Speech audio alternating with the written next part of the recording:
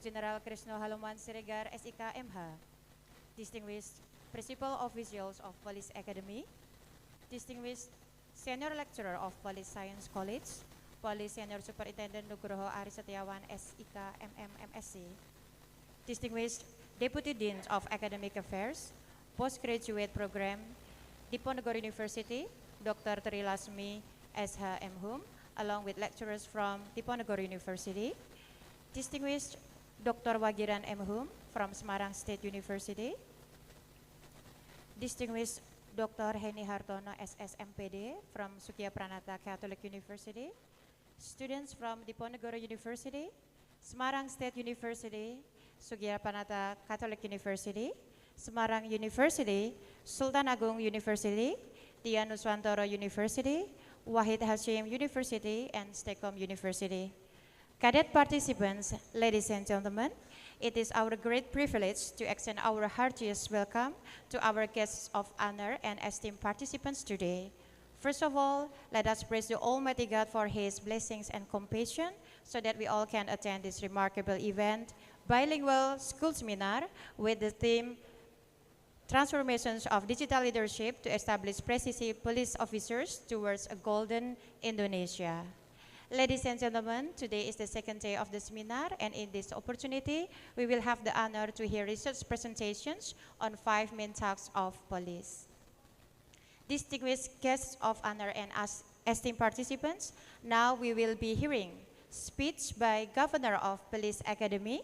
Please welcome Police Inspector General Krisno Haluman Siregar SIK MH.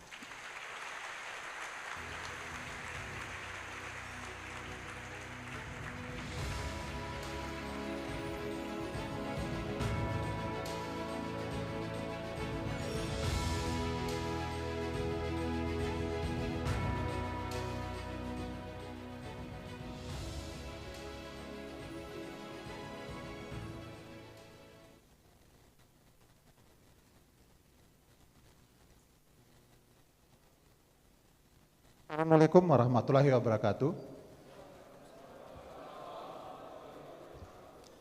Shalom, salam sejahtera untuk kita sekalian. Om Swastiastu, Namo Buddhaya, salam kebajikan.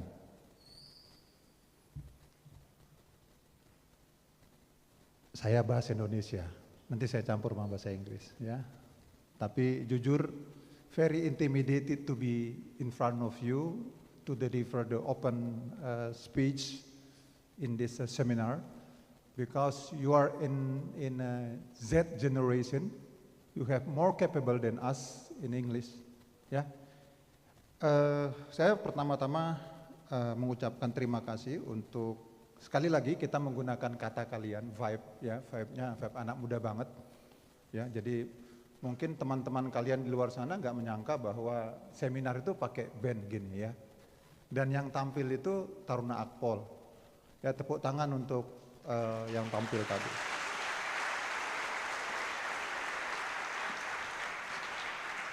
Saya selaku gubernur sangat senang, bukan karena memang mereka performing suaranya dan bandnya bagus, tapi ada kolaborasi di sana. Ya, ada kolaborasi. Nanti kalau diizinkan berapa menit nih Pak Eko? Kasih saya waktu. Maksudnya bagaimana bahasa Inggris itu dan kerjasama internasional itu begitu penting. Mungkin saya tidak tahu teori, ya. Ibu, Bapak, dosen saya nggak tahu teori. Tetapi beberapa kampus di Indonesia itu mengundang kami untuk menjadi dosen dari aspek praktikal. Ya, saya nggak ngerti Bu, Pak. Tetapi how my boss gave me an order to deliver that such special assignment, dan saya melakukan itu dengan tim. Ada yang sendiri hampir mati gitu, hampir mati, dan ada yang dengan tim. Bagaimana kita bekerja dengan batasan-batasan yang menjadi penghalang dalam kerjasama internasional. Kalau diizinkan saya ngomong lebih lama supaya adik-adik ini lebih termotivasi kalian bagaimana menjadi polisi yang seperti saya katakan kemarin, kalian butuh bahasa. Apakah bahasa Inggris, bahasa Cina, Mandarin, atau bahasa Spanyol, bahasa Arab, ya. Karena seperti kita ketahui hanya ada 5 bahasa. There are only 5 languages in the world that berlaku di UN. Ya, yang pertama tentunya bahasa Inggris, yang kedua Frans, ketiga itu Mandarin, yang keempat tuh Spanish karena jajahan Spanish di dunia itu begitu banyak, dan terakhir itu adalah Mandarin, Arabic. Nah, saya kembali kepada seminar ini. Kemarin saya ditanya oleh taruna tingkat 1 bagaimana persiapan atau apa yang dilakukan oleh akpol untuk mempersiapkan World Class Police Academy. Yang salah satunya ini. Ini bukan hebat-hebatan, enggak. Bukan. Ya, bukan hebat-hebatan. Ini adalah mewujudkan bahwa siap tidak siap kalian akan menghadapi masa-masa yang borderless yang sudah memang nyata. Ya. Yes, kamu tidak bisa nangkap orang di Kamboja masalah judul kemarin, tidak bisa. Tetapi negara, rakyat Indonesia, masyarakat yang kamu layani itu tidak pernah mau tahu dengan kendala-kendala tadi, sistem hukum, perbedaan sistem hukum. Ya, kemarin sudah saya katakan bahwa judi, gambling is illegal in Cambodia. I used to be there for almost 1 year. It was my first service in Cambodia, 1993. Then I know that place, Sihanouk place. Yeah, Sihanoukville. Sihanoukville, it means village. Sihanouk is the name of the king of Cambodian kings. So they have the first name it means their family names. Sihanouk, Norodom, Sihanouk, Norodom, Nararit. So Nararit, Norodom is the family name, and Sihanouk is the name of the king Sihanouk. Oke, saya kembali. Nah, masyarakat tidak pernah mau tahu bahwa judul itu ada di sana.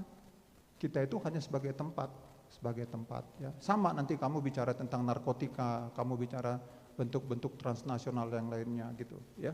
Masyarakat tidak mau tahu. Nah, kamu sebagai perwira muda dipersiapkan di sini. Ya. Tidak ada bicaranya kalian, loh undang-undang kita beda Pak. Yes, memang seperti itu. Ya, UN Convention Against Transnational Crime dalam UN Convention di Geneva 1988, ya, itu dijelaskan apa itu transnational crime. Ya, adalah tindak pidana yang berlaku di 2 tempat kejadian, 2 atau lebih negara tempat kejadian. Ya, seperti itu. 2 atau lebih. Ya, tidak dijelaskan di sana yang sistem hukumnya sama, yang budaya hukumnya sama, kagak. Gitu. Nah, bagaimana dalam kerjasama internasional itu yang dibutuhkan, saya bilang bahasa tadi, kamu bisa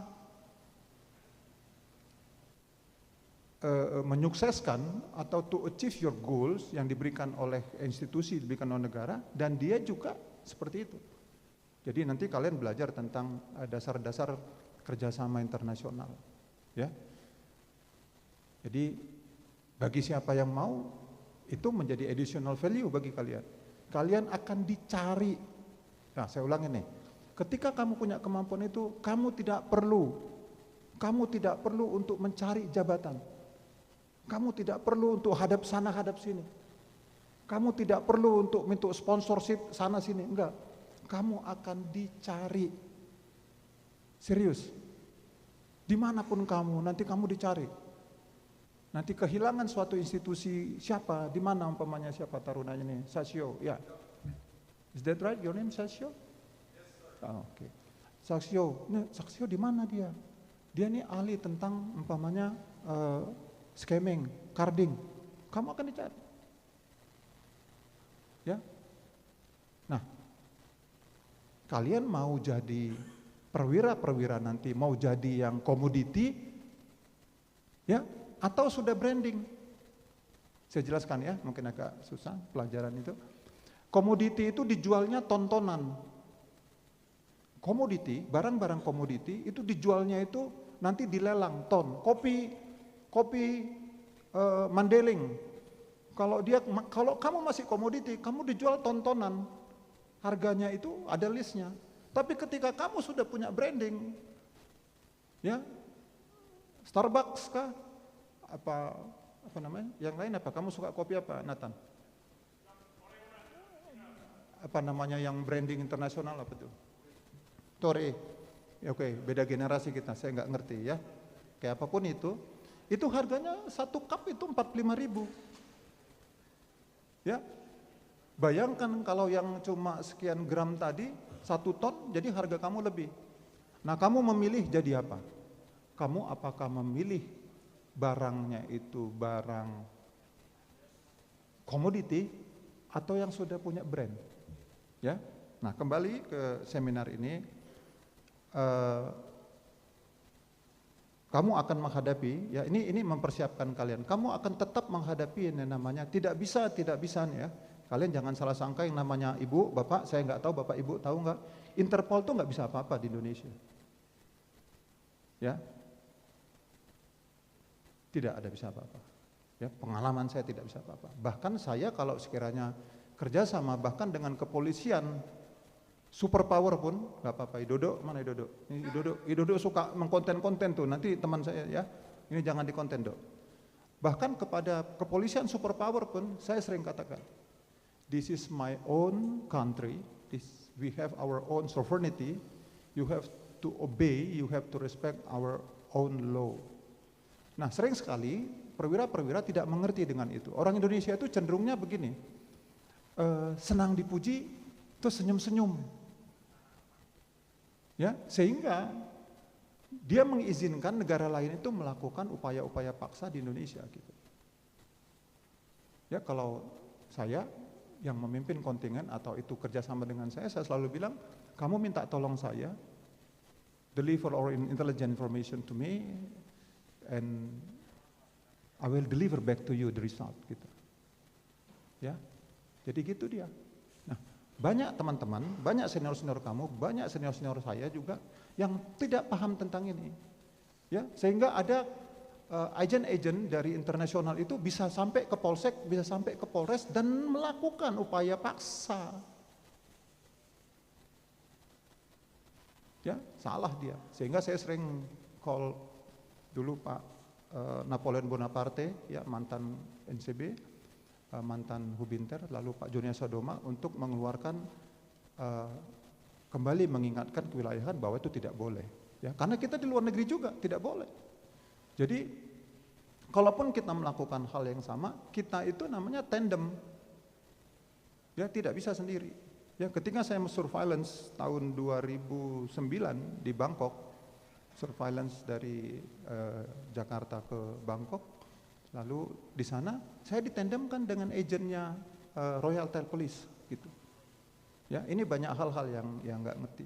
Ya, jadi pertanyaan kemarin itu yang diberikan yang sama dengan identik dengan pertanyaan Komisi 3 kepada Pak Kapolri, sekarang saya jawab. Gitu dia. Ya. Kemarin saya katakan bahwa bicara tentang judi online itu, that one is not the only crime happen in judi online, in gambling, online gambling. But there are several crimes related to online gambling, such as saya bilang TPPO, gitu kan, ya, narkotics bisa jadi di sana, ada scamming di sana dan lain sebagainya. Ya, nah pada kesempatan ini ada senior kalian, ada keynote speakers yang akan mempresentasikan di depan. Saya kira kalau kemarin kalian berbahasa Indonesia, hari ini bahasa Inggris. Nggak usah khawatir. Ya, ketika saya bersekolah di Australia, ya, saya satu-satunya dari 18 orang itu satu-satunya orang Asia ya, yang berangkat ke Australia tahu mungkin ya, udah lihat ya. Ya, sisanya orang Australia sama orang New Zealand, polisi New Zealand. Ya, New Zealand itu ya Australia gitu. Ya, jadi mengenai bahasa, kamu nggak usah khawatir. Ya, mungkin beberapa dari kamu seperti Prasna, Alfat itu sangat bagus bahasa Inggrisnya, beberapa enggak, belajar lah. Ya, karena itu bukan bahasa kita. Ya, tapi kalau bisa kamu belajar dari waktu ke waktu. Ya, mereka tanya gini sama saya, ketika saya presentasi buat paper, karena memang kami waktu itu tiap minggu suruh buat paper, ya. Papernya nggak seperti kalian itu. Kalau kalian tuh paper banyak-banyak sekali, pusing kepala saya. Ya Mbak, Bu ya, Bu dokter ya, saya pusing Bu. Saya membaca paper, mereka buat paper cuma 2.000, 2.500, 3.000. Itu doang. 2.000, waktu saya pertama masuk itu 2.000, 1 minggu pertama, 2.500, dan terakhir di puncaknya itu 3.000. Pendahuluan, pembahasan, penutup. Nah di situ ada masalah, di situ ada teori, ya nggak muter-muter. Jujur saja, saya 2 kali ngetes senior kamu punya, nggak saya baca itu. Nggak apa-apa, ini koreksi untuk saya, karena saya gubernur kalian. Nggak saya baca itu. Ya, saya rindu anak-anak saya ini, taruna-taruna ini adalah bicara akademik, straight to the point, tidak usah kebanyakan bunga-bunganya. Makanya saya larang kalian itu seperti dulu-dulu itu kalau paparan bawa ATM, kan kalian bawa ATM dulu senior kamu kan, mau presentasi bawa ATM, ngerti yang saya maksud ATM itu? Ada yang bisa ngerti nggak? Ngerti nggak Saksio? Kamu dengar nggak senior-senior kamu dulu kalau paparan bawa box, seolah-olah macam betul aja gitu, tahu? Nggak ngerti ya? Hah? Udah di-cut ya? Oke, dulu pernah gitu kan? Bawa buku saku gini, sehingga memecahkan fokus. Sehingga kita penguji itu diajak oleh teruji untuk pecah fokusnya, bukan inti penulisannya. Apa solusi apa yang ditawarkan di situ? Kemampuan bagaimana kalian menggambarkan masalah? Saya harapkan demikian. Ya, jadi saya tanya juga teman-teman saya di luar sana, bagaimana kalian metode menulisnya? Ya ketika saya sekolah, kursus juga di Amerika 3 minggu, sama juga, gitu juga. Ya, saya nggak pernah S2, S3, saya nggak pernah luar negeri. Ya kalianlah yang punya itu. Nah ketika anak saya juga sekolah di luar, saya lihat tulisannya terakhirnya tuh puncaknya 10.000 kata. Ya mungkin nanti Pak Keynote Speaker bisa diceritakan. Ya, oleh karena itu hari ini silakan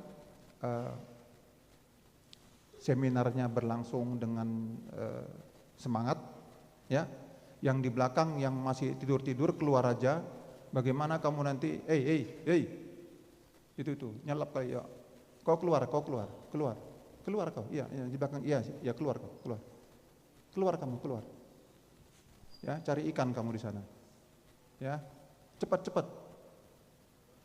Udah keluar, nggak usah masuk lagi. Ya, udah bagus ya.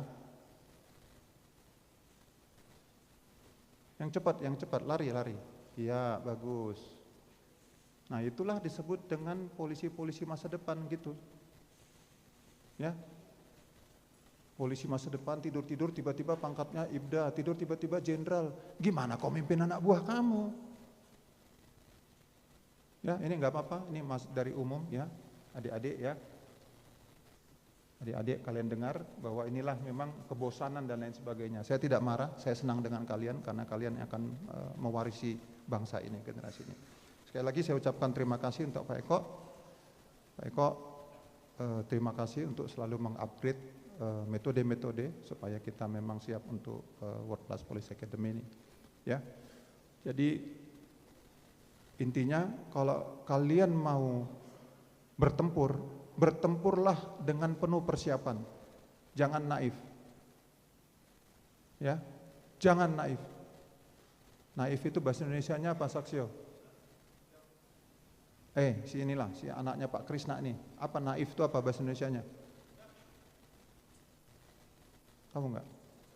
Ada enggak? Mau kasih tangan gini saya kasih, kalau yang mahasiswa saya kasih uang, kalau taruna saya kasih nilai kepribadian.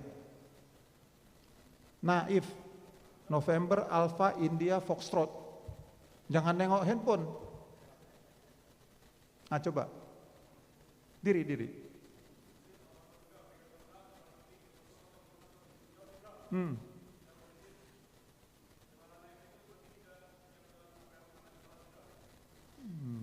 Oke, duduk. Mungkin yang adik mahasiswa 1 juta. Adik mahasiswa. Hah? Ayo si Mbak, yuk. Diri Mbak, kasih ini. Ini kalau saya ngajar di PTIK, saya ngajar di Dikjur, saya ngajar mahasiswa, ini modelnya gini. Jadi banyak-banyak bekal. Pak, waktunya terambil nggak Pak? Terpotong nggak Pak? Pak dosen? Nggak ya? Oke. Tapi jangan diikutin Pak, karena ini nggak ada metodenya Pak. Nah coba.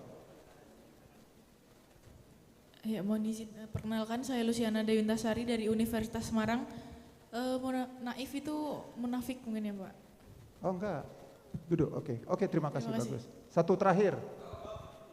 Ya, Taruna satu ini, yang si Mbak pakai kacamata, coba Mbak. Nanti terakhir. Nanti dilihatnya tuh, udah ada yang ngelihat googling. Kamus Bahasa Indonesia, ya. Mohon izin Pak, saya Ajeng Prasetyani Pamestri dari Sugiyo Pranoto. Naif itu sederhana atau polos, jadi dia berpikir tanpa memikirkan konsekuensi ke depannya. Yes, 1 juta ya nanti ya.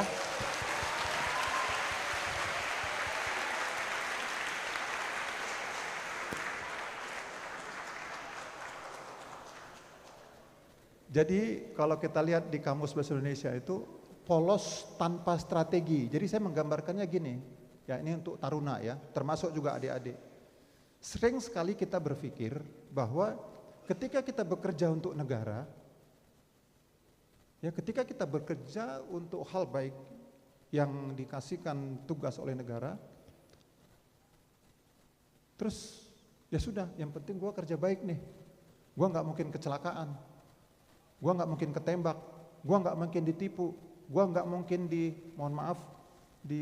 dikhianatin,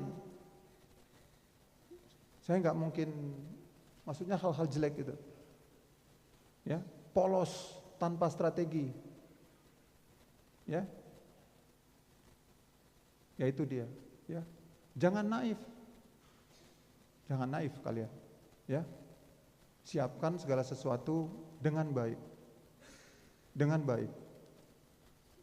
ya dengan baik.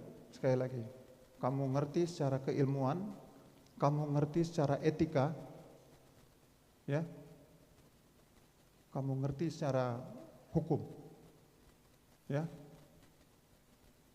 siapkan dengan baik, dan itu perlu latihan, ya untuk kalian semua, ya generasi muda, ya Saksio kamu nggak dapat lah ya nilai kepribadian, padahal udah saya siapin angka 2 itu, ya kamu kan udah pernah dapat 4 kemarin kan, udah pernah kan? Bukan ya teman kamu ya? Ya sudah cukup lah sama kamu, udah dijawab sama dia ya. Oke, baik. Demikian yang dapat saya sampaikan. Sekali lagi terima kasih untuk Dr. Wagiran, Dr. Tri Laksmi, Dr. Aju Putri Janti, Dr. Nuhaiti, Dr. Heni Hartono to be with us in this occasion. Thank you, Prof. Ya, terima kasih. Ya. Demikian yang dapat saya sampaikan. Saya tutup dengan wassalamualaikum warahmatullahi wabarakatuh. Om Santi.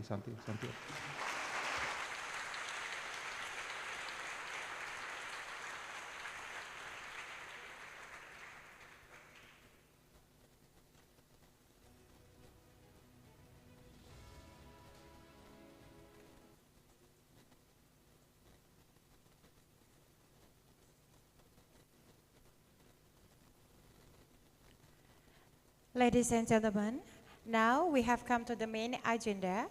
Let us now start the first session, which will be chaired by our moderator from Semarang State University, Dr. Saiful Bahri, SPD, MPD. Distinguished Dr. Saiful Bahri, please, time is yours.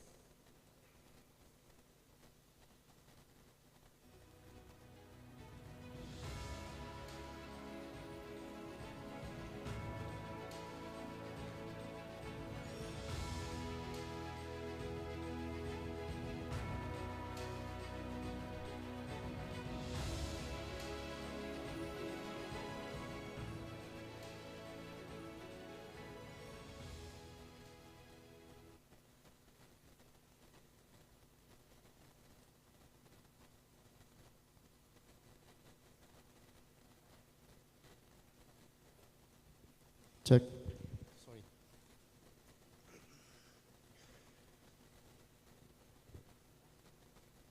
Okay, Assalamualaikum warahmatullahi wabarakatuh. Thank you for the MC, Ms. Nesha, for giving me time. Okay. Hang on.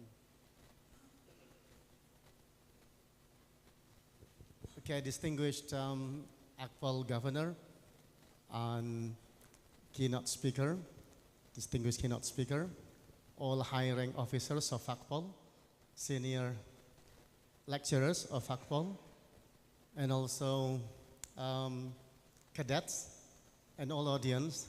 Assalamualaikum warahmatullahi wabarakatuh. It's truly an honor for me as a moderator for today's seminar because,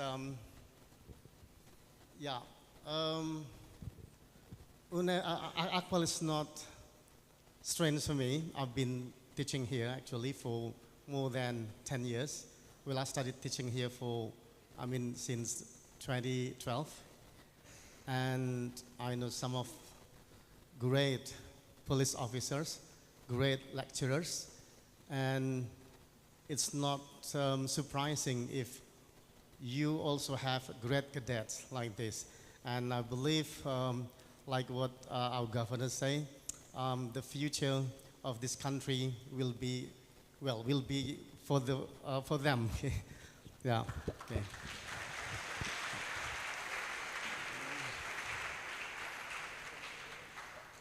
Okay, everyone. Today we have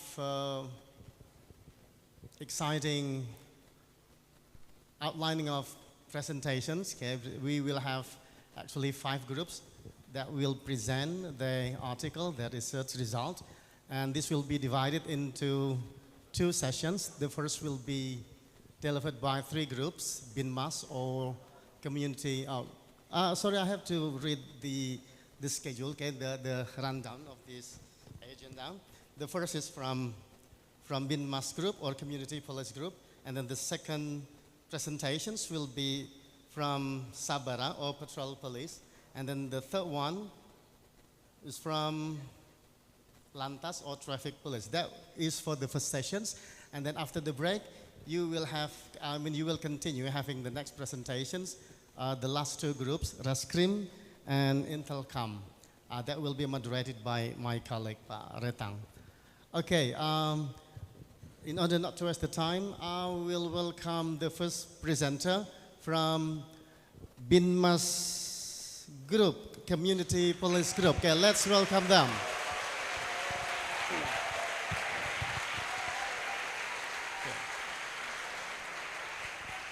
Okay, you can sit down. Okay, for your information. For your information, each sessions, each presentations will last for maximum 20 minutes. Okay, so be careful with these time limitations, 20 minutes maximum.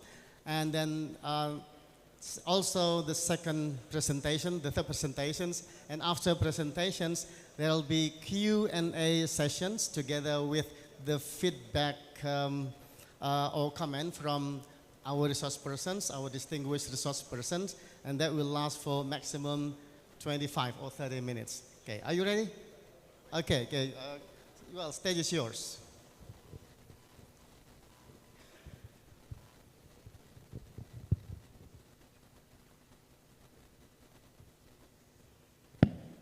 Excuse me.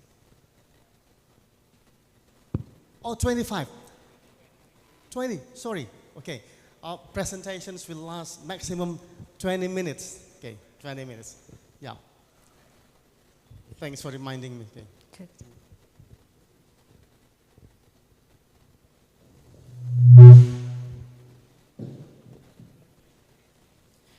Assalamualaikum warahmatullahi wabarakatuh.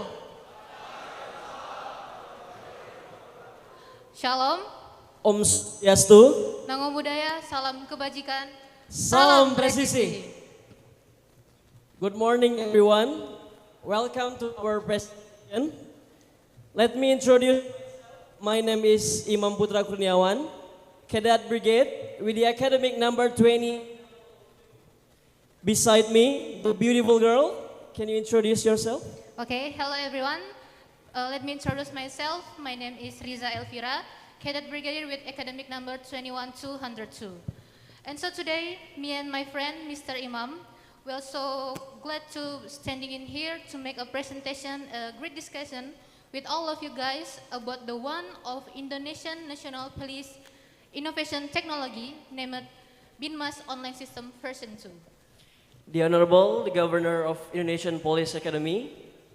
My honorable to all of you, the audience, and my honorable to all of you who watch us at home from the streaming of YouTube.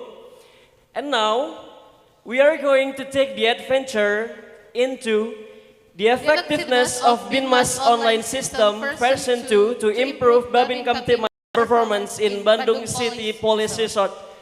Please give applause.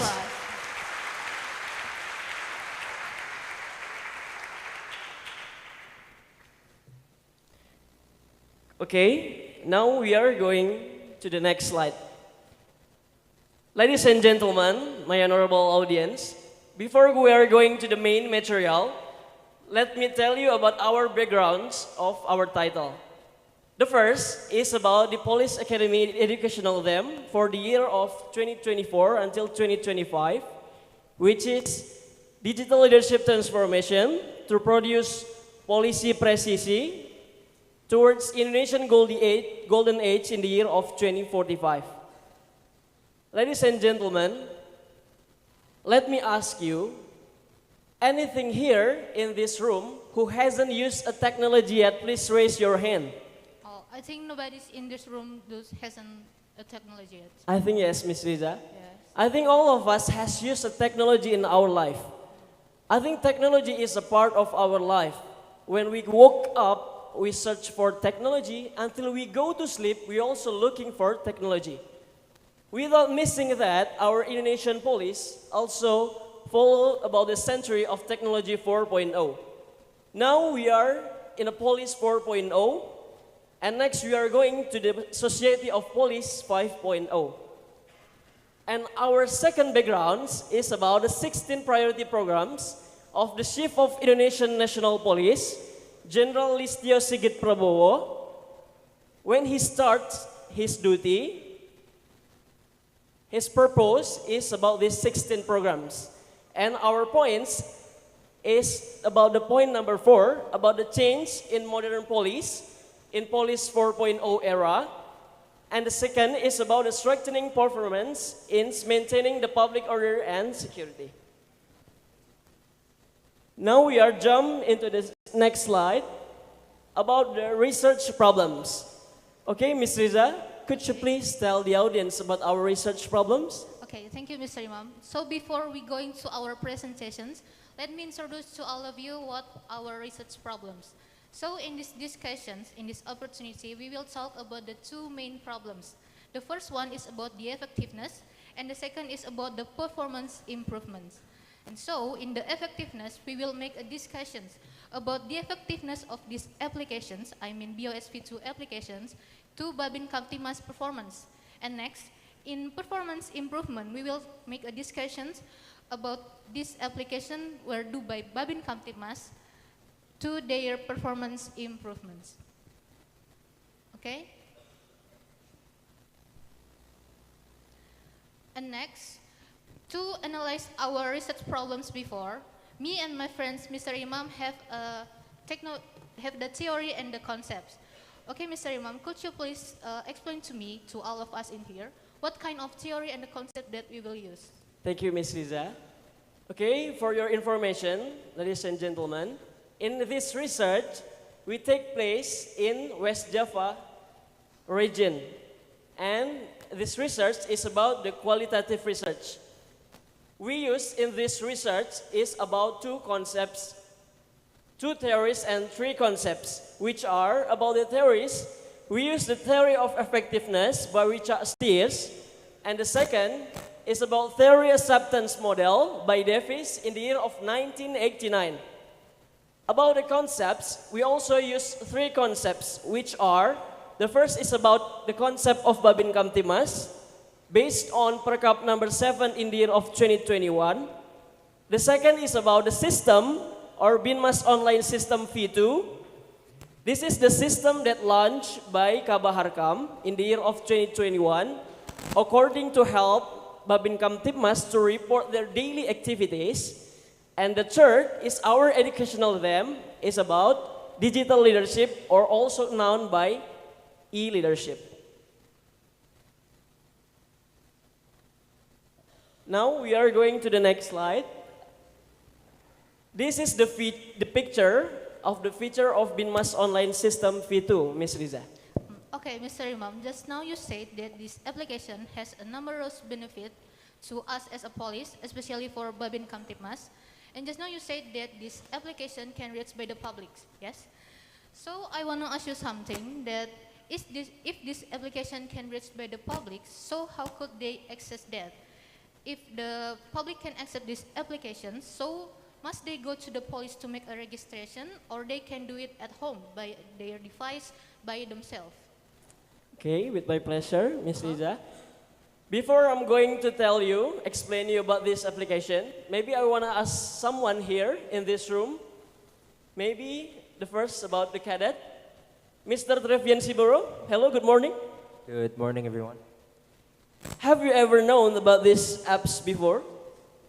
Yes, when I do my intern in Purwakarta, I know about the Bosch V2, sir.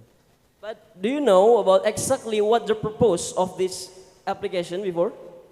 Actually, not really, but can you explain us about the Bosch V2, sir? Okay, thank you very much, my friend. And now I'm going to ask maybe the student college here. Hello, pretty girl. You can see the picture of Binmas online system. Can I ask you something? Have you ever known this application before? I don't know. You don't know? Okay, maybe after this we can talk about this application. Thank you very much.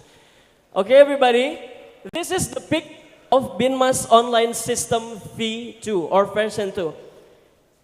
All of you can download this application in Play Store, and this application is not only used for Babin Kamtibmas to report the activities, but also all of the citizens of Indonesia or the public society can also take the benefits of this application. You can see from the picture number 2, there is the access for Binmas, Babin Kamtibmas, and then the security service, and the public society or the citizens. So, if you want to sign in to this application, you have to sign up first with this registration there. Name, and then email, the password confirmation, and etc. And for your information, everybody, this BOSV2 is made to help Babin Kamtibmas report the daily tasks or daily activities. But this feature is going to help the citizens also. So you guys, the citizens, can also use this feature, BOSV2, to get the information around your house, around your place, and you can also report your problems to this BOSV2. So you don't have to bother go to the public station, to go to the police station to report your problems. I think that's Ms. Riza. Wait, Mr. Imam, I think I have a good idea. I want to invite to all of you guys, for my greatest audience in here, I challenge you all to download this application on your device, and if one who accept my challenge will get a reward from me. Yes. What rewards? What kind of rewards? Oh no, I can speak it loud because this is a secret gift for the special persons who accept my challenges. Is the reward is like the governor rewards? No, I can speak it loud. I think this is so interesting, everybody. If you want to get the reward from Ms. Riza, you can download these apps, the OSV2 in your Play Store. And in the last section, we are going to check about this BOSV2. Okay? Now we are jumping to the next slide. The next slide is about the first problem that analyzed with the first theory. The theory is about the effectiveness theory. Ms. Riza, could you please explain the first problem? All right, Mr. Imam. Honorable ladies and gentlemen, we arrived to the first main problems of our research. We will talk about the effectiveness. And so, the effectiveness, especially in Indonesian national police environment, is measured by the ability of these applications to improve the performance of the users. And so, in this case, according to the last theory, the effectiveness theory, there are three main indicators. The first is goals achievement, second is the integration, and the last is adaptations. Okay, we begin with the goals achievement. These applications, I mean BOSV2 application, is designed by Bahar Kampolri to help Babin Kamtibmas to do their daily duties. This application is so useful for Babin Kamtibmas, especially for the Babin Kamtibmas who want to make a report to the chief. Also, for the chief, they can be easier to monitor Babin Kamtibmas jobs at their daily duties. But in reality, there is still a problems facing to Babin Kamtibmas while they use these applications. Okay, next we jump to the integrations. I think most all of you in here know what is the meaning of integrations. So integration in here is mean the integration between the technology and the Babin Kamtibmas as the users. When Babin Kamtibmas can use these applications, so these applications used can help Babin Kamtibmas to do their job, to do their daily duties. And next to the last indicators is about adaptations. In this adaptation, there are three main pillars. The first is knowledge, second is skills, and the third or the last is the attitude. When these 3 points are met, the effectiveness of these applications can be more perfectly. And if the Babin Kamtibmas as the users can reach these three main theories, three indicators of these theories, so the effectiveness for Babin Kamtibmas will work with the Binmas online system, will be effective for Babin Kamtibmas jobs in their daily activities. Okay. Okay, looking forward, we arrived to the second main problems about the performance improvement. Okay, Mr. Imam, could you please tell me, also all of us in here, what is the meaning of perceived of usefulness and ease of use? Okay, thank you very much, Ms. Riza. My honorable audience, now let me tell you, I'm going to show you about our second problem that analyzes with the second theory, which is theory acceptance model that known by Davis in 1989. So what is TAM? What is theory acceptance model? Theory acceptance model is a theory that has a purpose to see how the individual use a technology because they know the technology can help them to achieve their goals. This theory has two materials. The first is perceived usefulness, and the second is about perceived ease of use. After we had a research in West Java, especially in Bandung City Police Resort, we know that we get a lot of information. The first is about perceived usefulness. We had the observation and the interview to the Babin Kamtibmas unit and to the chief of Babin Kamtibmas unit. So we found that this application, this BOSV2, is so useful not only for Babin Kamtibmas but also for all the citizens. So Babin Kamtibmas don't bother go to the police station, to report their activities, their duties.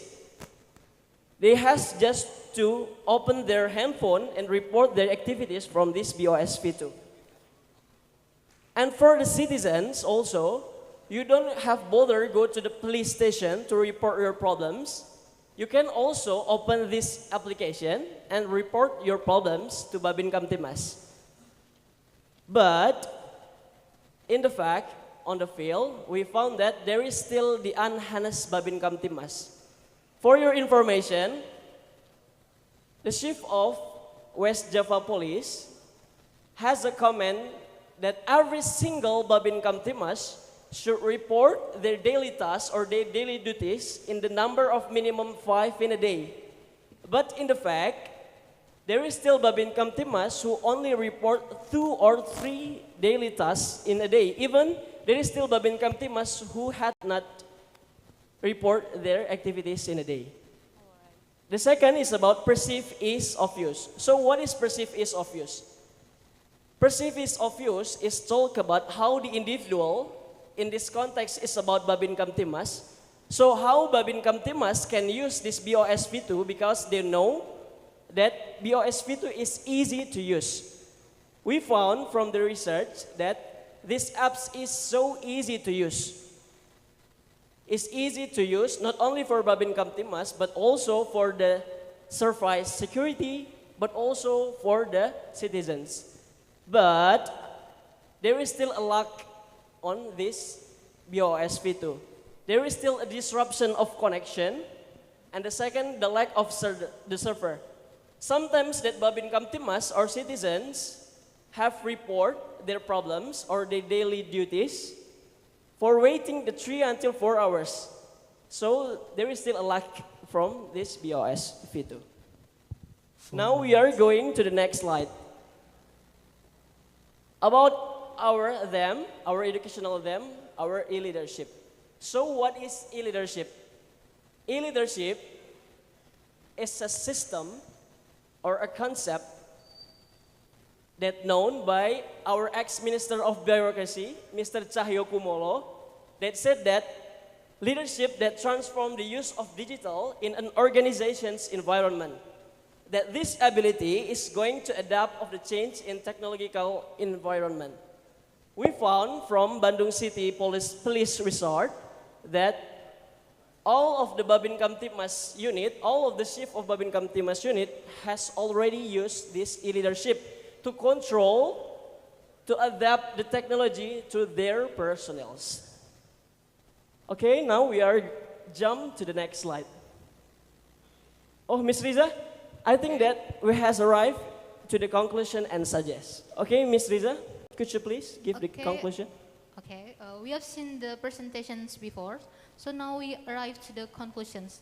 So based on our presentations, we would have 2 conclusions. The first is these applications, this BINMAS online system version 2 applications is effective for Babin Kamtimas performance, especially for the Babin Kamtimas who want to make a report to the chief. Also for the chief, they can be easier to monitor Babin Kamtimas jobs to do their daily duties. But based on the reality for the field research, these applications also have problems to facing Babin Kamtimas while they use these applications. Next, these applications is proven to help Babin Kamtimas to improve Babin Kamtimas performance, but there's still again and again problems that we're facing to Babin Kamtimas while they use these applications. Okay, now the last. Okay, we have seen the conclusions before. Now we have good suggestions that will be explained by Mr. Imam. Okay, now let me tell you about our suggestion to BINMAS online system V2 or BOS V2 that used by Babin Kamtimas. The first is, this BOS V2 must enhancing coordination and training through knowledge exchange. We know that a lot of people, a lot of citizens do not know yet about this BOS V2. And a lot of Babin Kamtimas, such unharnessed Babin Kamtimas, also not use this application with wisely. The second, these systems must be upgraded by Bahar Kampolri. I think that 3 years from 2021 until 2024 is not enough for this application to be useful for the Babin Kamtimas and also for the public society or the citizens. And the third is, there is must the socialization for this BOSP2 to all of the citizens of Indonesia.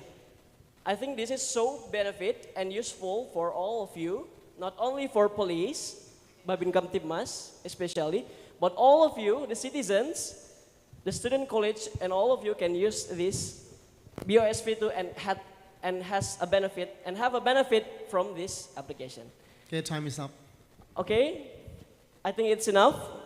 Thank you very much for all your attention. Okay, yeah. Big applause to... I'm Imam Putra Kurniawan. I'm Riza Elvira. Permission to leave.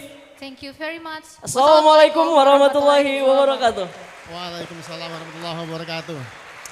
Okay, again big applause to Riza and Imam. You know what? When you're not, okay, if you're not wearing police cadet uniform and then you speak English like that, people will think that you are from English department students.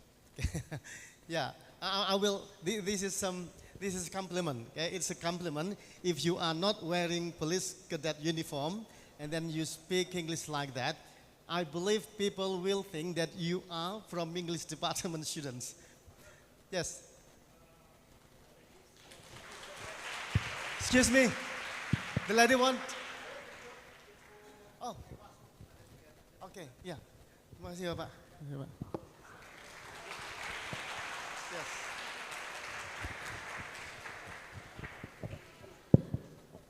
Ms. Rita said that we'll give the present that participant who already downloaded the application. Okay, yeah. Okay, everybody here from our challenge before is here in this room have downloaded this apps? Application. Please For the raise one your who- hand. Please raise your hand. Ms. Riza, Okay. can you choose one? Okay, for Okay, Ms. Riza is going to check that you have already downloaded Okay. about Insert. application. Okay, yes. And you too? Oh, wait. Okay, thank you so much, everybody. I hope you enjoy our presentation. Thank you very much. Assalamualaikum warahmatullahi wabarakatuh. Yeah. Okay, yeah, I know we need to adjust the time, okay? We need to make some adjustment of the time because before going to this stage, okay, Pak Retang and I said like we had a deal that Pak Saiful, we need to stick for the time, so that's fine. Okay, but there must be something going on during the presentation. Okay, thank you for, again for, yeah, not really stick to the time, okay? Yeah, it exceed the time actually, but it's okay. Yeah, because the presentations was very interesting, okay? They could make all the audience enthusiastic.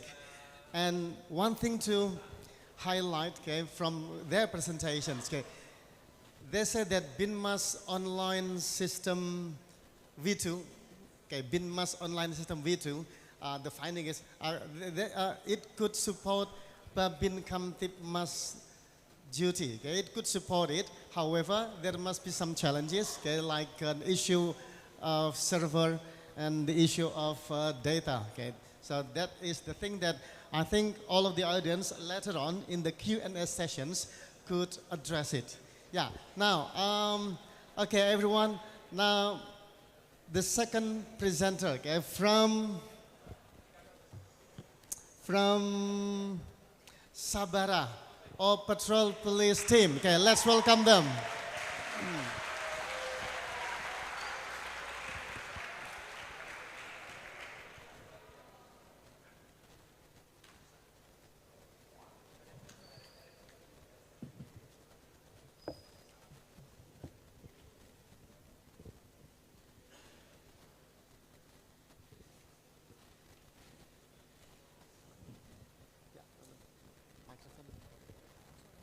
Yeah, the time is yours, okay? Same as the previous group, you have 20 minutes, okay, to present present the research. Yeah. Okay, thank you. Research. Thank you, moderator, for the opportunity. Okay, good morning, everyone. How are you feeling today? Good? Good. On my right, are you feeling good today? Good. On my left, are you feeling great today? On the middle, you're feeling great today? Okay. And especially on live YouTube. Give yourself rounds of applause. So, as you can see, today is very, very special today, right, Rafael? Wait, Grant, hold on. Why today is so special? Okay, you don't remember? No, why? Okay, I'll remind you, because today we'll be conducting a school seminar. Oh, And I've yeah, been waiting, of course. Yeah, I've been waiting for this day. I want to present my research. You've been waiting for this? Yep. Okay, Gren, but before we start, I would like to talk about WhatsApp first. You know WhatsApp, right? Yes, of course I know WhatsApp. It's an application that I use all the time. Yes, it's an application that we use for texting, messaging, calling, or even you can share your photos to your friends and families and anything else. But Gren, do you know that WhatsApp can do more than that? WhatsApp can do other kind of thing other than texting and calling? Yes. And what is that? How about we ask one of the audience here? Okay, enlighten me. Okay, so let me find someone.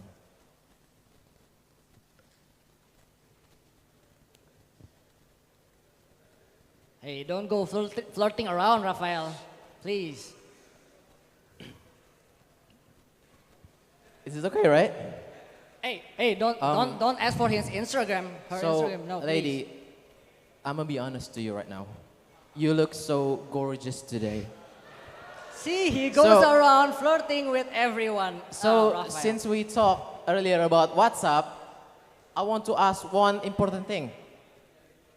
Can I have your number, please? And there goes again. Daniela.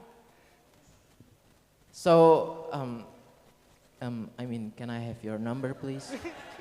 Hey, okay, skip it, man. Oh, Just no. ask if So, use WhatsApp. So, I'm sorry, I'm sorry, Miss Daniela. So, Miss Daniela, this is the real question. What do you use your WhatsApp for rather than just chatting or calling?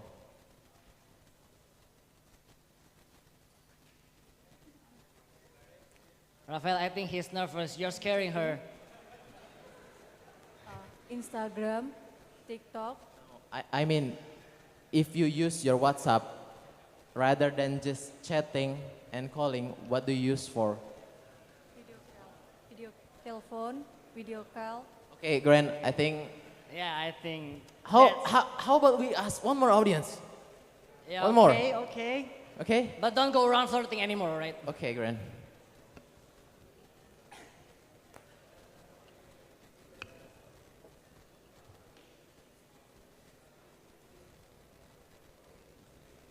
Wow. Hello, lady. May I ask your name, please? You ask all the name is ladies in Leah. this room. Hey, ask all the ladies in this room. Leah.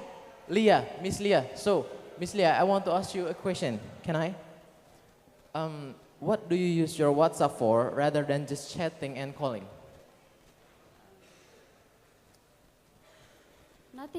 Nothing, just chatting and calling. Okay, Gren, I think we already get enough answer So from they- the audience. Yeah, they use only for text and calling, right? Yes. But I mean, its purpose is only for texting and calling, and maybe share photos. Any other thing? Gren, let me tell you that, do you know what? In West Java police jurisdiction, WhatsApp is already become a tool for police members to report their activity and the problem while they conducted a patrol. Oh, I remember. So when they were patrolling, they Yes. conduct a report Yes, by using exactly, Gren. WhatsApp. Oh, yeah. That is exactly why we picked our title. That is, Next, please.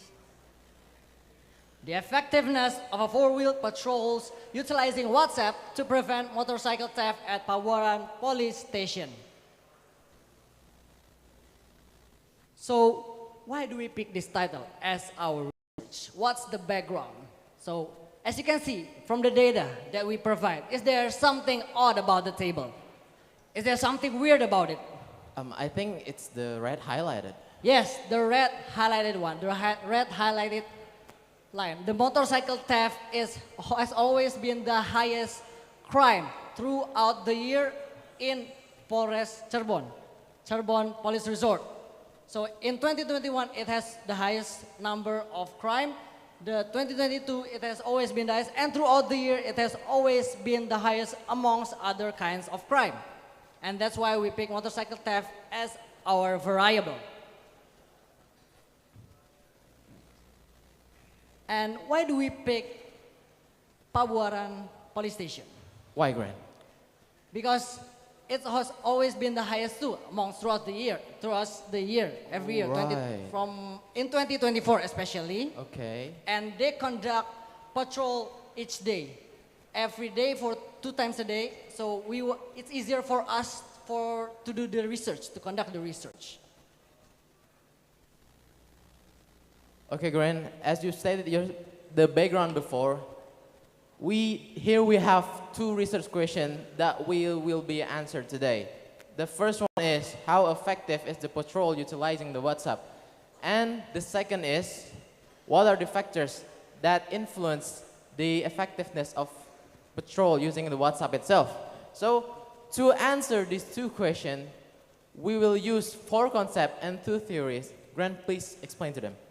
Okay, so the first 2 concepts, I'll be explaining the first 2 concepts, and you'll be explaining the last 2 concepts, right? Okay. So the first 2 concepts consist of concept of effectiveness and the concept of WhatsApp. We have all talked about WhatsApp before. Now we'll be talking about effectiveness. Effectiveness refers to the achievement of desired goals or outcomes. A program can be said to be effective if the expected goals can be achieved according to plan or maybe higher than expected.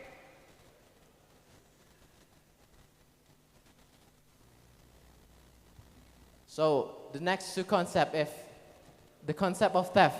So you all may know that theft is an act of taking an item wholly or partially that belonging to another person. Like, for example, do you remember when you are still in elementary school, high school, like when you put your pen, right? When you put your pen on the table and then you go away to the canteen or maybe in the toilet and then you go back to the class and you suddenly where's lost the it. pen? It's already gone. You lost it. Yes. You suddenly lost it.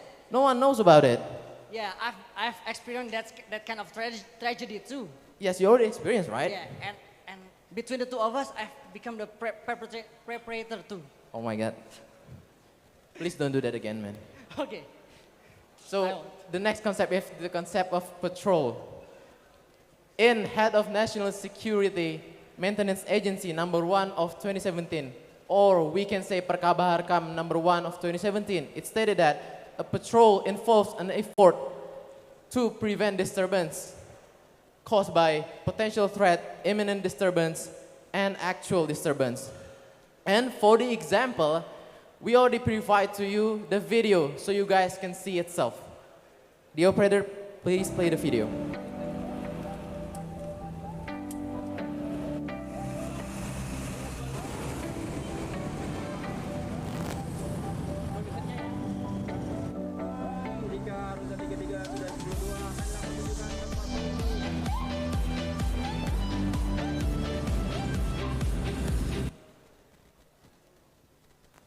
Okay, that's a short video of how four-wheel patrol conducted by Samapta department.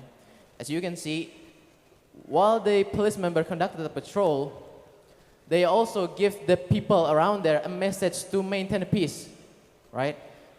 So moving on to the next page, the theory. We have two theories that will be used today. Grant, please explain to them. Okay, so we'll be using two theories. The first theory is scientific perspective system analysis theory. So it breaks into three parts. The first is we identify the problem, what occur in Pabuaran police station and how they conduct a patrol. So we need to understand the mechanism of a patrol work, how patrols in Pabuaran police station works. And the third is we need to analyze the system, what's wrong with the system. And the second theory for the second questions, we'll be using policy implementation theory. It breaks into three main parts. The first part is communication, the second is resource. Resource is divided into three subparts: human resource, budgets, and facilities. And lastly is disposition. So now we'll be discussing our first research question, that is the effectiveness of patrol using the WhatsApp. So what theory are we going to use right now? So we're gonna use the scientific perspective system analysis theory.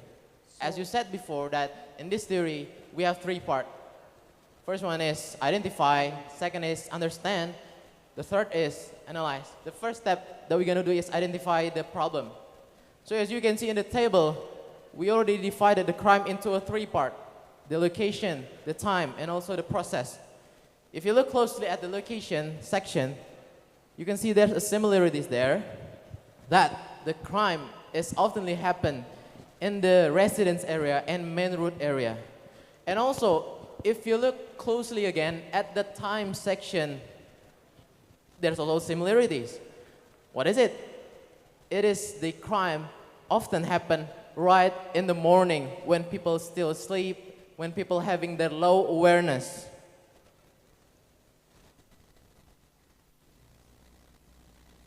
So, this also a few examples of how crime conducted in Pabuaran sector.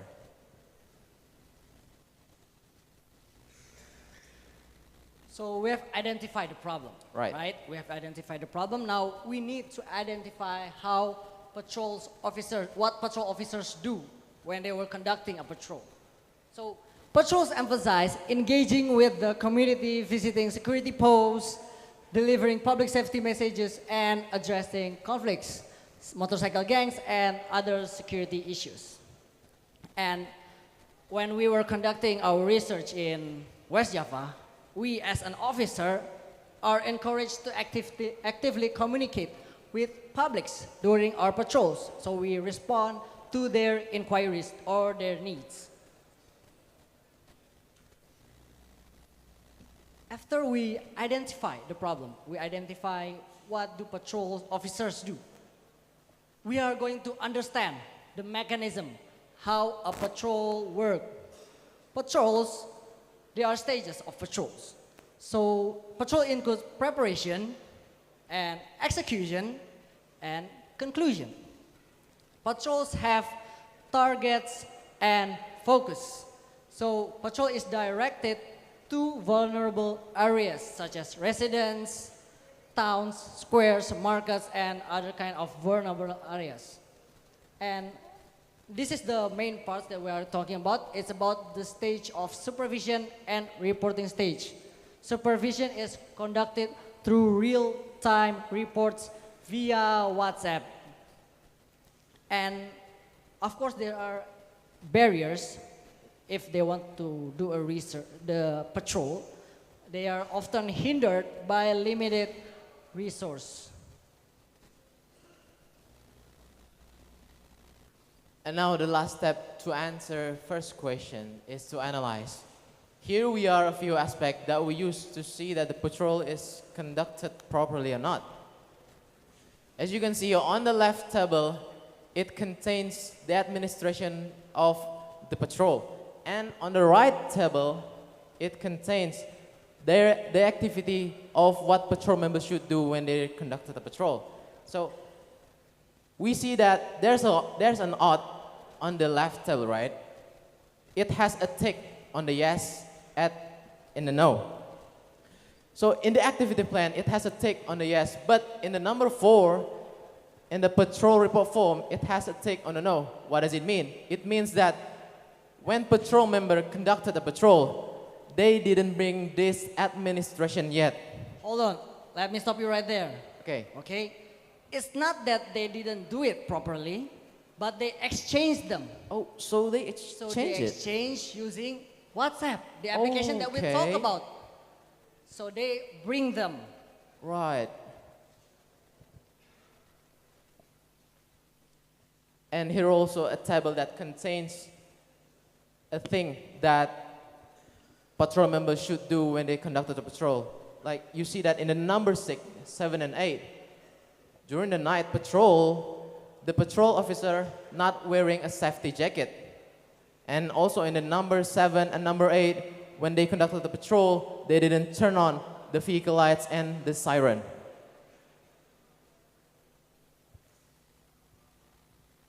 So you must be wondering, how does a WhatsApp report is conducted? So these are WhatsApp, and there are text bubbles. The text bubbles is the report, how they conducted the patrol. And the picture shows where the patrol is. And there are location, it shows where the precise location of the patrol activity. So if they need backup, they could dispatch them from the headquarters. And moving on to our next research question, that is the factor that affect the effectiveness of patrol using the WhatsApp. Let's start with communication first. So communication is a crucial point to patrol because with communication, the patrol member can ensure the plan is well executed, and also the patrol member can understood well the objective of the patrol. But we found that there's a part that they often skip, that is the briefing section. Although this briefing section is important because in this section, the leader should tell the members the patrol method, the target patrol, or maybe the crime analysis. The next factor is human resources. This lack of human resource is already become a problem throughout the year for the police. And because of that, the police member that's supposedly to carry out the patrol, they oftenly ignore and skip the patrol because they have additional duties that they supposedly didn't do. And that's what makes the patrol less effective, Grant.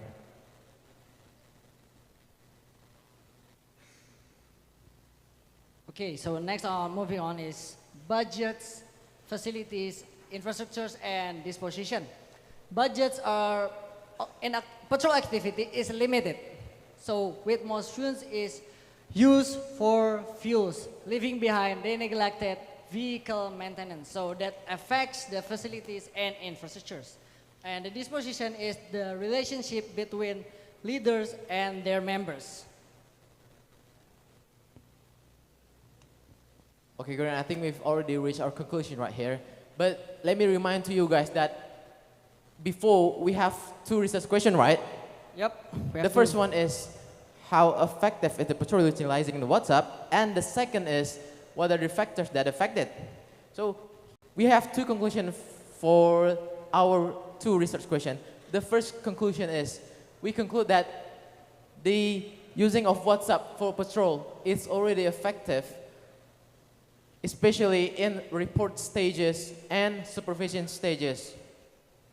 And the second conclusion is we found that there's a factor that cannot be solved until today, such as the budgeting, the lack of human resources that I've been mentioned before, and anything else.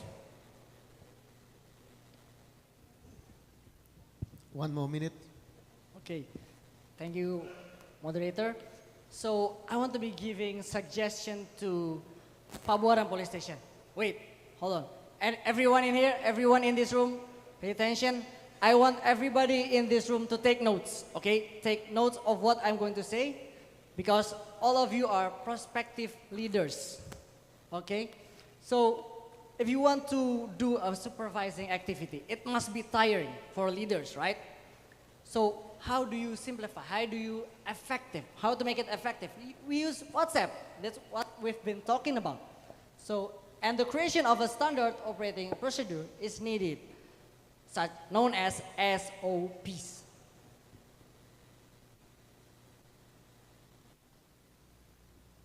And that wraps up our presentation. Thank you for your attention. Thank you for your attention, guys. Okay, my name is Grant. My name is Rafael. We'll be signing out.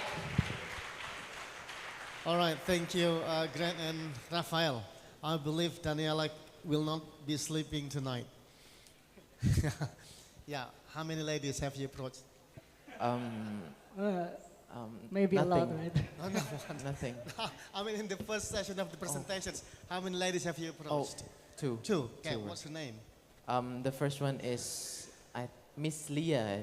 Daniela. Oh, Okay. Daniela. Okay, the second one? The second one is Miss Daniela. Second if was I have Daniela. been mistaken. And then what are you going to do next? Mr. Playboy is in action. Oh, okay, he's the playboy. What about you? Are you also playboy? No, no. No, okay, you're loyal one. Have you? Do you have a girlfriend? Please. Oh, okay. Yeah.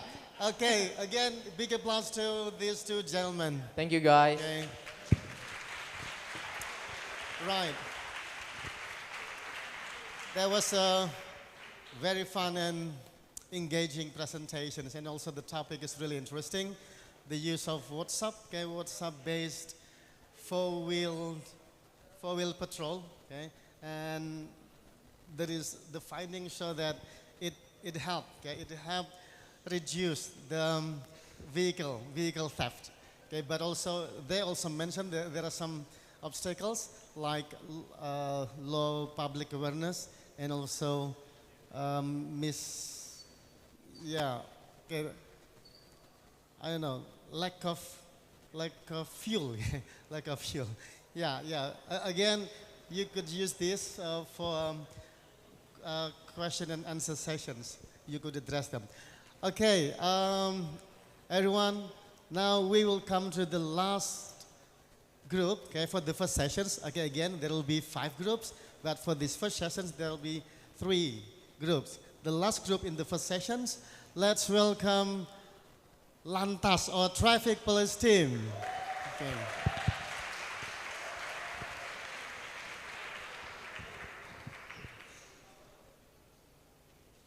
Okay, again, I remind you that you have 20 minutes, okay, for presentations.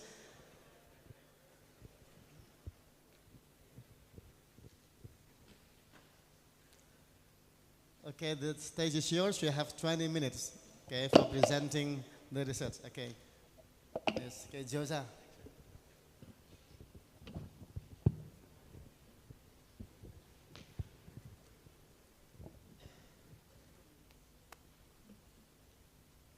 All right. Assalamualaikum warahmatullahi wabarakatuh. Shalom. Om Swastiastu. Namo Buddhaya. Salam kebajikan. And salam presisi. All right. First of all, to the Honorable Director of Academics of the Indonesian National Police Academy, as well as the lecturers, fellow cadets, and university students who are here with us today. Today we'll be discussing about issues of traffic police. And Josa, can you please introduce yourself first? So, my name is Cadet Brigadier Josa Pradipta. And I am Cadet Brigadier Altaf Vandika Yakzan.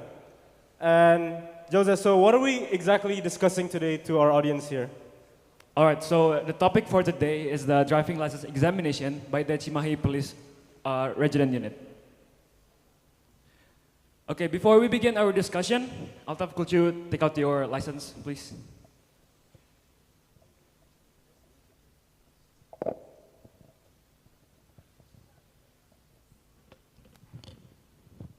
All right, now I assume that most of you have this somewhere in your pocket, your purse, your wallet, or anywhere where you usually keep your belongings. This thing is just not a card. It's a license, a driving license. It's to prove you that you're competent enough legally to drive a vehicle. So, in order for you to have your driving license, you have to issue one of these for yourself in your local traffic police station. And to get this, you have to follow a certain process which is called the driving license examination. So, since this license is not mine, it belongs to my guy over here, Altaf Andika. So I'm gonna let him explain how did he manage to have this one for himself. All right, everyone. So the process of applying for a driver's license is you must first attend to your nearby police station, and then there are different methods that you can fill out the forms. First, some police stations have barcodes and some have manual ones. So if you scan the barcode in that police station, you can then fill out your identity. After that, you will be asked to submit some certain documents consisting of your KTP as well as your, what, Josa? So we need to put our required documents for the registration process? Yeah, the KTP, kartu keluarga, etc. And then after that, you'll be asked to do tests. And these tests are divided into 2 tests, which are, the first one is the theoretical test, as we'll be discussing later, and the second one is the practical exam. After you do the test, you'll be asked to pay a fee, which is called the PNBP. And for driver's license, they usually cost between 100 up to 120,000 rupiah. And once that is done, you will be asked to take picture of yourself and fill in your, get your fingerprint scan so that it can be printed onto your driver's license. Okay, so during this digitalization era, we use technology on our daily life basis, starting from we're waking up until you're working and other stuff. It also includes for the implementation of technology in the police system, which is here is the examination process. So there is this thing called the CBT, or the computer-based test, which is the implementation of technology in the examination process, in which you just have to click the correct answer instead of doing it manually like the conventional way. So it's kind of advantage because first, it's easier for the participant or the candidates to do the examination. Secondly, you'll be shown your result directly after you finish your examination. And that's the wrap for our background. Well, that's going to be our discussion topic for today. I know it's a broad topic, but we have to make it a bit more specific so you guys know what actually we're discussing. So Altaf, could you tell us? Right, so as you can see behind me, there are two pictures. The first one is a step where a candidate is applying for a driver's license, and he actually have already succeeded in the theoretical exam. Here, there's a member of the resident police unit accompanying a candidate who is applying for the driver's license. And next to that is a sample, a screenshot of the theoretical exam conducted on the CBT, also known as the computer-based testing system. And this is important because back then, we used to take exams on paper-based tests, as well as maybe you guys also do it as well in the universities, as we do in akpol as well. And the difference between the paper-based test and the CBT is that when doing a CBT test, the results will be given out to you right away, as we don't need humans to take the answers and check the answers if they're correct or not. So the exams and your scores, they'll be handed out to you right away. And there are many factors that influence a driver's competency when taking a CBT test, which we will explain later on.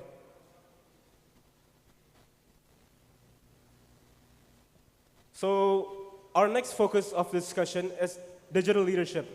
Yesterday, in our seminar, we had a guest speaker who is the head of divisions of the police region in Bangka Belitung.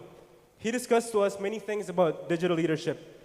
And this is actually very important because in the world we live in today, we live in a digital world. We live in a world where everything is based on technology. You order food using your phones. You order transportation using your phones. You do tests using your phones. You even call friends. You call your friend from Indonesia to another country using your phones. And that is important, and it is why we as leaders, we as future leaders, we need to adapt to new situations and implement technology in our day-to-day life. And what is the advantage of digital leadership? First, there's improved transparency, especially for Polri, as through technology, there's better communication between media, police, law enforcement, and the public community. Next is the empowering of the personnel of the police itself, because through technology, we are able to educate more people, and that is from both aspects, the law enforcement as well as the public itself. We are able to do dikmas, we are able to do many kinds of education through social media. Next is also efficiency. Through technology, we can do many things that humans can't do, that will take a lot of human resources to do, but with computers, with technologies, it can be done within an instant.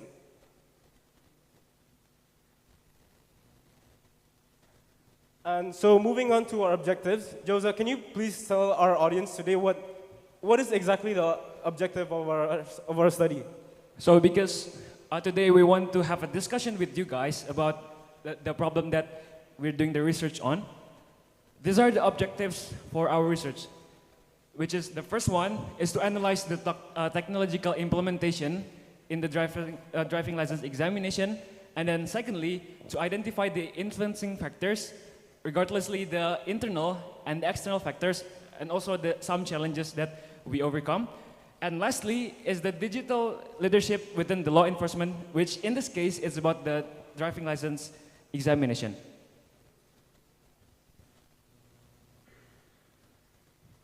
So after we conducted the research, we find that our research might be beneficial for a group of people or even an individual. Well, Altaf will explain how it's beneficial. Yeah, so from conducting our research, there are two kinds of benefits that we hope is the outcome of the research. First is the theoretical benefit. What I mean by the theoretical benefit is we hope that future researchers who will research about similar topics to our topic can use our study as a reference and be beneficial to their research, their process of research. Next is the practical benefit. By the practical benefit, what I mean is that, first of all, you all should know that while conducting our research process, there were many things that it didn't go very much as planned. So we came up with suggestions and improvements so that when future researchers want to do the same thing, they can use us as a reference so that they can do a better progress, as well as create policy suggestions for Polri to continue to improve on the CBT testing system itself.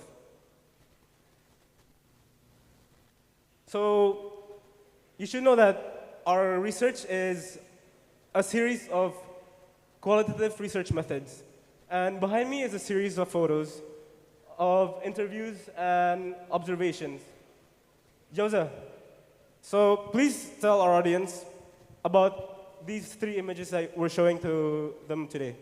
All right, I think I'm going to explain only the first picture because that's my picture, and the last two is his picture. So for the first picture itself, that's me, and that's the head chief of the traffic police in Cimahi. Well, what we did there, I conducted some interview regarding our topic, which this one is about the digital leadership. So because he leads the whole process of the examination, so the topic that we were discussing is about it. Well, what about the second one and third, Altaf? Okay, so the second image is an image of me being on the field observing a candidate applying for a driver's license. Here, this candidate has already passed the theoretical and practical exam, and he's already on to the next step, which is the taking picture and the fingerprint, so that he can continue to print his driver's license. And the last one is me interviewing the head unit of the resident unit, where I had some diligent quotes that I use as reference for my study. Moving on, so from yesterday, we've had many of our cadets through our seminar going to the university students and the audience. But today, I would like to ask one of my supervisors about his opinion on digital leadership. So, Mr. First Inspector Police Sony Setiawan, can you please stand up, and can I please ask you, what is your opinion about the implementation of technology within the Indonesian National Police? In my opinion, with this implementation, it could manage the transparency and the effectiveness of the procedure of the driving license test. So it's good for police to implement it. Thank you. All right, thank you very much. Can you please all give a big round of applause for Mr. Sony Setiawan? Maybe next time I'll have the courage to approach a woman. So, as Mr. Sonia said before, there is big benefits and much efficiency when applying using technology. And the police members in Cimahi also believe that, and they will continue to improve on the technology itself. So, Jose, please explain to our audience the flow chart behind me here today. Now, what you're seeing here is a flow chart. So this is a flow chart of how we think about the research. So we want to make it into one perspective, and we got this flow chart. So the first bubble on the upper one It's actually the topic that we're discussing, which is the implementation of the technology in examination process. And then we use two learning theories, which is the behaviorism, behaviorist theory and constructivism theory. After that, we got the internal and external factors which influence the use of the examination. And then with the help of the digital leadership, it will enhance those factors and it will resulting in the improved driver competence and safety. But then, during our research, we faced some challenges that that is a problem to our research. So Altaf, could you? Yeah, so as I've mentioned before, there were challenges that we faced because you know what? Nothing in this world is perfect. As well as these CBT systems, they're not perfect either. Why is that? Because there were many bugs that affected the computers. There were many factors, there were many errors that happened two or more times than they should happen. Next, also there was another factor that we found was a challenge, which is the lack of knowledge from both the community aspect as well as the law enforcement aspect. As many members of the resident unit, they didn't understand how to operate the system of CBT. And also many candidates who apply, they don't understand how to use the CBT testing system. So there were many misunderstandings through the process of the CBT testing. So now we move on to our literature review. The first thing I want to explain to you guys is about the concepts that we use for our research. There are three concepts that we use. The first one is the practice testing, and then competence. The last one is the vehicle drivers. I know you guys might think that these are general concepts that you all know, but I want to discuss a little bit more about what competence really is, because I've been keeping the words over and over again. So competence is basically a set of skill, behavior, attitude, which a person has to have in order to finish their task effectively and efficiently. So instead of people just having their technical abilities, they also have to be able to have their personal abilities, such as the professionalism and then the communication skill and how they socialize and all that stuff. While the next thing is the theories that we use for our research. So there are three theories, which is behaviorist theory, constructivism theory, and the transformational leadership theory. So now, before we ask to one of our juniors, I want to let you guys know what behaviorist theory really is. Okay, everyone. So to all cadets and to the university students, I'd like to explain a little bit about the behaviorist theory. So in the police academy, through our process of learning and training, we are introduced with the system of reward and punishment. What is that? What I mean is that, especially in this phase, during our second year, we are treated and instructed to do many things. And so if you did something and you did that something in a good way and you get a reward, do you keep on doing it? Yes, I'm keep it. Okay, so as you know that if we do something and we do it good, we will continue to keep on doing it. Thank you very much. Go back. Please give a round of applause.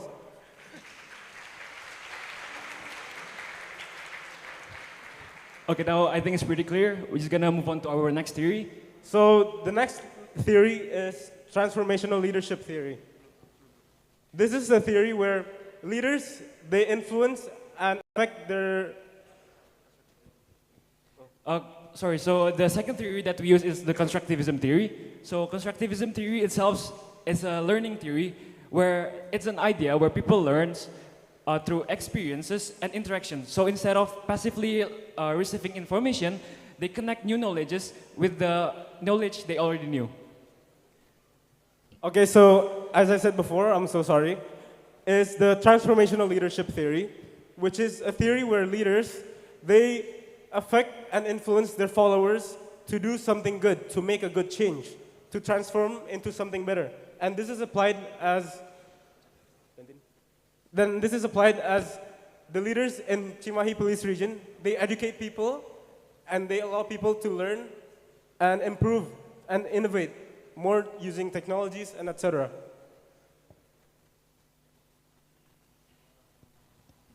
Okay, so now we reach the research results and the discussion. The first problem that we're going to be discussing for now is the implementation of technology for the examination process. So, as you can see, the CBT here system aligns with the behavior theory. The behavior theory applies for the punishment and rewards. So, when a person manages to meet the requirements and they get the license, they will have this positive reinforcement. So they think they're capable of driving the vehicle and they'll be good on the road. While on the other hand, when people manage to not be able to complete the examination or fail to meet the standard requirement, they have to take another retest and they have to improve for themselves. So they'll be better next time. So this kind of learning, it will improve the behavior in themselves instead of just learning from other people. Okay, so next thing is the factors that influence the driving license examination. There are two factors, internal and external. So internally, first we have the human resource competence. This refers to the personnel that gives the service to the participant or the candidate. And secondly, it's the infrastructure. It includes the adequate facilities such as the room to conduct the examination, the hardware and software for the computers to do the examination, and then the servers, and all that stuff. And lastly, we have the consistency. So the consistency here will impact to the feeling of the participant to have more transparency and credibility during the whole examination process. While externally, there's the public awareness, which is how the participant is aware to the public regulation or the driving ethic and behavior. And secondly, the cooperation. So cooperation basically how the participant and the personnel cooperates to build a system where the examination will run well. And lastly, One more minute. And lastly, the traffic infrastructure condition. So it's basically one of the significant role in which it impacts the driving license examination. All right, so here, the digital leadership is the Police Cimahi Police Chief. They act as leaders of change as they implement technology within the driving license applications test.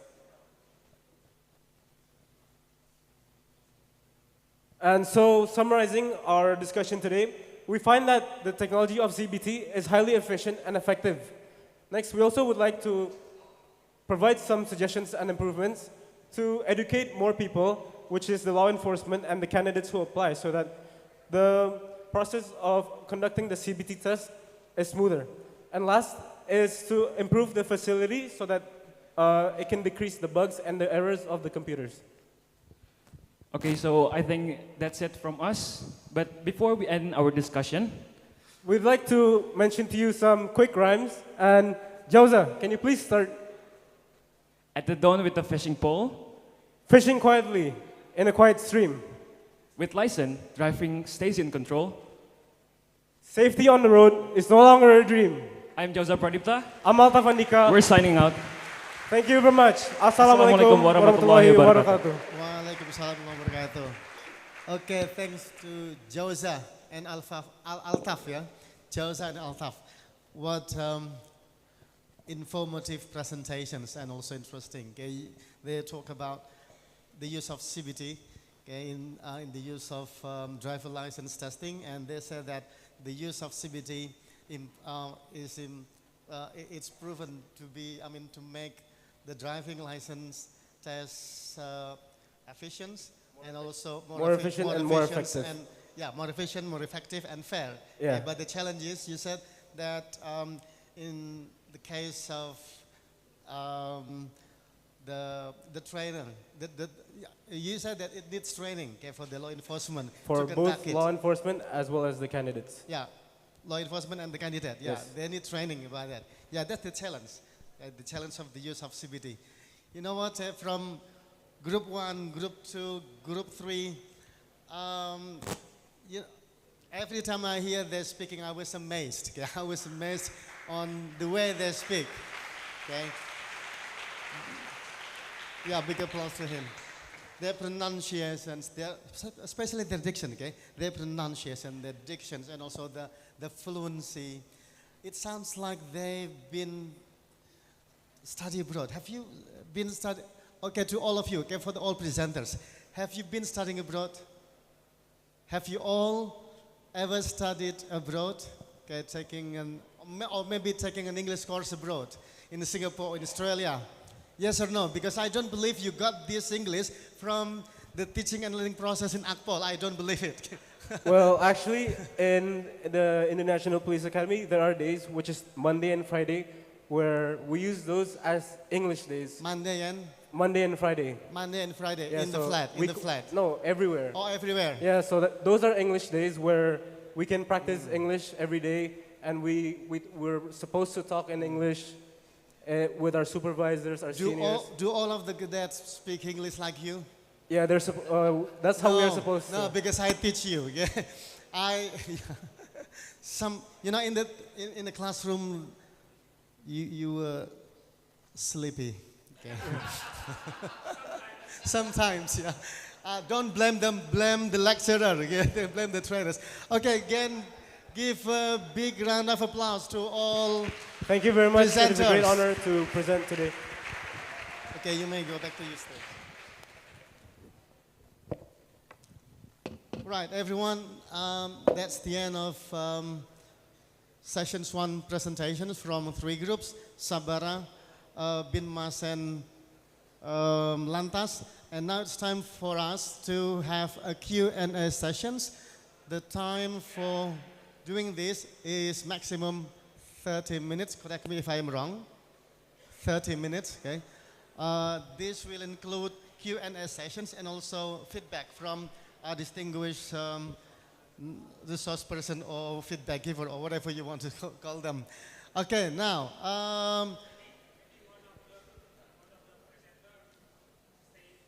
Oh, okay, yeah, that's a very good idea. Can one of the groups, okay, one of the members, one of the presenters of each group come forward, come to the stage? From group 1, group 2, group 3, or from Binmas, Sabara, and Lantas. Okay, only one from each of the group. Okay, take a seat. Wherever you want.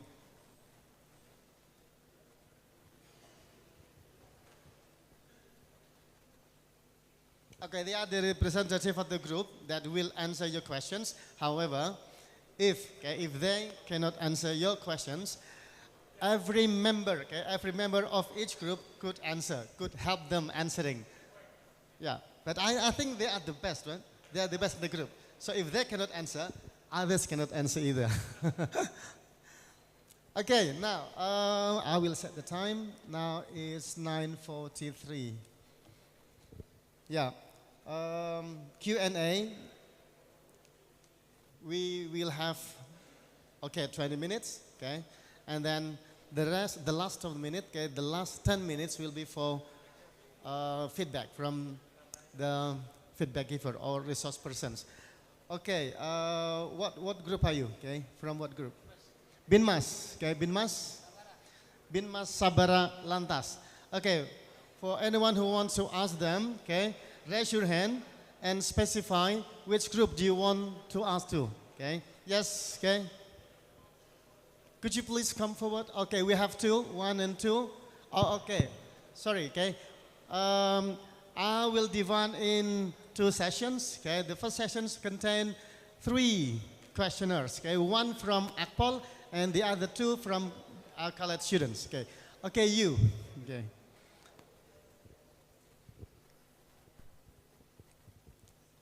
Okay, hang on. From college students, university students, again, raise your hands. I will pick 2 of you. Okay, the lady with beautiful hair. Yes, you. The girl with beautiful hair, okay? The yellow jacket. Okay, yellow jacket. And then what color is that? Okay. Purple, okay, purple, okay, glasses man. Okay, we have 3 questioners. Okay, you. Assalamualaikum warahmatullahi You'll be the first. wabarakatuh. Waalaikumsalam warahmatullahi wabarakatuh. Assalamualaikum warahmatullahi wabarakatuh. Let me introduce myself. My name is Arga Samuel Partogistorus, Brigadier Cadets, academic number 21004. For these sections, I would like to ask from Binmas team. So let me ask questions that based on all of the explanations that you guys have tell us and have give to the audience.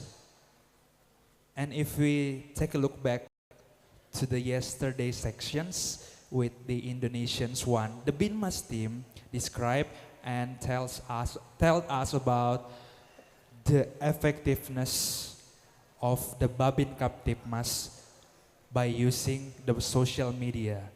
So my questions is, based on all of the explanations that you guys have give to the audience, which one is more effective for the Babin Kaptipmas during the e-leadership's implementations for the crime prevention missions? Is it BOS V2 or using the social media such as WhatsApp or etc. and etc. So which one is more effective? Thank you very much.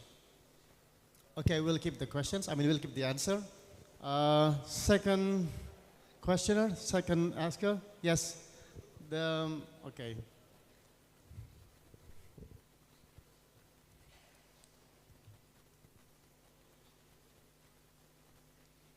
Okay, thank you for the opportunity for me to ask. My name is Gregorius Kristando Yamato. You can call me Yama. I'm from Sugya Pranoto Catholic University, and I want to ask for Binmas. It said that Binmas online system version 2 server is difficult to reach, and it takes 3 to 4 hours to upload. Do you think maybe that is the factor that makes Babin Kaptipmas don't reach their target as 5 tests a day? And despite that, all the problems, do you think that the app is still effective? Thank you.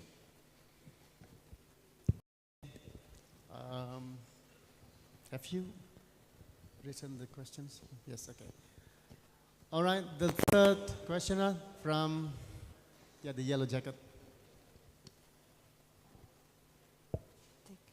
Thank you for the opportunity. My name is Camelia Marelza and I'm from UNES. Actually, my question is kind of the same with that boy, but I would like to explain more. And in your presentation, you talk about effectiveness, but however, there are still the app and the technology perceived usefulness, like the honest Babin Kam report, and also ease of use. Society still has the lack of information, but my question is actually kind of the same, but I just want to know, do you still, the app or the technology can be still considered as effective, and what is your measurement of the effectiveness? Thank you. Okay, 3 questions and all addressed to Binmas. Okay, you can take a rest. Okay, you can go sleep. Go sleep. Yeah, okay, you can answer. Question number 1 from Arga, the second one from Yama, and the third one is from Camelia. Okay. Up to you. You can take a seat or stand up to you. Okay, from Arga Partogistorus. The question is, which one more effective, social media or BOS V2 for Babin Kaptipmas? I think the answer that both of social media and BOS V2 is effective for Babin Kaptipmas. But there is still reasons why I think that there is more effective BOS V2 than social media. Because like this, from e-leadership or digital leadership, Babin Kamtimas also use WAG, you know, WAG or WhatsApp group. So the purpose of BOSV2 for Babin Kamtimas is about to report their daily task or the daily duties to the chief of Babin Kamtimas unit.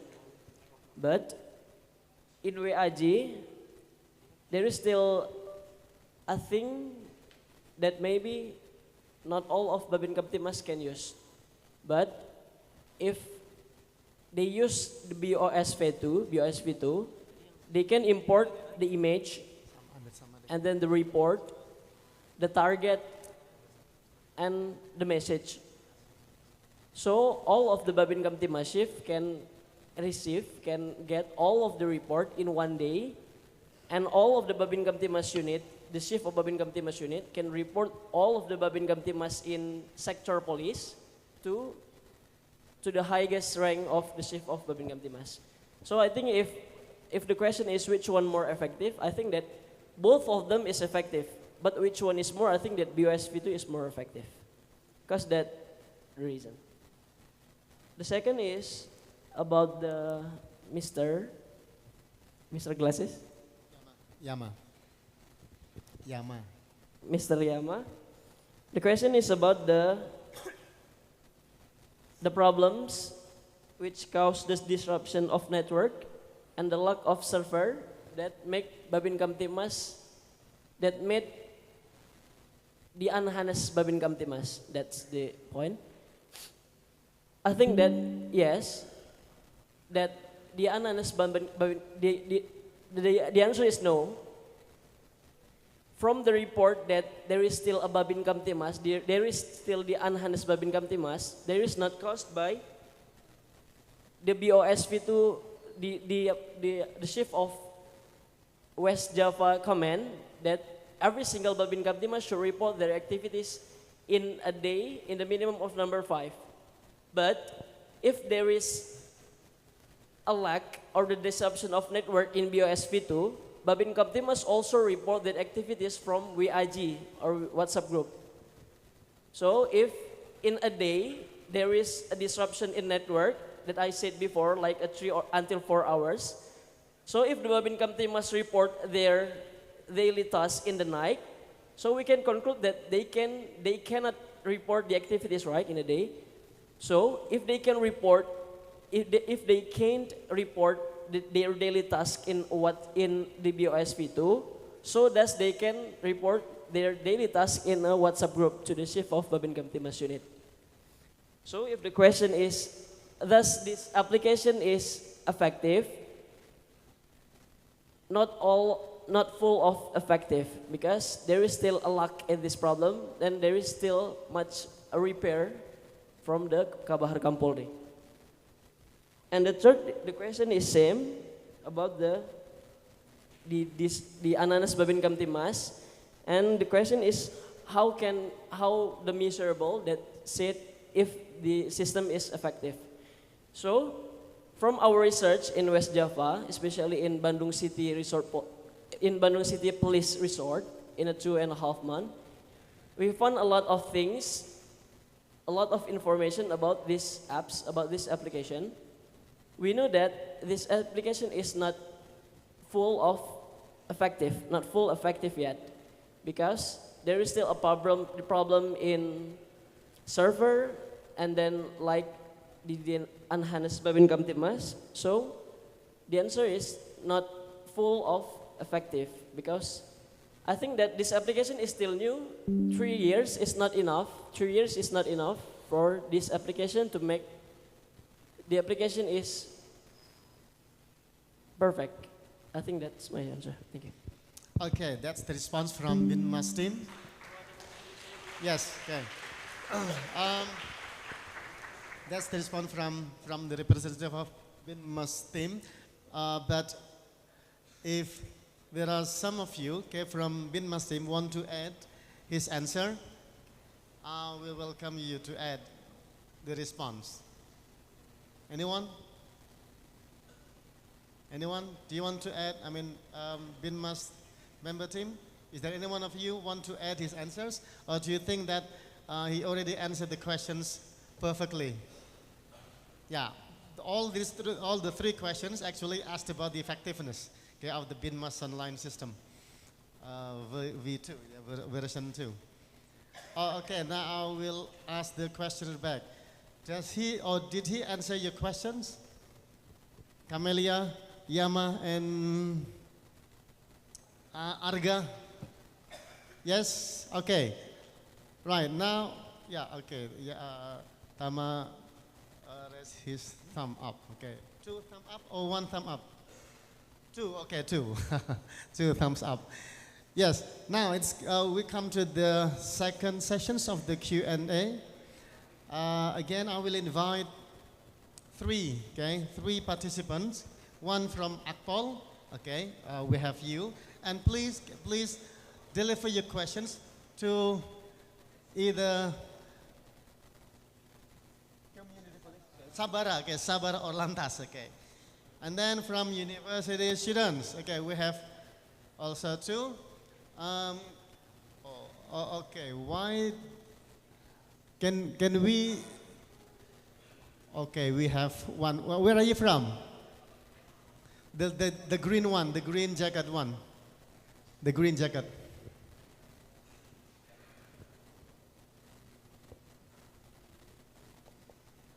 Okay. Where are you from? No. Where are you from? From Undip.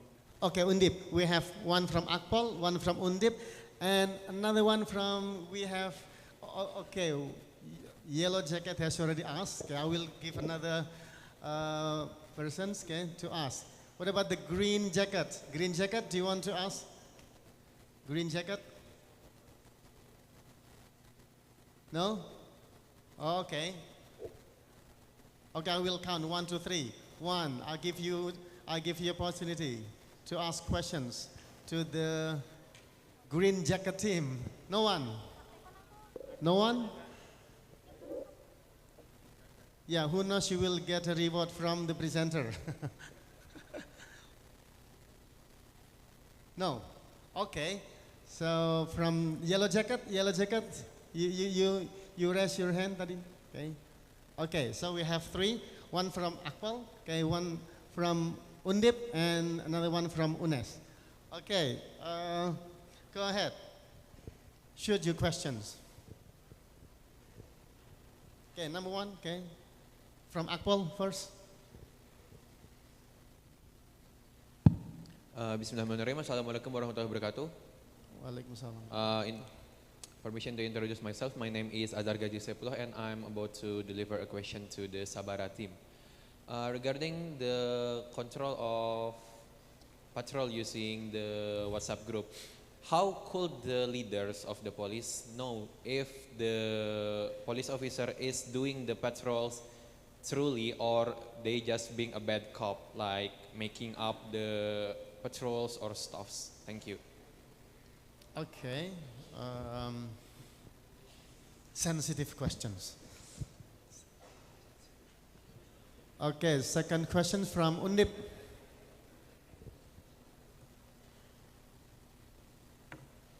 Okay.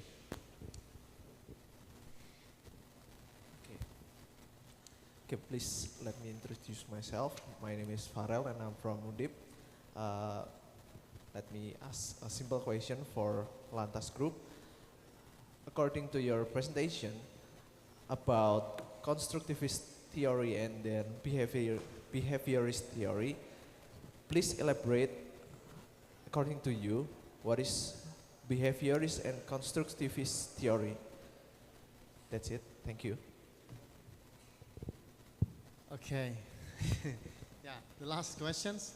Last question from UNES.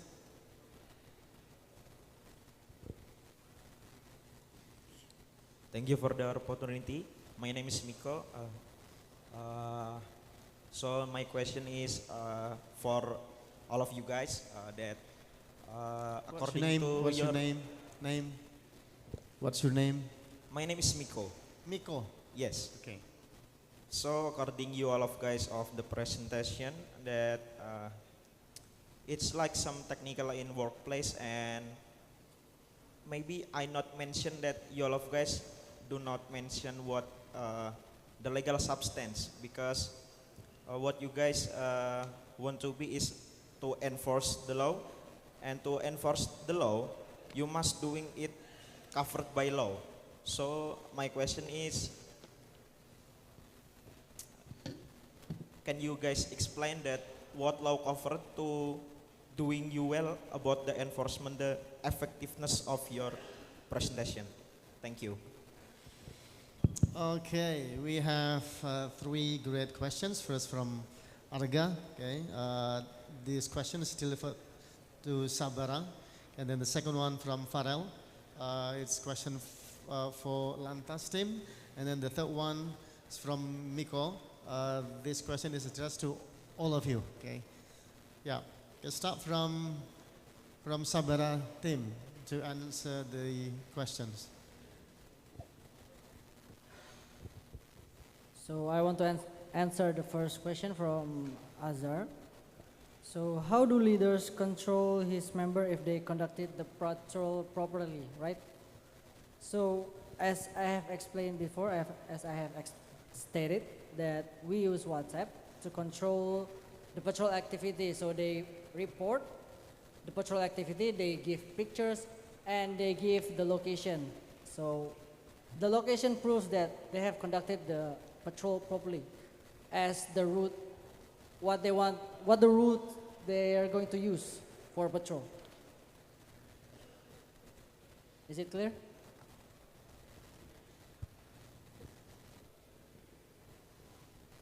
Yeah, does it answer your questions? Okay, he said he raised his thumb up. Okay.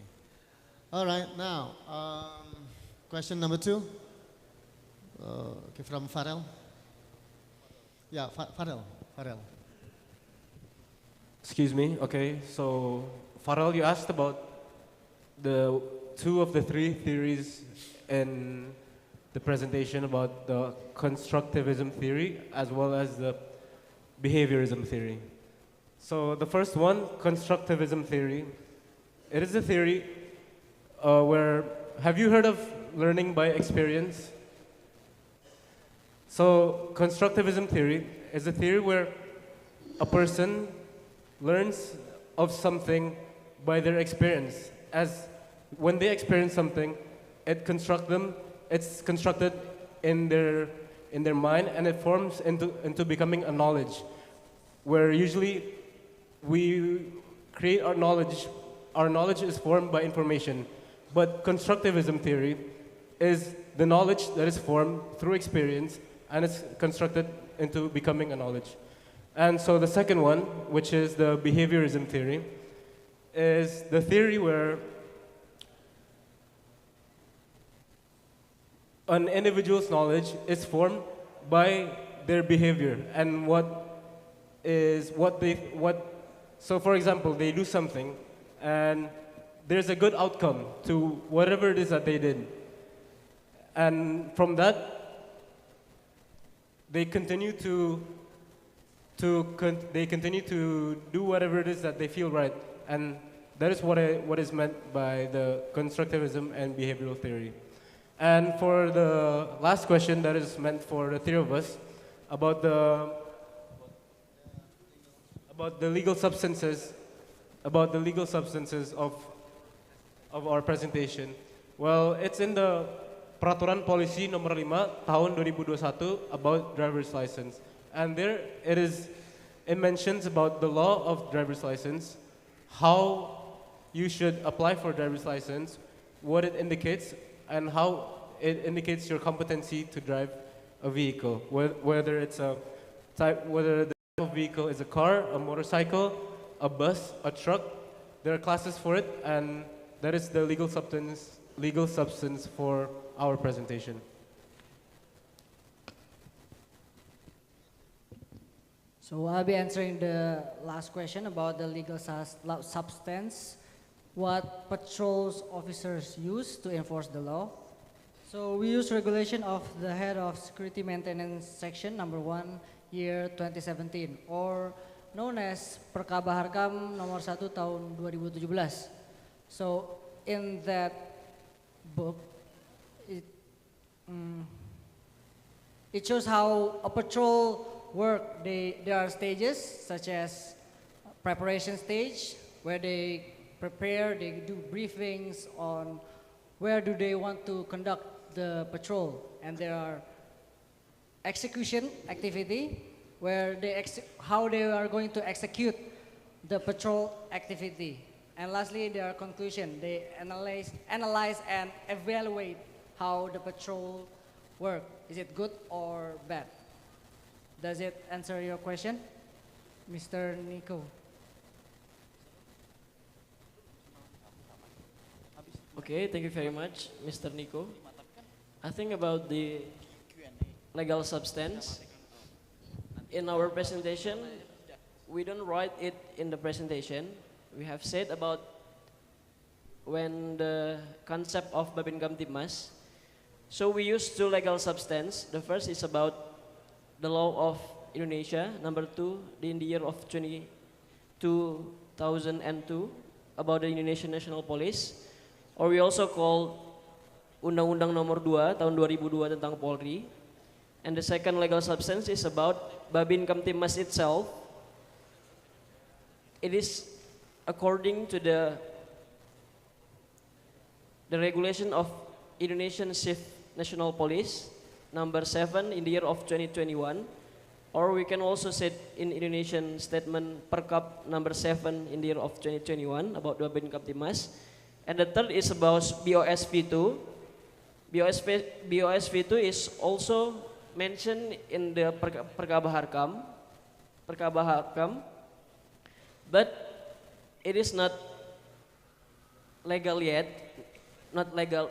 I think it is legal. It is launched by Kabaharkam in the year of 2021.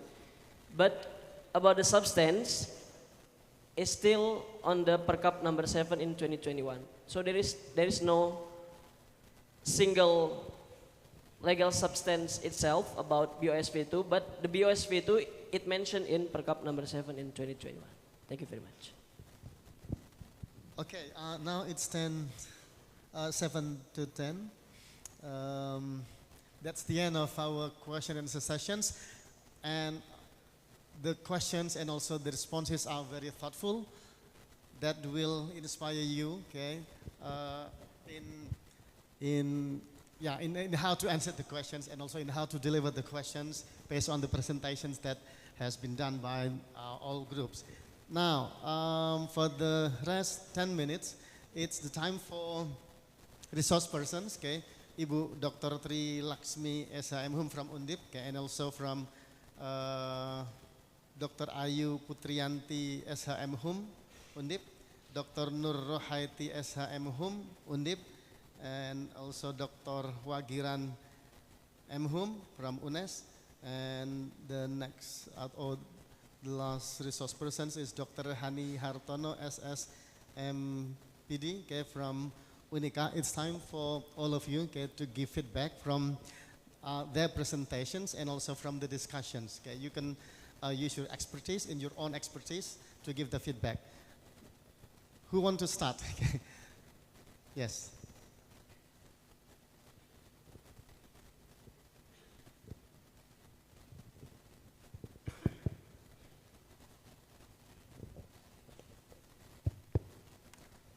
Good morning, everyone. I would like to give my suggestion or opinions regarding the articles that you have been presented during this morning. Yeah, I only want to clarify about what is the meaning of the concept of effectiveness, because effectiveness is in our science law. It is difficult to measure or to make an indicators. That is about the effectiveness, yeah. And also about the other concept. One of the group, if I'm not mistaken, also mentioned about the concept of WhatsApp. In my opinion, WhatsApp is not a concept. It is an application of the technology information. Maybe you have to clarify, or maybe you have to read again about what is the meaning of the concept, especially concept of law. And then also about I want you to make clarify or about this. What is the relevance for the group number 3 between the CBT system and also, if I'm not mistaken, about the driving license?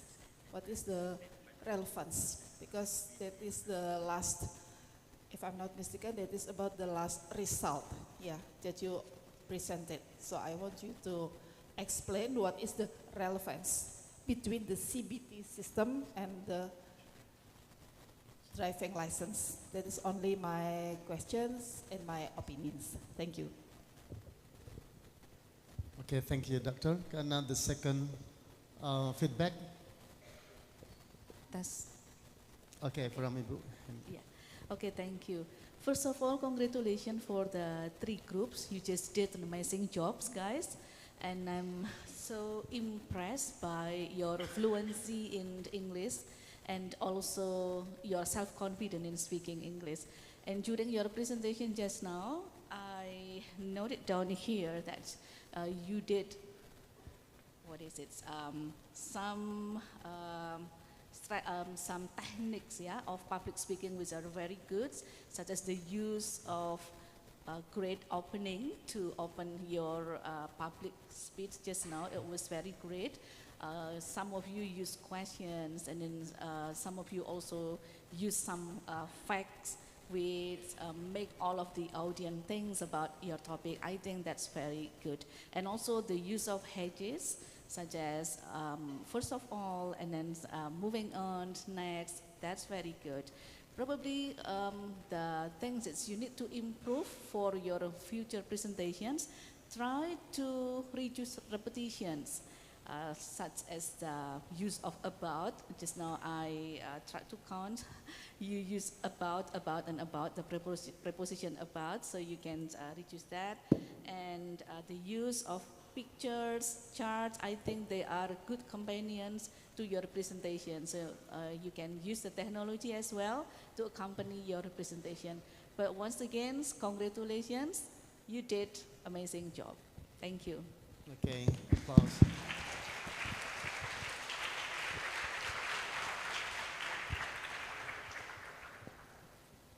Okay, thank you, Behani. Now the next one, the next resource person.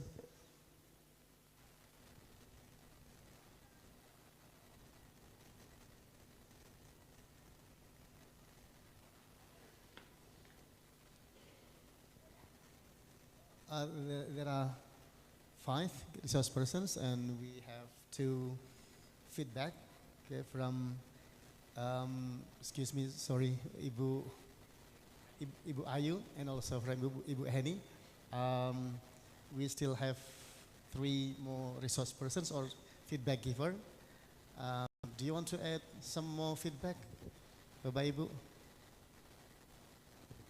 Mr. Dr. Wagiran? Or maybe Ibu Dr. Ayu, Ibu Nur Rahati. Oh, sorry. Ibu Nur Rahati. Okay, yeah. Okay, that was a very detailed and valuable observations. Okay, very detailed.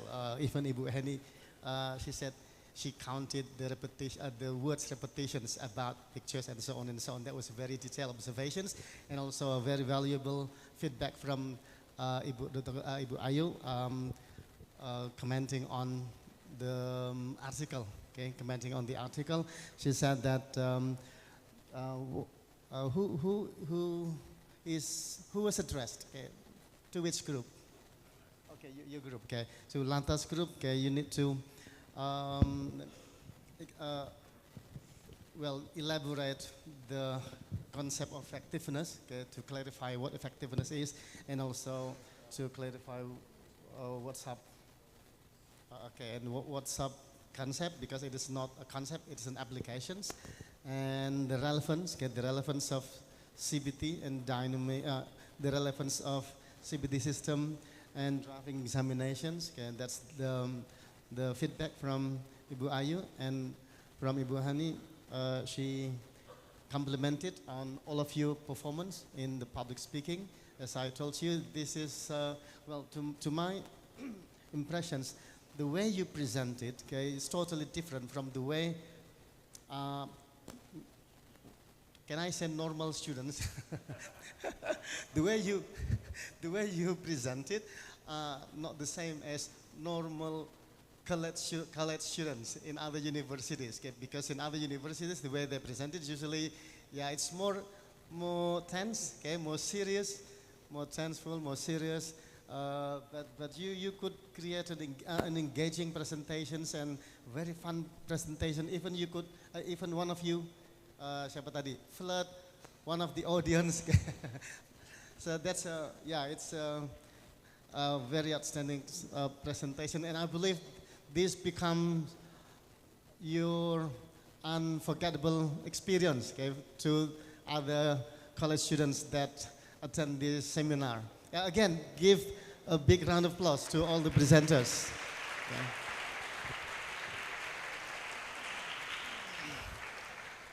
Okay, Bapak Ibu, all higher ranking officers, the keynote speakers, and also the senior superintendent, Pak Eko. I have met him twice, I think. Okay, yeah, he's a great person, great police officer. And I've just met the keynote speaker, but somebody told me, okay, you are one of the best police officer, okay, one of the best police officer.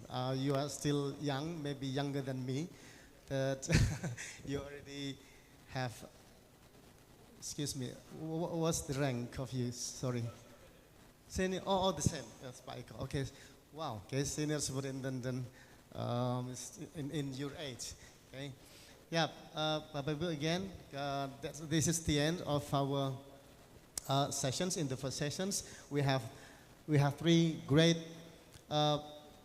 groups, okay, great group presentations. We have great audience, great resource persons or feedback givers, and also we have a very great moment event here.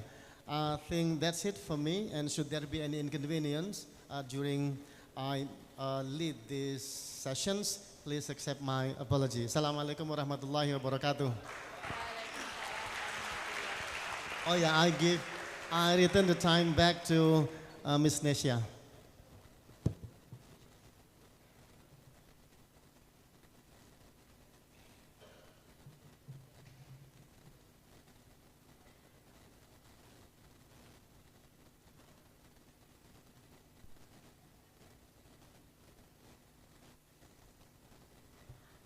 All right. Thank you, Dr. Saiful Bahri, for the amazing first session. Ladies and gentlemen, we will pause the seminar for an entertainment break, and we proudly present band performance by Police Academy cadets.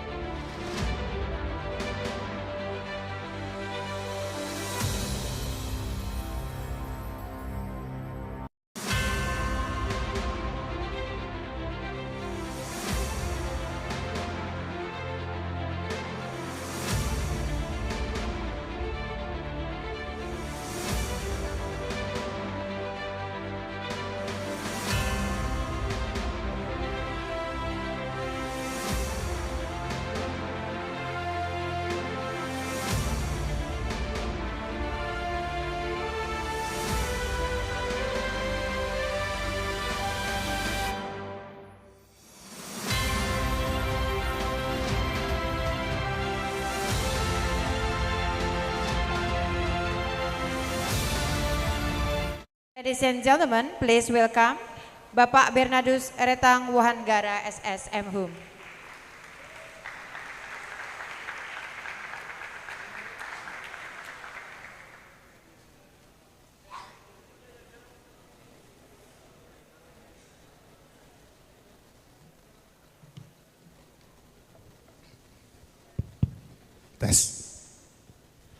All right.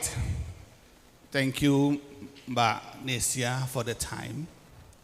I hope that after the entertainment and now you are enjoying your snack and a cup of tea, you are energized and also refreshed for the next last sessions.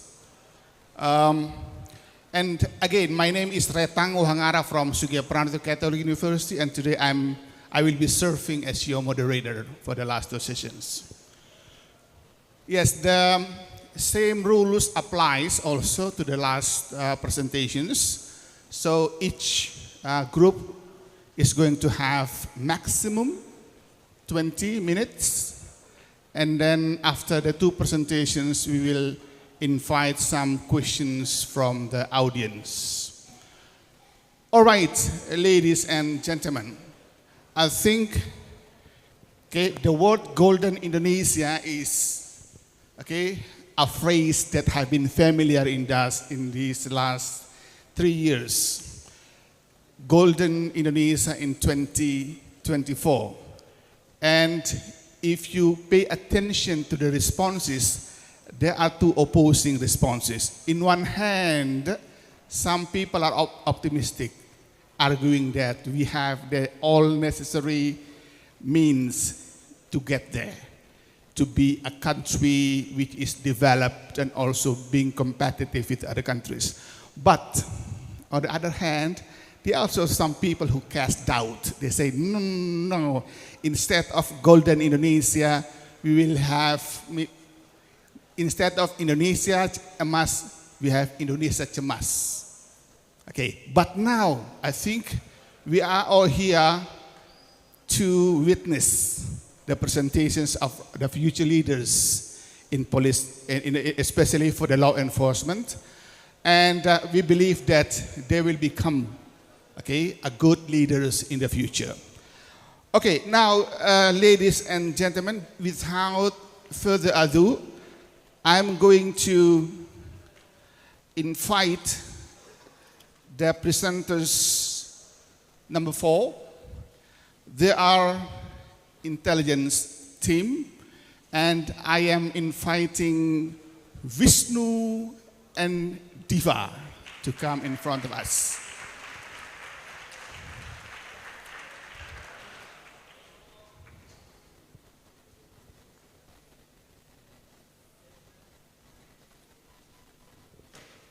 Okay, please come in. Okay, you take a seat and then your mic. Okay, I just want to remind the audience, please, while you are enjoying your snack, pay attention to the speakers. I fully believe, those paying attention and listen more will go straight to heaven. Okay, so please be quiet and respect the speakers.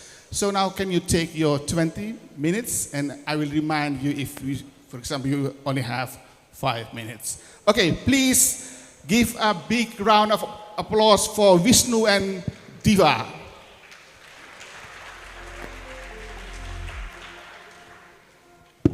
Okay, thank you to our moderator, of course, for the time given to us. Assalamualaikum warahmatullahi wabarakatuh. Good morning, our esteemed attendees. Shalom. Om Swastiastu. Nama budaya. Salam kebajikan. Salam presisi. To the Honorable Director of Academics of the Indonesian National Police, to the honored keynote speaker, to the honored high-ranking officers of Indonesian National Police, to the honored lecturers, and to our honored guests from multiple campuses around Semarang, and last but not least, our beloved fellow cadets here attending this seminar. Okay, so Diva, Yes. why are we standing here in front of this amazing crowd? Okay, I will start it with a question to Wisnu. A question, okay. What kind of question? So, what comes on your mind first time you see the word intelligence pop up on screen? Is it about James Bond, a cool spy with technologies around and his slick move?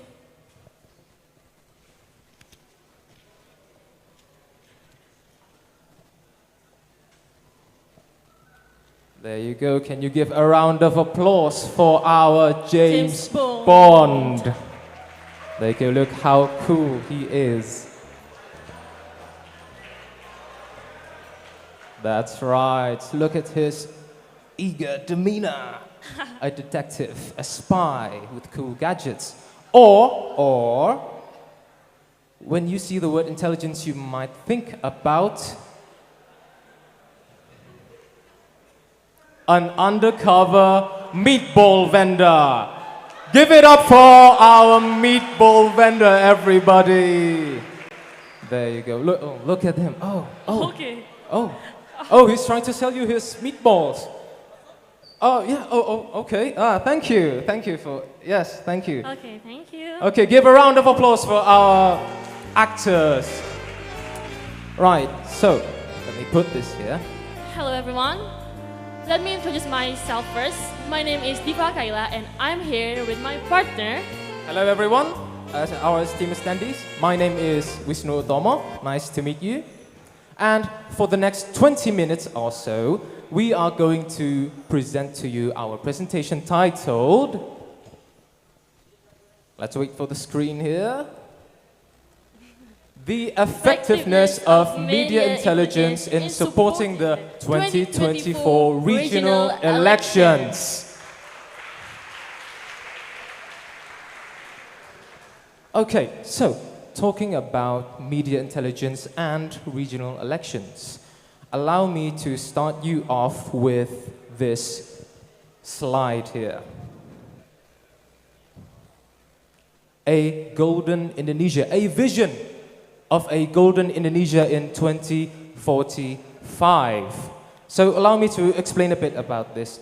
In 20 years from now, Indonesia, us as a country, will have reached our said peak of economic growth.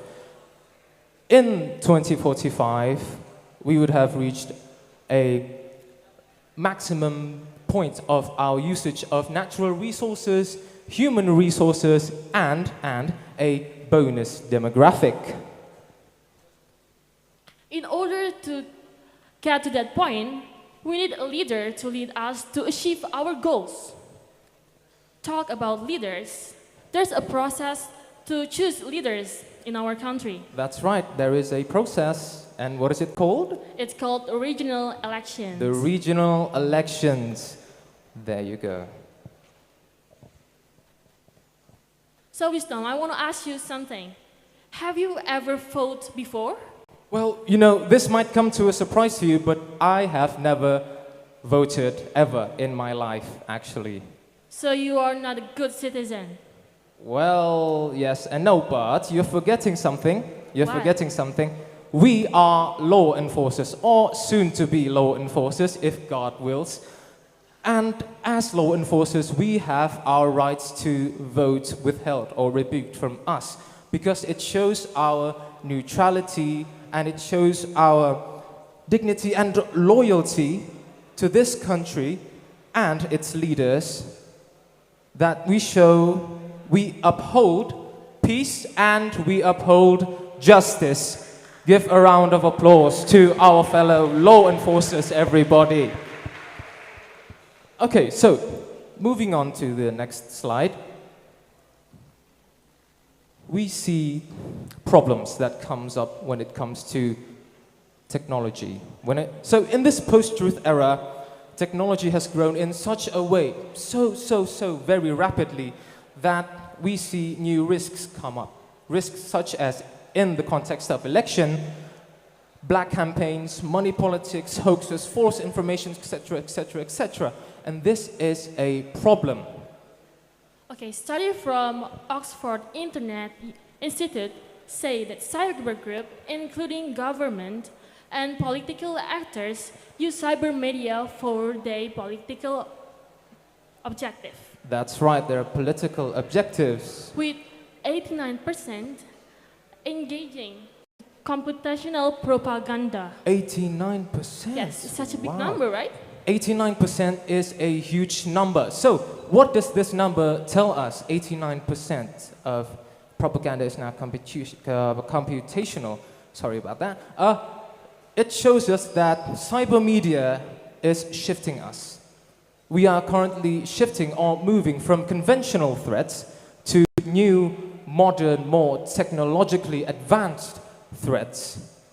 Okay, talk about the problems. I have a friend that yes, okay. he already do research. Yes, a research. About That's the problem. right. Okay. Okay. Well, without further ado, let's give a big round of applause for our friend Trevian Siboro. Come down here and explain to all of us.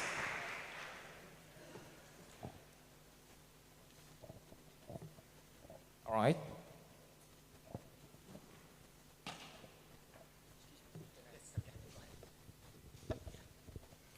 Okay, good morning everyone. Let me introduce myself. My name is Trevian. You can call me Trev. So, thank you, Wito and Diva, for giving me this opportunity to speak up in this stage about something that I do research in my internship in Polres Purwakarta. Okay. So, speaking about media intelligence and about regional elections, first of all, I want to talk about the intelligence. The intelligence. So right. the intelligence is a department in Indonesian National Police that have a conduct to early warning and early detection. But before I explain much further, I need your help, Diva. Can you explain me about what is the early warning and early detection? Okay, please? wait, hold on. Before you explain, right? Okay. I think the audience would like to see the next slide, maybe, right? Because they're getting bored, right? Let's go. Explain it to all of us. Okay, please. I will explain with an easier analogy. So just imagine that pimple or acne was the actual disruption. And then where it comes from, so the first it comes from an oily skin. An oily skin and then the oily skin, you just ignore your skin and you're not cleansing with your skin and it turns become a blackhead. So the blackhead is the threshold. And after that, the blackhead, you not do double cleansing again and you just ignore it at the same time. It will turn into pimple or acne. So the pimple or acne was the actual disruption. Okay, all right. So what Diva is trying to say for my male audiences, because I know we don't understand about skincare routines and all that, the simple thing is this. We as intelligence, we act as the cleanser in each of these stages so that the problems, as bad as they are, don't become worse situations. Okay, thank you, Diva and Wisnu. And can you move up into the next slide, please? So basically, according to Perkaba Intelcam, number 1, 2023, intelligence work as observe, maintain, and then visit or report the information about target that they suspected as have a potential to make a conflict. This target means in this is just not a person or individual. It can act like an activity. So I have a fun fact first about this. Fun fact, okay. right, yes. Maybe most of you think about intelligence is all about the agents or the police officer. Of but course. actually, for my friends, from my college friends, intelligence, you are the part of the intelligence. Why? Because from you guys, we have an information. And from that information, we can predict something that maybe can prevent dangers happen or the problem that can cause the national security. And that means you are the part of the intelligence. It's called network or jaringan. So can I have applause for you guys for being the part of intelligence? Okay, let's have an applause for you guys, our information sources, right? And speaking of the part of intelligence, so can you move up on the next slide, please? We didn't, like my friend said before, Wisnu and Diva, that these days conventional threats has become more developed to something more technologically advanced. And this is a situation that we don't want for. We're not hoping for. So we've come with the new methods called media intelligence. And Wisnu, can you give me an explanation about the media intelligence, please? All right, so media intelligence, according to Herlambang in 2024, as you can see on the screen behind, media intelligence is the systematic process of collecting and analyzing data from various sources, that is online, social, etc., to support organizational decision-making and strategies. And Diva, maybe you have another explanation for us. So, from this method, we build public opinions. We counter hoaxes, right? Yes, issue diversions, or a news that devalue individuals or groups. Yes, true. Okay, that's true. So these methods that we've come right now it's adapted from a theory called technology acceptance model. Okay, theory. wait, hold on, Trev. Okay. Hold on, Trev. I think I know this theory. Oh, sure. So can we move on to the next slide and allow me to explain this theory to with my pleasure. the audience. All right, so TAM. What is TAM? TAM is an acronym for Technology Acceptance Model Theory. So this theory explains that technology has a few factors or points in which it is accepted by the society. There are 4 factors or points, the first one being perceived usefulness. This reflects about how technology is effort-free. Let me rephrase that in a way that is understandable. So if technology like your phone helps you in reaching your objective, then you would likely use it more. The second one is the perceived ease of use. The name is giving it away. So ease of use, what does it mean? If technology eases you of your burden, makes your work easier, then you are more inclined to accept it.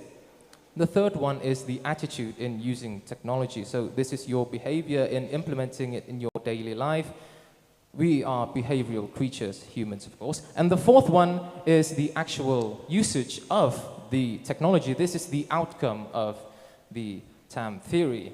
And that concludes my explanation on the theory. Okay, stunning, Wisnu. So thank you. The reason why I stand here is because maybe a lot of you think about what is the implementation of this theory and this concept. So in the next slide, I will show you a video, okay, and I will explain it to you. So this is the case that I faced when I doing an intern in Polres Purwakarta.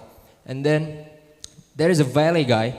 He wear a t-shirt with the number 2 on it. So it's the deputy contestant number. And the guy in the batik shirt is the other team from the other deputy contestant. And in this video, there's nothing wrong, right? But the problem is, there's someone uploaded on TikTok and make a content, also a caption that giving a false information. And that false information can make another bigger problem, such a riot from the supporter of these other 2 contestants. And you can move up to the next slide, please. So there is the TikTok video that has been uploaded and can make a danger for the national security, especially in the election runs. So this is the intelligence media work, and I will explain you just in 3 big steps. The first one is data gathering. So we get data from the internet, we get data from online, maybe online newspaper or maybe in the article. And then, after we gather the information, we do a profiling stage. The profiling stage is something that intelligence agents need to have an information about the guy behind the account. So I can explain you much more about the profiling because it's classified. And the thing is, we want to get the information and then we do a profiling. After we have the information that we need as an agent, we do an approaching person to the suspect. Why? This is the difference between the intelligence and any departments in Indonesian National Police. So we build connections between agents and the target that we suspected. So with that connection, we hope that the target will cooperative and achieve our goals as a police officer. And I think that's all from me, Wisnu, for give you an explanation about how these intelligence medias work and is it effective, the intelligence media on supporting the regional election. So I'm passing out to you guys, Diva and Wisnu, and thank you for having me. And I'm very pleased if there is any questions, and I love to answer it in the end of this session. Okay, thank you guys. All right, give a big round of applause for our friend Trevian Siburo. Okay, so after the explanation, can we please move on to the next slide so the audience can see the contents? Right, conclusion. To answer the problem formulation in the slide before, the first question being the role of intelligence in supporting the regional elections. Well, it is answered here in the first point, as you can read out on screen. So intelligence helps with preventing issues from going viral, and through media intelligence, threats can be stopped from ever being a problem or ever stopped from ever growing into a potential anarchist or big problem. The next one, the second question, is the effectiveness. So if you're wondering, is it effective or not? Well, the short answer is yes. Media intelligence supports the social security. In this context, it supports the security of the elections, the continuity. And thus, this concept aligns with the field practices. Right, and on to the suggestions, if my partner here can explain. Okay, the growth of technology is obviously inevitable. Us, a human being, need to adapt as soon as possible to the growth. And this is the end of our presentation, Wisnu. All right, so maybe you were wondering, the last three presentations, they all come up to you and ask you questions. Well, we were afraid you'd be too overstimulated by that, so we saved it in the end of our presentation. So, to any of those of you guys, preferably the college students, if you would answer my question, we are going to give you a gift, a present from us to you. So, my question is very simple. You just need to explain your experience in the last regional elections and your views on the police work there in securing. So anyone wants to answer this simple question? You just have to explain your experience in the regional, in participating in voting, essentially. Anyone? We haven't seen any hands raising here. Okay, no, none? All right, so if none of you want to explain, I know, maybe you're too shy, but we have another one. So, from the beginning of our presentation, from this beginning of this seminar, actually, we have an undercover agent hiding, blending in with you guys. So, to any of you who can find our friend hiding in plain sight, we are going to give you a gift. So you just have to search. Look at those around you, to your left, to your right, to your back, front. Try and search. Anyone who you don't recognize? Anyone? Maybe from the right side? I'm sorry, the left side? Anyone hiding? Anyone you don't know? Hiding there? Okay. Oh, you fun. All right. Okay. Okay, there is my friend Farrell, and I don't know who is the girl beside him. Okay, so I think that he is not. Oh, okay. Okay. So we're getting onto something here. Could you please come up to the girl that you think is not one of your friend?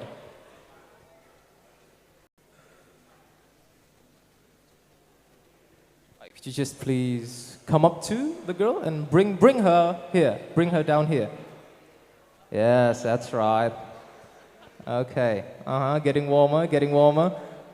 Okay, give a big round of applause to our friend hiding in plain sight. So, this is our job as intelligence. We go undercover to blend in with the people, with you guys. You may not know that the vendor in front of your house, your security, is actually an agent, a detective, a spy, a James Bond, if you will. So give a big round of applause to our colleagues here. All right, so if you could go in front. Don't be shy, come on, okay. I'll cover you up, I'll cover you up. Okay, so don't look at her, look at me, okay? Look at me. Nah, I'm just joking. Okay, so could you tell me your name? Okay, hi everyone, my name is Shakira. Shakira. And I'm from Diponegoro University. Okay, Shakira from Diponegoro University. Well, congratulations for finding our undercover colleague. Would you have a big round of applause, everyone? Okay, thank you. You could go sit down. Okay. All right, Farah, thank you for your cooperation. You can go back down. All right, so to not waste any more time here, this is the end of our show. Let us give the mandatory thank you slide. Every presentation has a thank you slide. Please, operator, could you move on, or we won't move from this stage. Okay, nothing? All right, well, you get the point, you get the gist of it. It's a thank you from us to all of you attending here in our bilingual seminar. And there is no thank you without a proper farewell. So, from the bottom of our hearts, wassalamualaikum warahmatullahi wabarakatuh. Thank you, everyone.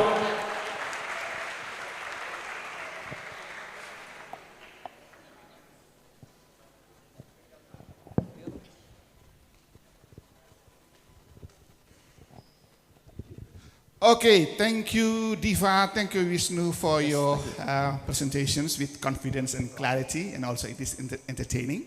So thank you very much. And later on, I will invite one of you to come in front of us to answer questions. Okay, I think that's all. Again, please make a big noise for Diva and Vishnu and the undercover bakso seller. Okay, thank you again. Thank you. Yes, please.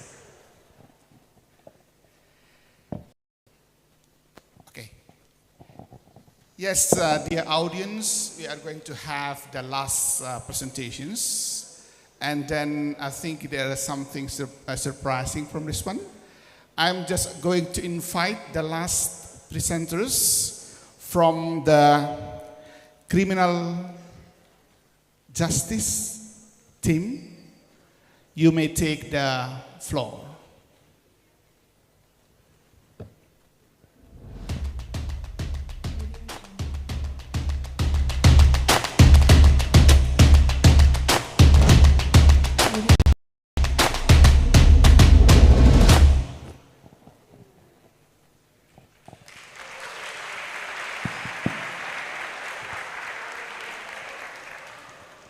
Many people believe that justice in the digital era is driven by public opinion, often amplified through viral content.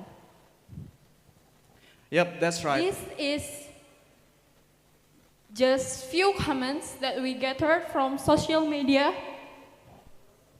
Yeah, so basically when we first did our study, we were researching about multiple reasons, possible reasons on why we should do a study.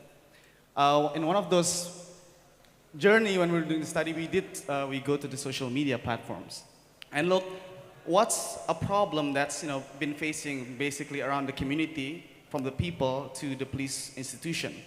And I will just wait for the slide to come up so that you guys could know what I'm talking about. In just a minute.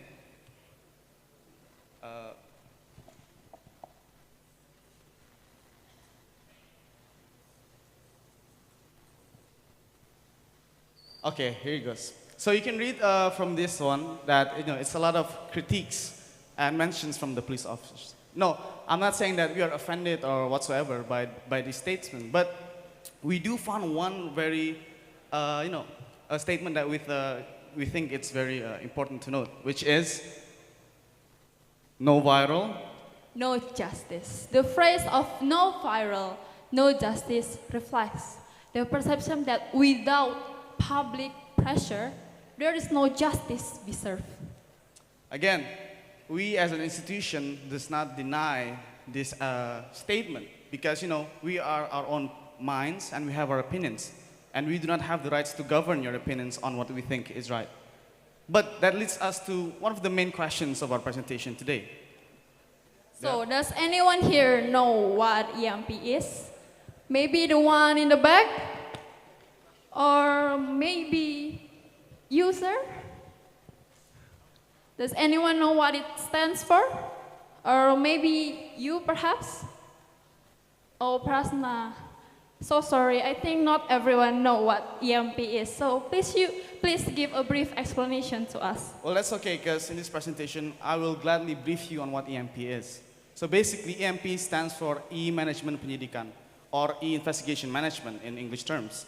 It's an application, a web-based application that is constructed by the Criminal Affairs Headquarters of Indonesia National Police. Now, what does it do exactly?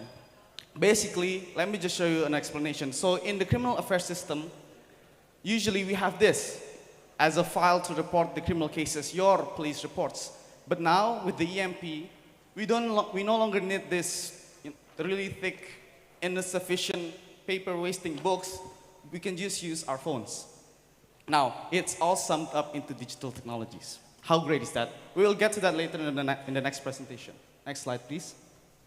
Which is the title of the implementation of EMP to increase crime clearance in the West Java region. Good morning, the honorable guests, the honorable attendees. Good morning, Commander. And good morning, Mom and Dad, watching Hello, from Mom and the Dad. live stream. Hello, Mom and Dad. So in the next 20 minutes, we will discuss about our studies that starts from the background, which will introduce you to the concept of EMP. And we also have gathered data, information, and theory. And also we have provided the approach that we have to study EMP and its implementation, followed by the findings that we do in our research in the West Java, and we have made recap of main points. Just like any other social media page, there is a username, password, and also CAPTCHA to make sure that you're not a bot. It is essential to know that EMP account is only for the crime investigators, not only police officers have it.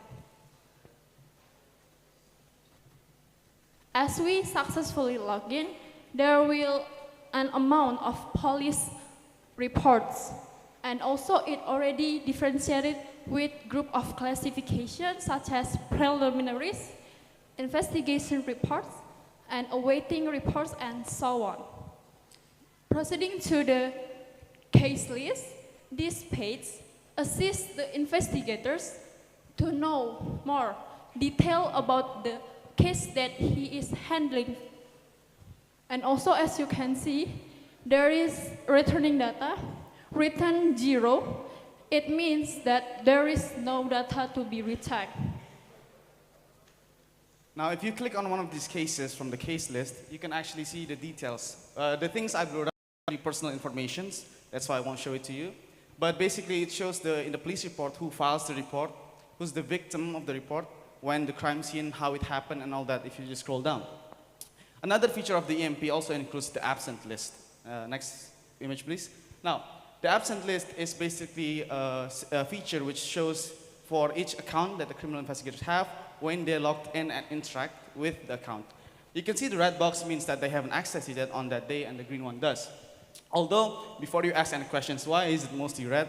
It's for a good reason. It's probably because they have not any case to solve yet, or etc. Now, if you recognize any of the persons in this picture, please let me know, because they are wanted criminals list. There's also another feature in the EMP. Basically shows the wanted criminal for crimes or suspected crimes. That is a national-wide feature. So, as police institute from different sectors, different regions, they can communicate and find these wanted persons in a much more efficient and faster way. Now, can you read me the first one on the detail from the report? The first one, if I'm not mistaken, the guy is missing the horse, isn't it, Prasna? Yep. Besides missing persons list, you also have missing properties, like motorcycles, cars, even a horse. You can actually file a report for something that is a sentient being, like a horse. And if you miss your cat, if you lost your cat, you can also file a report, and we'll gladly help you find it. Next slide, please.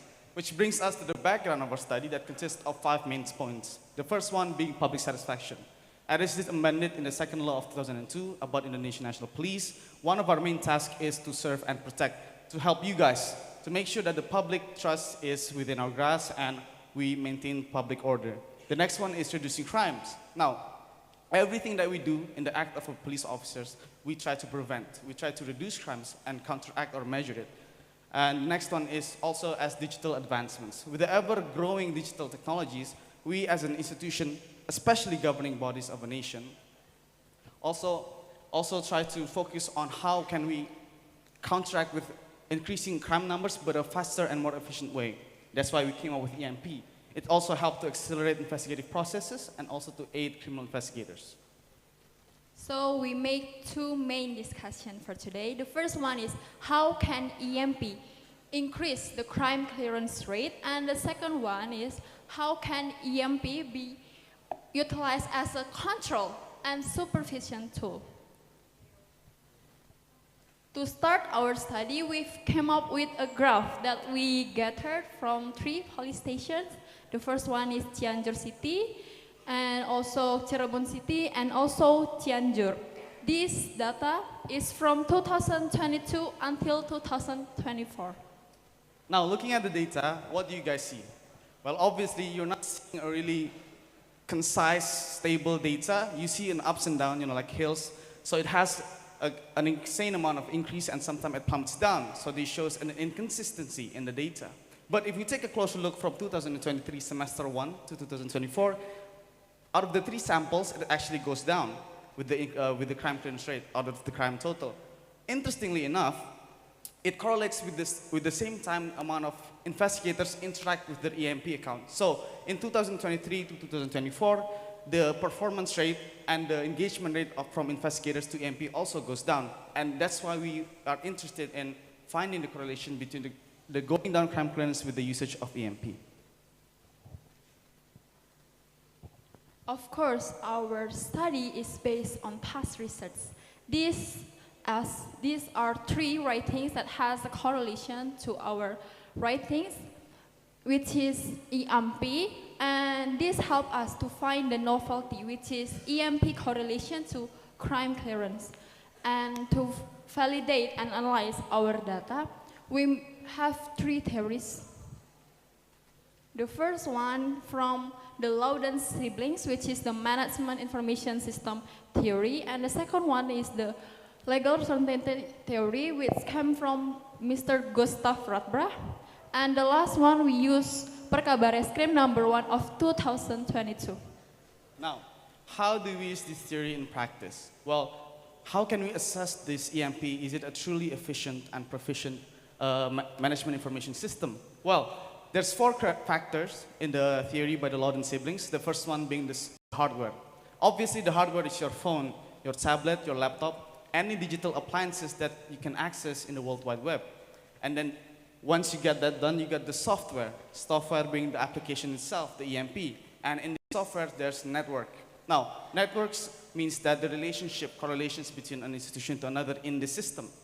For the EMP itself, it's not only just for Indonesian National Police, but also has features involving other governing bodies that has part in the criminal justice system. And the last one is the people. Well, that checks out because we have criminal investigators using the application. For the next theory, we use legal certainty. Gustav Freiberg primed there's three main parts of law, but we just took one, which is the legal certainty. Why? Because as criminal affairs unit, especially as criminal affairs unit, we are really prone, we are vulnerable for being sued for mispractice of investigation. That's why everything we do must be based on law, that law is enforced as it's supposed to. Next, to the next theory, please. And to assess whether the EMP is an effective control and supervision tool, we use the Perkaba Rescue number 1 of 2022. Can you go to the next theory, please? It has a lot of criteria, factors, but for you guys, I summed it into 4, which is purpose, basis, supervision, divided by 3, supervision officer, supervision team, and supervision object. The last one is reporting. Whilst using the EMP during our time on observing, interviewing, the EMP does checks out on all of these 4 criteria. You can read our journal if you want to take a closer look at it. Next slide. Rasna, I think you're talking way too much. Can we just move on? Okay, I'm so sorry. Yeah. Okay, just one last thing. In accordance to the digital leadership, there's also a supervision feature in the EMP, and let us just show you. So this is the commander's notification. This gives the information directly to the commanders in weekly and daily to inform the commanders about the cases that he is responsible for, so he can take immediate steps, resolution in handling cases. Proceeding to the crime map, as you can see, this is the national Indonesia map. This map helps us to know about the region that at risk. As you can see here, previous slide please. There is a table which shows that West region is on the 4th to the most crime cases in Indonesia. Next image, please. Now, it's almost the same as the previous image in the first one about the case list, whilst this one shows the totality, the more holistic approach, the whole lot of the case. If you take a closer look at the left side, it shows the type of documents. So you know in the criminal investigative process, we have a lot of documents to submit, and all of that must be in accordance to the rule, to the law, the legal basis. And the next one shows like the number, the registered number of the documents, and then goes to the commander's dashboard. This is almost the same as the homepage one, but this is in a more nationwide. This is for higher ups, you know, like really big dogs, big top commanders to assess the information of the crimes. And can you go to the next slide, please?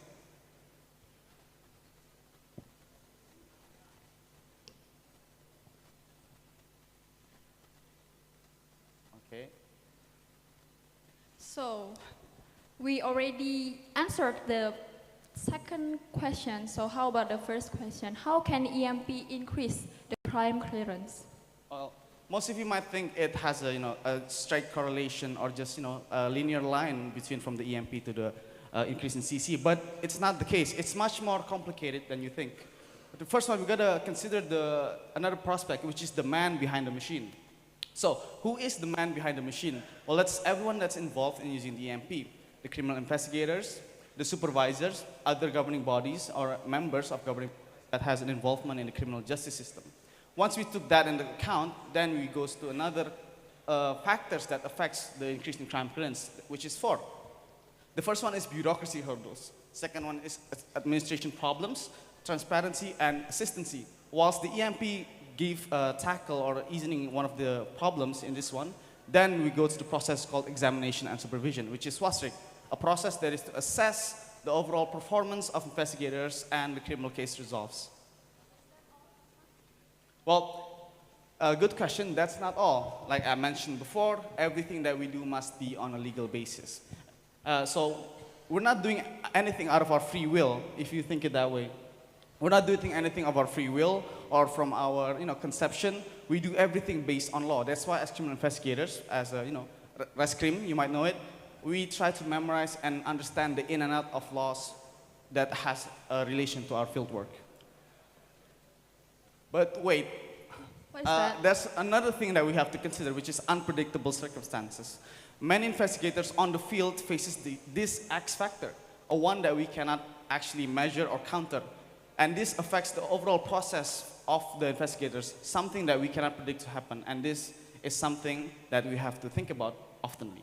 Then afterwards, we have to consider all of that. Then we can conclude that this is how EMP affects the increase in crime clearance. By going through all of this complicated process, this is the conceptual framework that we have think about, and okay, maybe this works, and it does make sense in a way.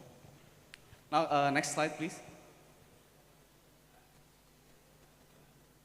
However, the question is this truly perfect? Like any other things in the world, nothing is truly perfect, especially systems, especially vulnerable and hackable system that is not autonomous. Well, the EMP, during our observation, during our study documents, during our interviews, has a system vulnerability. What is it? It is not certified yet by the Cyber National Code Institution of Indonesia. But during our time studying, researching, there is no cases that the EMP has been hijacked or hacked or altered in any way. So far, so good. As it considered to become a new system, sometimes during work hours, if there is too much traffic on the server, it can crash. Yep, it indeed can crash. And also, another feature that we have to think about to improve in the future is old cases, new officers. Now, what does that mean? As police officers, we get deployed in different regions constantly, Sometimes I get deployed to the East Java or Jakarta, amen. But once we get deployed in the different regions, these old cases being handled by the old officers often did not get, being given, oh, I'm handling this case, can you handle it for me? There's no feature in the EMP that includes that. Also, older documents before 2017, which is the year that the EMP was founded, also has not been registered in the EMP. Now, let's get back to the first question. For you guys who has been listening, preferably not the guys in the uniform, because they already know what EMP is, but for you guys, college students. What is EMP? Exactly. Can anyone give a raise of hand and try to explain to us what EMP is? We've been talking for around 15 minutes now. Does anyone know what EMP is based on our explanation? And just to motivate you guys to answer, recently me and Dad have been to Australia, and we brought home this little koala. His name is Mickey. And for you guys who can answer, I will gladly give this koala to you guys, or later on in the question and answer session. Does anyone? Come on, anyone? I see you guys talking in the back. Do you guys want to answer? Try to answer. EMP, what is EMP? Come on, no one? College students, EMP? Okay, well, we'll save that for the question and answer session later. Okay. It's fine. So we made two conclusions for today's discussion. The first one is it does contribute to EMP, although not directly.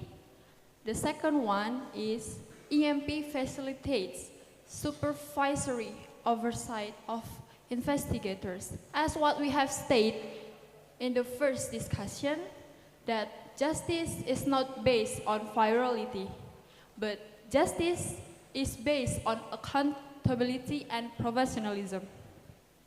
And our study also suggests in counteracting the problems that we met in the study is that we have to have an encrypted firewall security from the cyber code security of Indonesian institution. Also to increase the server workloads of of the EMP. And lastly, and the most important part of the study, the machine, besides the machine, is the human. Human errors are the biggest mistake, especially in involving criminal cases. Now, no matter how good, how perfect the system is, no matter how much problems it tackles, if the people behind using it does not have the sufficient skill, the proficiency, is not equipped with the knowledge that is needed to use the system, it is as useless as a rock. That's why we like to say, a fool with a tool is still just a fool. That's right. This does not apply just only for us, but also applies for all of us in this room today. As you guys in the future will probably use systems like AI, even though AI helped us in a way, we have to make sure that we ourselves as individuals have the proficient skills, the knowledge to operate these systems. That's why we say a fool with a tool is still just a fool. And that ends our presentation. Thank you very much. It's been an honor standing in front of you guys presenting our presentation. And in the next question and answer session, please do ask some questions. Some out of context questions, it's okay, because we don't have any other chances like this in the near future. I am Prasna Daniswara. I am Dea Natalina Nenggolan. And thank you. Thank you. Okay, very great presentations, well done presentations. Okay, now for the question and answer sessions, I'm going to invite from the team number 4, Intelligence. Would you please come here? And also Prasna and Natalie as well. Please come here to represent your group,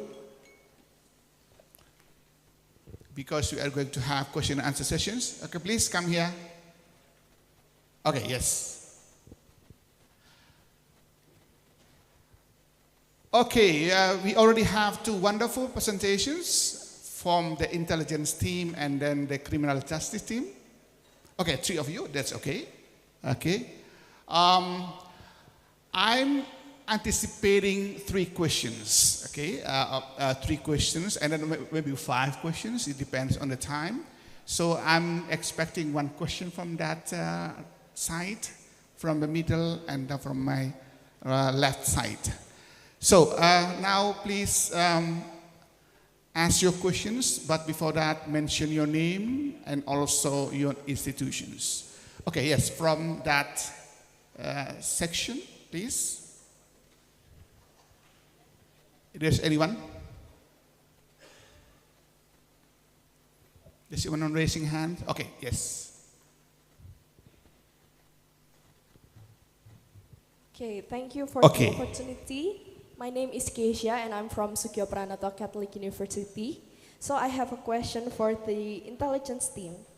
In the conclusion, you mentioned that true media intelligence can prevent issues from going viral.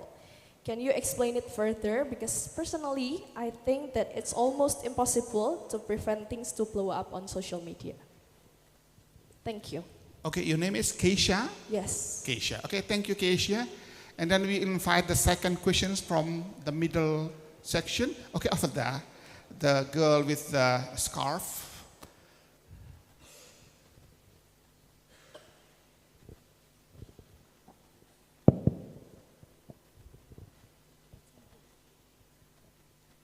Let me introduce myself.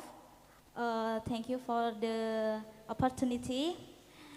In the point 2 of the how intelligence work, what methods that notice do to identify the potential suspect?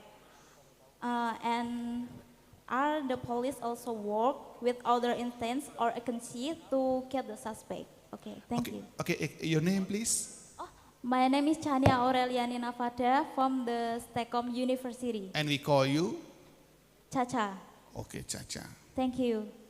Okay, for the first session, the third questions from my left. Okay, I think we are, okay, Mas Akpol, Mas Kadet.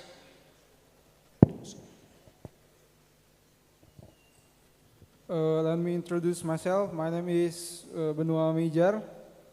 I want to ask about the media intelligence. As said in the slide about the mechanism of the media intelligence is counter the public opinion. counter the hoax. My question is, what if it didn't work? What if the fake news keeps spreading across the platform? Is that any alternate way to prevent the fake news spreading across the platform? Thank you. Okay, thank you for the 3 questions. Hopefully you take notes. Okay, the first question is from Keisha, and then Chacha, and the last one, the guy is, I just hear Mr. Ria Kudu or something like that, but I don't know, don't remember the name. Your name, please? Your nickname? Yeah? My name is Benua. Benua? Yes. Okay, Benua, thank you. So please, any one of you can answer the questions.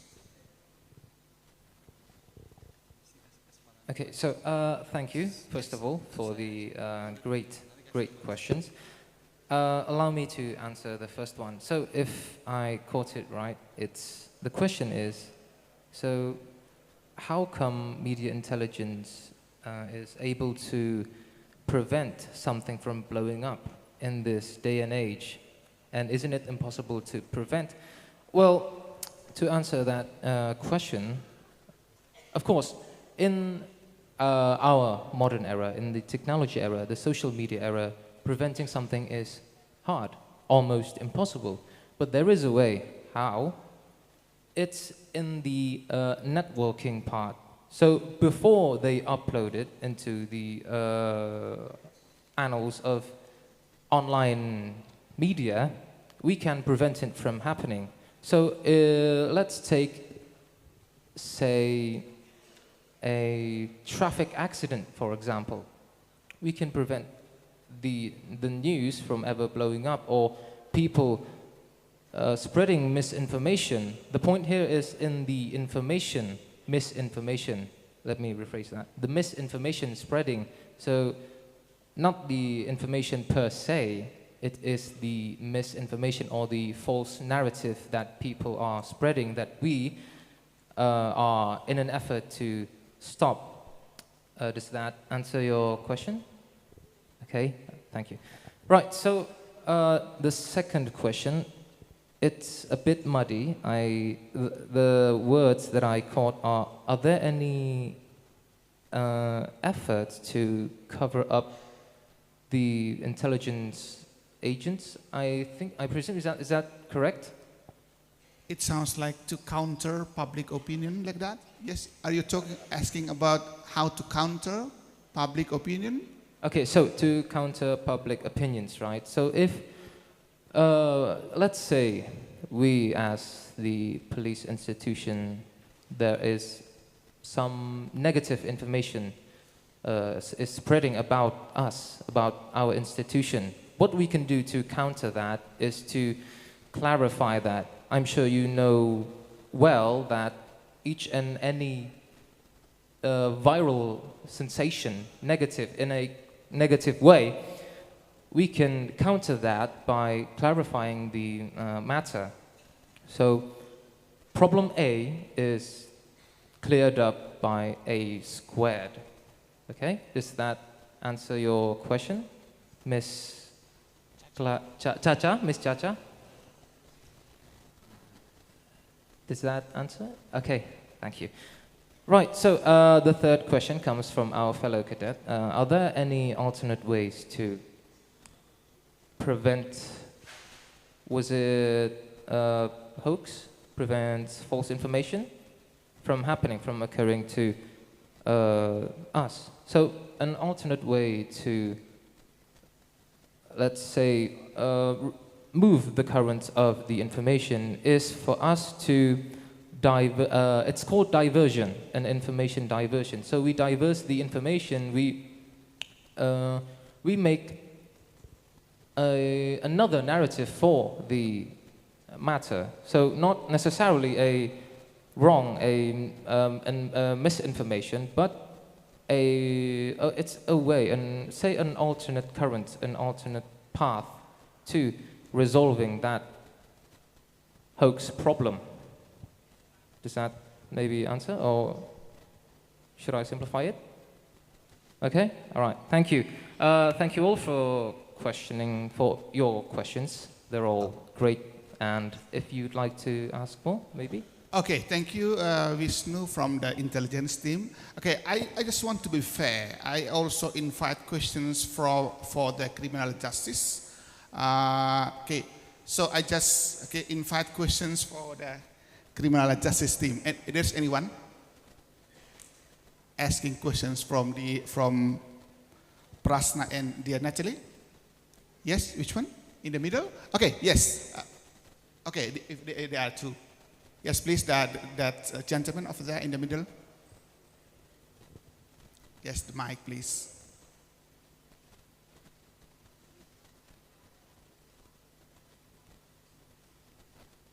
No, over there. Okay, over there, the guy over there is raising his hand.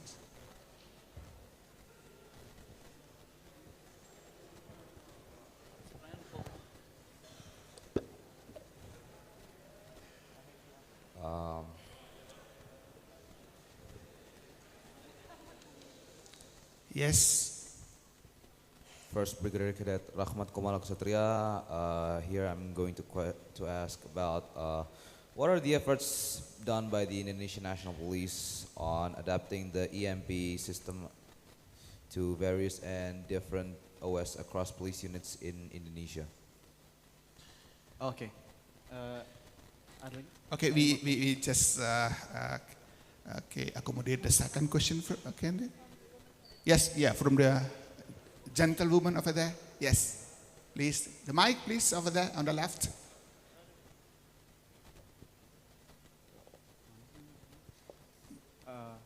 Yes.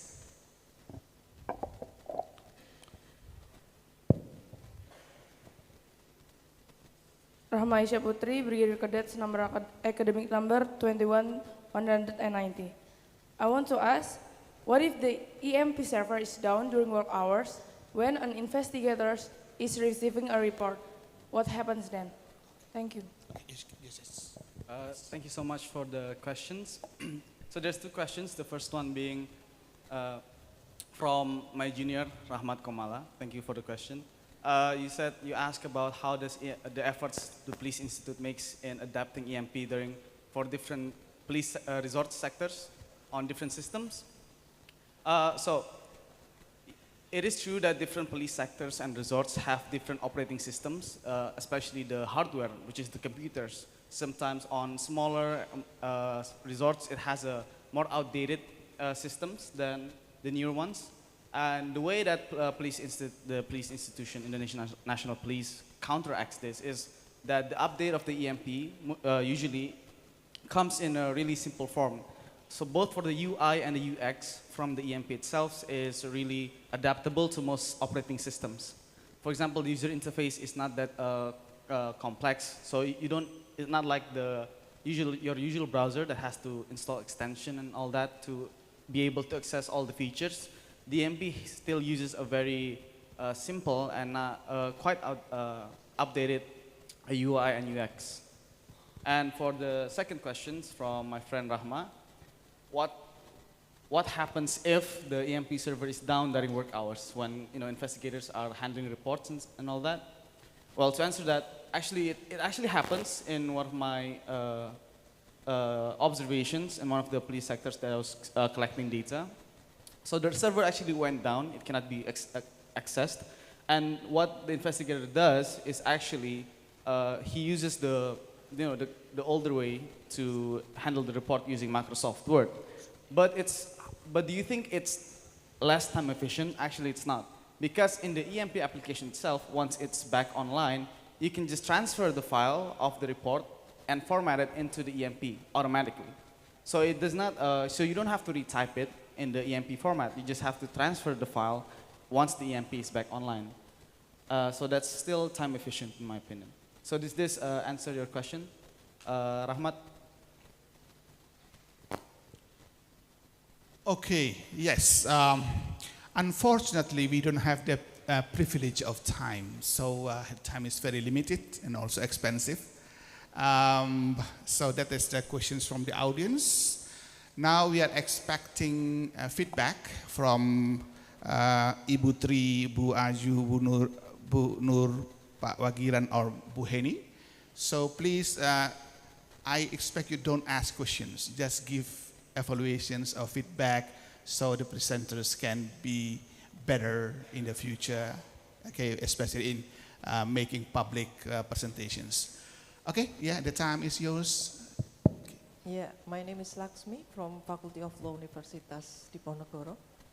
I really enjoyed the presentation from the fourth and fifth group. Your articulation, pronunciation, confidence, explanation. And in order to be able to present successfully, it's not only give the explanation, but you have to try to communicate with the audience. I think it's important. Yeah, how to connect with your audience. Yeah, that's for me. Thank you. Thank you, Ibu. Yes, Dr. Hani? Yeah, okay, thank you. Again, congratulations for Group 4 and Group 5. You were fantastic. Yeah. All right, I have some notes for each group because there are only 2 groups. For Group 4, I love your opening and your presentation as well. Your presentation is entertaining and also creative, so good job, guys. And also for Group 5, you had a smart presentations. And I also love the way you enjoy your presentation. So you are not in a hurry, but there are some emphasis, there are some stresses that you want to highlight, and that's very clear. And I'm so proud of you. So keep up the good job. And I just want to give you one tip, yeah, to be a more proficient speaker in the future, because I believe all of you soon will be global future leader. So this is a tip for you. If you want to be a more proficient speaker, you need to have more practices and try to think in English when you speak in English. That will help you a lot. Okay, that's all from me. Thank you. Yes.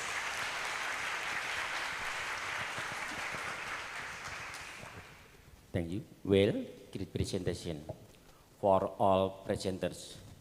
Yes. Very good performance. The presentation material is very communicative. Please pay attention to the novelty of the research. But the novelty of the research method and result. Because the development of science is determined by the novelty of the research. Thanks. Yes, that's it. If there's any other responses? Okay, I think we still have 1 or 2 minutes if you want to give response to the inputs or feedbacks from the audience. You have 1 minute, please. Thank you so much for the suggestions, for the inputs. We will surely take account of that in the near future. We just want to say, for representing all of us here today, thank you for your time in being present today and yesterday to make us a better presenter, better police officers for the near future, and how to connect with our audience, with the community, and hopefully we can see each other again in the next future in a different work environment, hopefully, and career prospects. Thank you so much. Okay, and now let us wrap up. Again, audience, thank you very much for listening to the presenters. Okay, I think they did a great job, and hopefully they are going to be the best leaders in the future, especially in the law enforcement. I think if we make any inconvenience, and then we do apologize, but I think we are just doing great. So again, thank you very much, and take care. God bless us all. Thank you.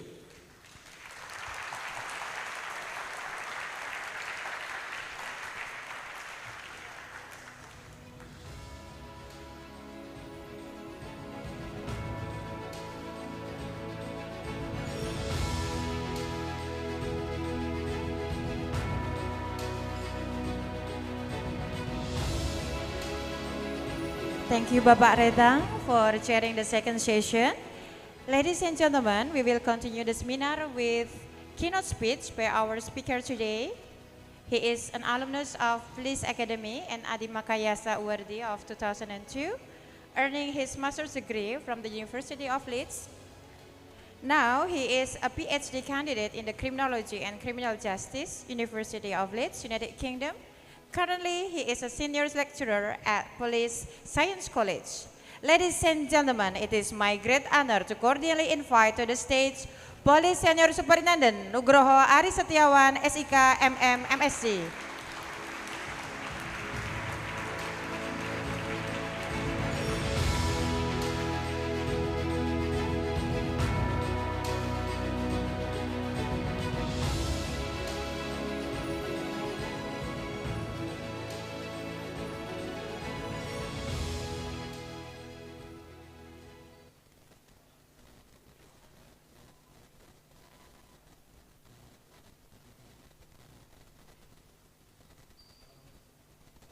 Warahmatullahi wabarakatuh. Salam, Om Swastiastu, Namo Buddhaya, Salam Kebajikan. Honorable Director Academic of the Police Academy, the Social Department Head of the Police Academy, the professors and lecturers, trainers, facilitators or pengasuh, and staff of the Police Academy. Honorable seniors, colleagues, cadets of the Police Academy. First of the foremost, where's the presentation? I'm sorry.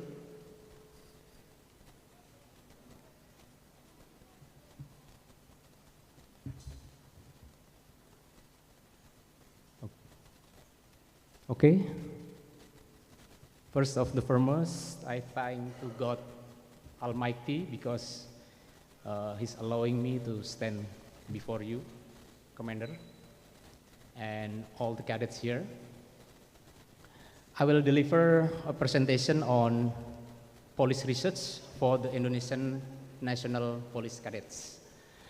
So, this material is prepared based on requests from the Police Academy to provide a keynote speech on research for cadets expected graduating in 2025.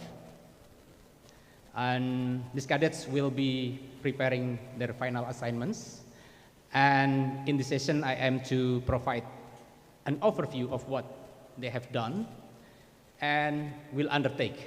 So they have conducted field work, if I'm not mistaken, and they are now in preparing their writing up their findings. Is it right? So my argument here is that they must understand the connection between their research and practice. So the esteemed professors and lecturers of the Police Academy may have taught the practical aspects of policing function has been described this morning. There are 5 police functions. And also about the research methodologies, I'm sure that it's been given to the cadets. And I'm very sure that practice is closely tied to the development of theories. We often heard that theory and practice are different. Some go even extreme, professors and lecturers, that claiming that theory is irrelevant to practice.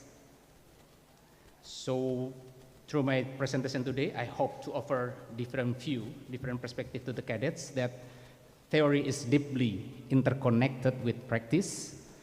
Theory supports practice, and practice supports the development of the theory. Moreover, cadets can become the pra-academics, so the practitioner academics. You will elevate, as the governor this morning expect to you, that you will elevate the Indonesian National Police position locally, nationally, and internationally. The theme of today's seminar aligns perfectly with my presentation, so digital leadership transformation to produce presisi Polri officers toward Indonesia Emas, the Golden Indonesian 2045. If cadets can embrace the role of pre-academics, you may solve many societal challenges. You can help the government build a just and prosperous Indonesian society grounded in Pancasila and the 1945 Constitution as we move toward Indonesia Emas 2045. Next. So, next. This is a PDF, sorry. Yes. We often heard that research is useless and only valuable within laboratories or only in education sector only. So, research may produce knowledge, but the knowledge that is solid for educational purposes. Many believe that research cannot be practical because research only generates theories. The theories derived from research are considered lag behind the practice and incapable of solving the problems practitioners face. However, this assumption is flawed. It's my position now. The field of police work, the concept of police research exists, and this research is conducted on the police, as you have done, for the police and with the police. The idea of police research was documented long ago and continues to develop today, and I'm sure will persist in the future. Next. So, police research initially focused on accountability only within the police force. Research was conducted on the police to expose shortcomings, problems, and to provide recommendations for improvements. However, the focus on police accountability often met resistance, especially from the police officers. The police officers felt that their voices were not being heard, and the researchers were merely pointing out the flaws without offering meaningful contributions and how to address the challenges faced by the police. In the 1970s, a new paradigm of police research emerged, focusing on problem solving and crime reduction. This research emphasized the application of police practices and, or especially applied police research, as the Police Academy does today. Next. So the point is, evidence is critical aspect in policing, giving rise to the evidence-based policing, or ABP. However, ABP is divided into two groups. The first group argues that the highest research hierarchy is awarded to the randomized control trial, or RCT methodology. So these people in the first group, they believe that the best interventions are those tested using RCT. So in RCT, research involves two groups. The first group receives the intervention, while the second group, the control group, continues with their usual activities. After a certain period, the two groups are evaluated to determine if the intervention group has addressed the problem more effectively than the control group.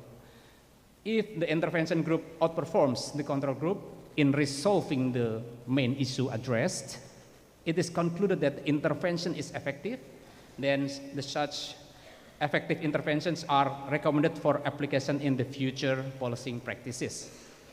For instance, if, for example, the cadets has done, the research is, if targeted enforcement is applied in police precinct A, but not in police precinct B, and over time, crime in precinct A significantly decreases compared to precinct B, it can be concluded that targeted enforcement is an effective intervention to reduce crime. So making it recommended for application in other precincts. However, this group faces opposition from another group. So the second group argues that other research methodologies also play a role in building evidence. While randomized control trials are essential, other methodologies are equally vital, primarily to address gaps to knowledge that cannot be tested using RCT. Furthermore, what has been proven effective in one place through RCT may not be effective in another or future. Finding a perfect testing environment for intervention is challenging. Conducting randomized control trials is not easy. Researchers must obtain approval from local police chiefs to conduct RCTs, while practitioners may prefer to continue their activities without disruptions from research. Therefore, the second group believes that no research methodology is inherently superior to another. All research methods are essential for the development of knowledge and helping policing practice. Next. The next issue is the strained relationship between researchers and practitioners.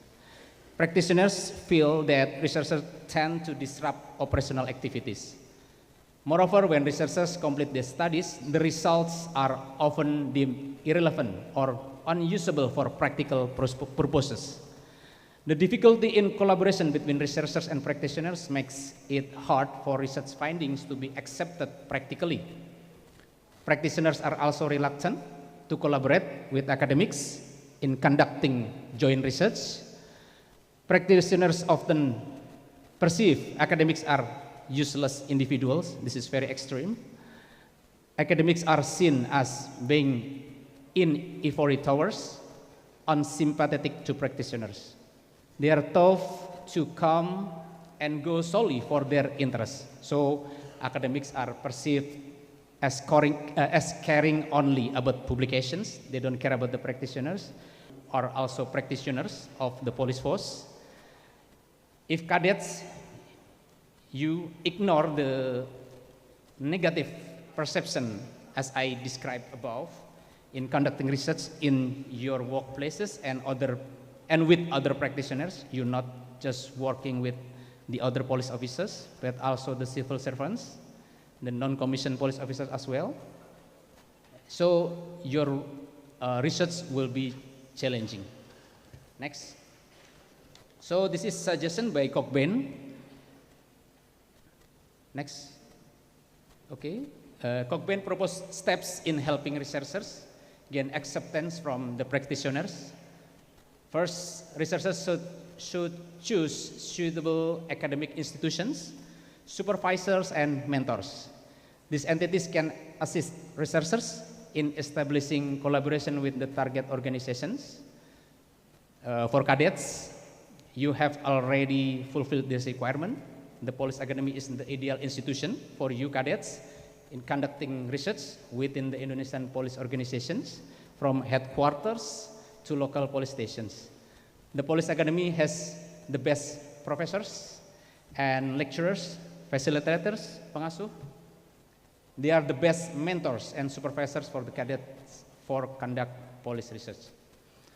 Second, researchers need to build networks within the organization. Policing institutions are often difficult to access. However, as insider researchers, cadets are in a favorable position. You can establish networks with police officers in the field for further insights into the challenge, but you may have also challenged some other researchers in other country, even though they're police officers, they have challenges. You can see the other reference, for example, Hogerson, 2015, Clemens, 2015, and Laycock, 2015. Third, researchers must select a feasible topic relevant to the target organization within the given time frame. So cadets may have already identified their research topics, possibly determined by the academy or agreed with your supervisors, and you should contact officers in the relevant units. You have done it. For example, in the investigation units, where the key individuals might find their research topics valuable. The fourth point is researchers should meet in person with essential context within the organization. For cadets, this step is integrated in your field work, in your target police offices. Fifth, researchers must clearly articulate their research objectives and type of data they need. It is essential to avoid using academic jargons when communicating with field officers. Sixth, research projects should provide tangible benefits to officers, while researchers gain access to data for the reports. Field officers benefit from practical solutions to the challenges they face in their roles. Seventh, researchers must take responsibility for safeguarding the data obtained during your studies. Confidential information may have been shared with you, the researchers, but you must ensure that such materials are not unintentionally disclosed to unauthorized partners. Eighth, researchers should maintain an open-minded approach when interacting with their context. You cadets, as the future first-line supervisors, you may often perceived to hold higher ranks than your colleagues, the sergeants, constables, and civil servants there. This dynamic could make field officers hesitant to engage in discussions if you cadets treat them as unequal counterparts. Cadets must regard lower-ranking officers as individuals rather than you just focus on the ranks. Ninth, researchers need to be persistent. So contexts may be occupied with routine duties and research activities could disrupt workflow. Cadets should consider the schedule of their contacts and find suitable times for interaction, which requires a high level of persistence. This is the final one. The 10th, you researchers should demonstrate resilience to complete your projects. The process involves not just data collection that you have done, analysis and report writing. Researchers must maintain their resilience throughout this journey. The research report is the final product, and the moments of fatigue or boredom are inevitable. However, resilience is the key to persevering and completing your research. Here also there is the third grade, cadets, and the second grade. You may use the 10 principle for you to start your research, because your time will come as the current fourth grade. Okay, discussion. So now is in the discussion part. So you cadets of the Police Academy today, you have an advantage. You will graduate with bachelor degree. So this situation is different from me. On my time, previously in my time, I graduated with only a diploma degree. Internally, in the police, a diploma from Police Academy was considerable respectable. However, outside the police, I faced a harsh reality. This is the story of me. I used to be a first inspector. I was assigned to the Corruption Eradication Commission, KPK.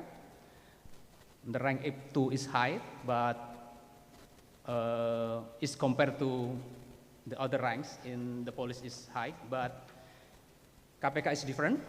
It's a modern and civilian organization that does not consider too much rank of F2 or inspector. The second inspector, the first inspector is significant at the time. So at KPK, a person's level is graded based on their educational background.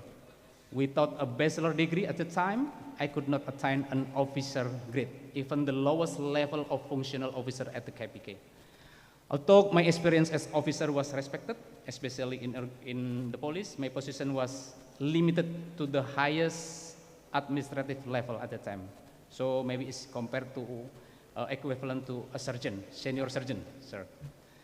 So this situation will not be experienced by you, the police academy cadets graduating with bachelor degrees. Congratulate to you all. I'm grateful to the police leadership for deciding to make the police academy create graduates with equivalent to bachelor degree. Police academy graduates no longer need to attend police science college to get master degrees, even abroad. Many of your seniors who graduated from the police academy without a bachelor degree from the police science college have already pursued masters and even doctoral degrees abroad. Once again, I sincerely thank to the Polri leadership for the decision to upgrade the police academy qualification to undergrad, no longer diploma. Police academy graduates with bachelor degrees possesses more abilities than diploma holders, including knowledge and skills, especially in conducting research. Next. So I acquired research skills after attending education at Police Science College. I am now lecturer at the Police Science College. Some of you cadets may ask why police academy graduates with a bachelor degree still need to enroll in another undergraduate program at the Police Science College. So Police Academy bachelor's degree graduates must attend Police Science College undergrad program if they wish to be promoted to higher levels and receive faster promotions than those without Police Science College qualifications. Police Science College or PTIK is equivalent to first level leadership school or SESPIMA.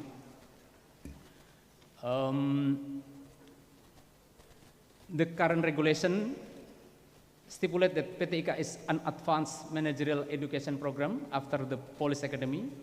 You can look this from a positive perspective. So the state is still allocating funds for you to learn research methods and practice conducting research at the undergrad level. This situation does not mean that research methods and practices taught by the police academy lecturers are a lower standard than the Police Science College. At the Police Science College, you will also receive a module in research methods, similar to the module you receive in the Police Academy, and research as you do in the Police Academy. You will earn 2 bachelor's degree, the Bachelor of Applied Police Science from the Police Academy and the Bachelor of Police Science from the Police Science College. You will expand your network of scholars, not only in Semarang by graduating from the Police Academy, but also in Jakarta by pursuing the formal undergrad program at the Police Science College. Sorry, sir. Next. The Police Science College graduate program, along with other managerial education programs, implements the concept of an organization as a pyramid. So the selection system is based on assumption that leaders must be fewer in number than their subordinates. The promotion of individual to higher position is determined by education. Those with higher levels of education can be promoted to higher positions. This education is formalized to Polri's managerial education programs, such as the PTIK undergrad program, SESPIMA, SESPIMEN, and SESPIMT. Individuals undergoing internal managerial education must be selected with fewer participants at each successive level to ensure that the pyramid is structured correctly based on formal internal managerial education level.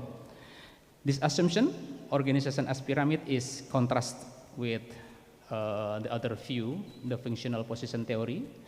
According to the functional position theory, police performance would improve because more personnel would be actively working rather than serving as managers. The functional concept views education as a means. Okay, education is a means to enhance competencies and skills. The more skilled an individual becomes, the more they can be promoted to higher functional position. The most essential skill is the ability to conduct research, particularly analytical thinking, and the ability to present finding in written form. The pyramid and functional organization theories are two critical concepts in organizational management. These two theories need further testing to determine which proves to make police organization more effective. You may test it if you want to make it as a research topic. Next. The Indonesian National Police has two institutions nationally accredited at the level of higher education in Indonesia. There are Police Akademi and the Police Science College. The INP also has various educational programs, particularly in its managerial education programs, Sespima, Sespimen, Sespimti. If these programs align with national higher education standards, they will gain recognition to private institutions.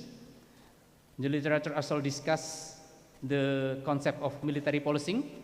So policing is not only carried out by state police forces, but also by the military.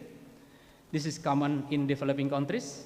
In Indonesia, the practice of military policing continues to exist to this day. You will collaborate with military colleagues in territorial areas to conduct crime prevention efforts. So during peacetime, non-war conditions, the military conducts military operations other than war. The military currently has been trained, as the literature also notes, in the other countries, including the developed ones, to interact with civilians while respecting human rights and the laws governing civil domains. Many Indonesian armed force today, the military officers members, currently have been sent abroad as well as your seniors, including to the UK and especially to Leeds. So in these 2 years, I have met some colleagues from the military, the juniors from the military, some of them from Kopassus as well. They are sent primarily through the LPDB scholarship program, similar to us. So they learn politics, strategic studies, and also policing, even criminal justice. They study criminal justice as well. And they study law. Currently, the graduate of 2003, the military academy, he is in Birmingham today, conducting his study in law. Even me, I'm not too focused on law, but the military itself has sent its officer to study law better. So, TNI members have recognized the importance of developing knowledge and fostering a civilian culture to assist Indonesians in preventing crime and supporting national development programs. The synergy between TNI and Polri, the military and the police, will occur in the field and also in the literature. So in the future, maybe members of military and the police will collaborate in discuss policing or law. Maybe this is the potential future. Next. So research is not limited to field research, but also includes literature studies. This is important. The example is my current material I am presenting today. Not only the benefit of this is not only will you, the cadets, read my paper, but the paper can also be read by other cadets, maybe currently in the first, second, or the third year, or other police officers.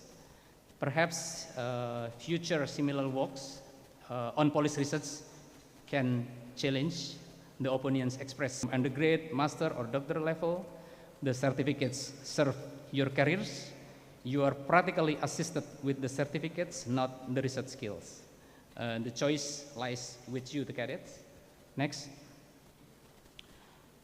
So science is not an ordinary science. Many scholars support this science. Some of them are retired police officers, but as far as I know, most are not police officers. They love the police and policing.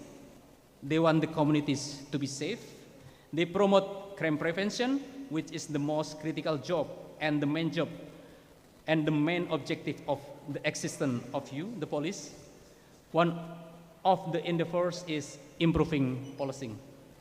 The endeavor to improve policing has become a body of literature on some themes. Among them are police science, crime science, policing, environmental criminology, and evidence-based policing. We also have scholars in Indonesia, including professors and lecturers and academic staff in this Police Academy, who want also to improve policing in Indonesia. You, the cadets, are part of the Indonesian police. Your main job is doing policing. If many people want to improve policing, why don't you, the police, do the same? Next. Next. The police science is emerging subject. So police science in Indonesia is also emerging subject. Police science focuses on improving policing in Indonesia. The Indonesian National Police mainly conduct policing in Indonesia. The actors of the Indonesian National Police, not just you, the Police Academy graduates. There are inspector school short from university graduates, civil servants, police inspector school graduates, police sergeants and constables. You, the police cadets, are the part of, would be the Police Academy graduates. I hope you will be graduate next year. You police cadets will become the Police Academy graduate. And there is no formal education to make other officers other than Police Academy graduates obtain to complete police science as you in the next years. The one is applied police science and the second the police science from the Police Science College. So even I have no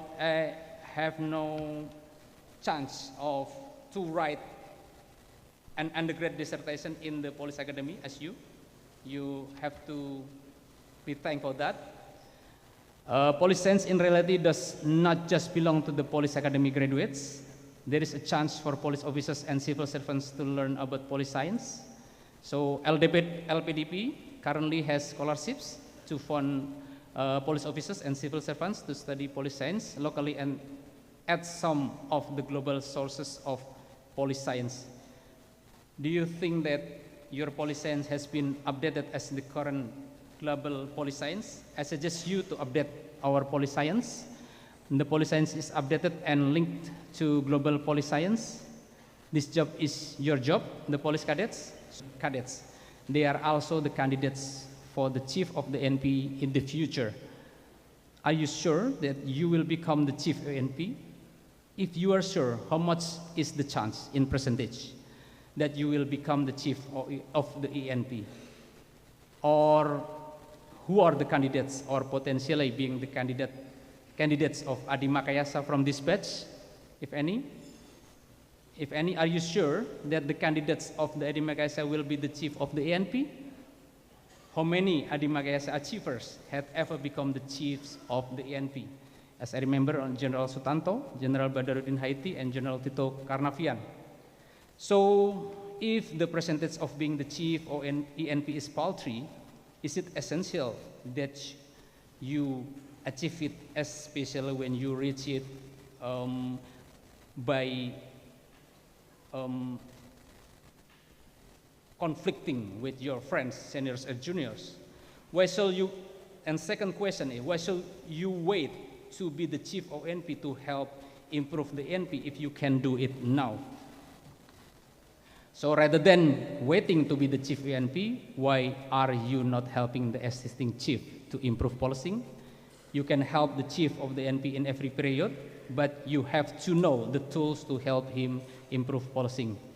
You now have the tools, so you have the police research skills, You can help the chief today by enhancing your research skill.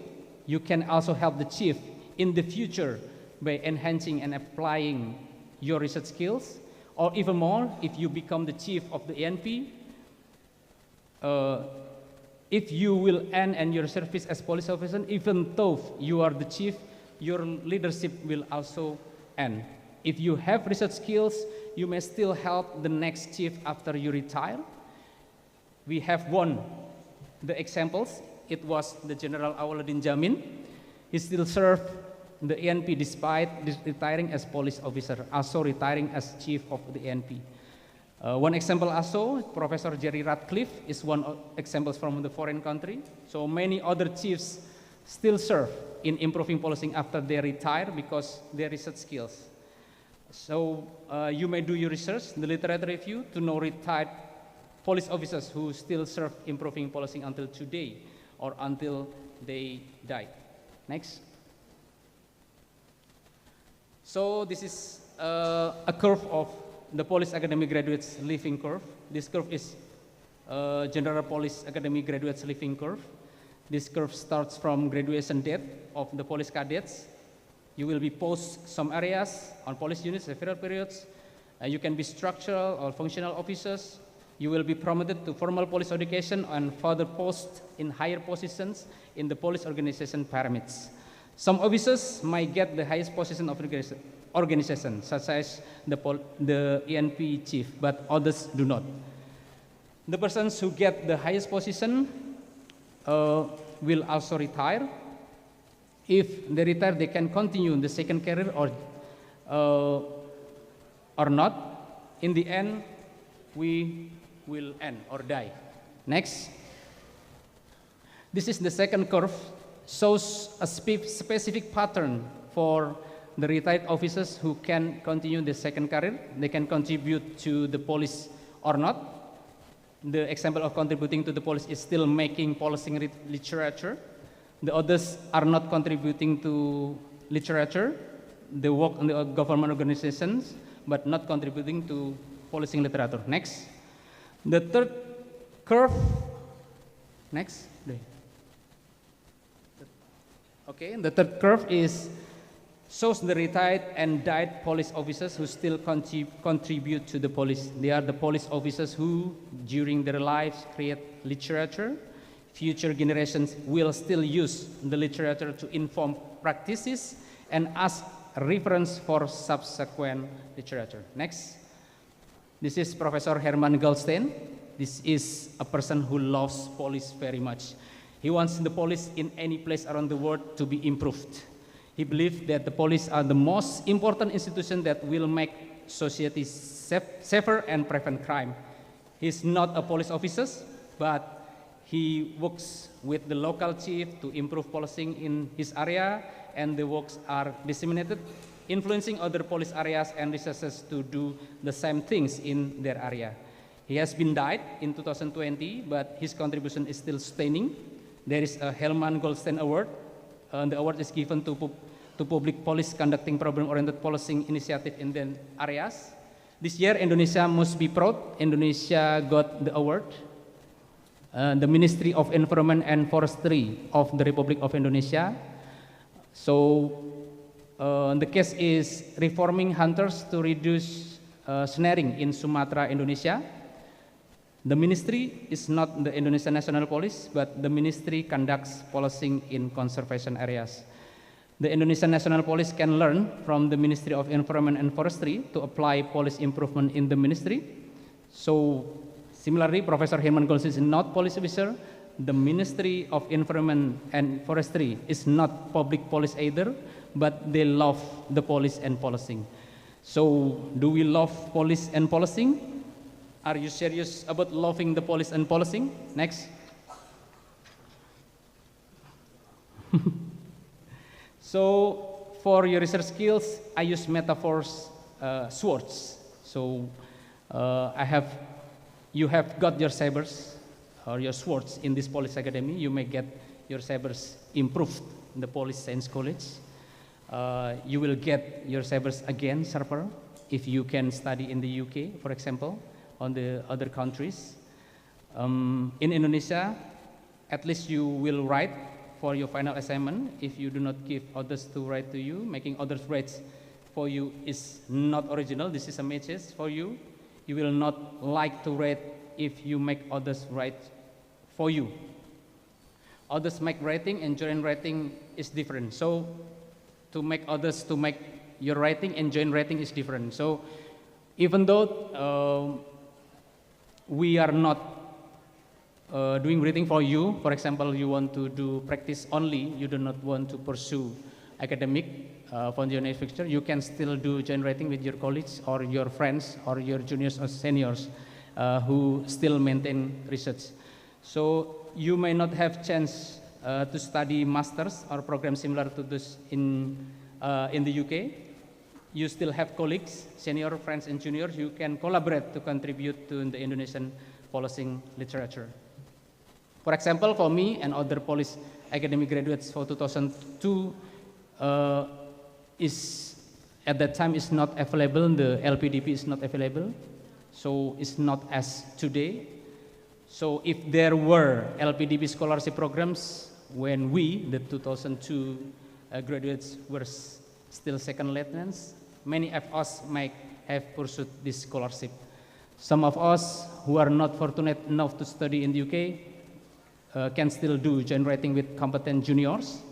So I have suggested that my friends also and seniors to do joint writing with competent graduates. The competent graduates are the graduates who keep their writing skills to produce literature, articles, journals, and other writing products for the Indonesian National Police. Next, we have the police journals. So by joint writing, we may develop these journals.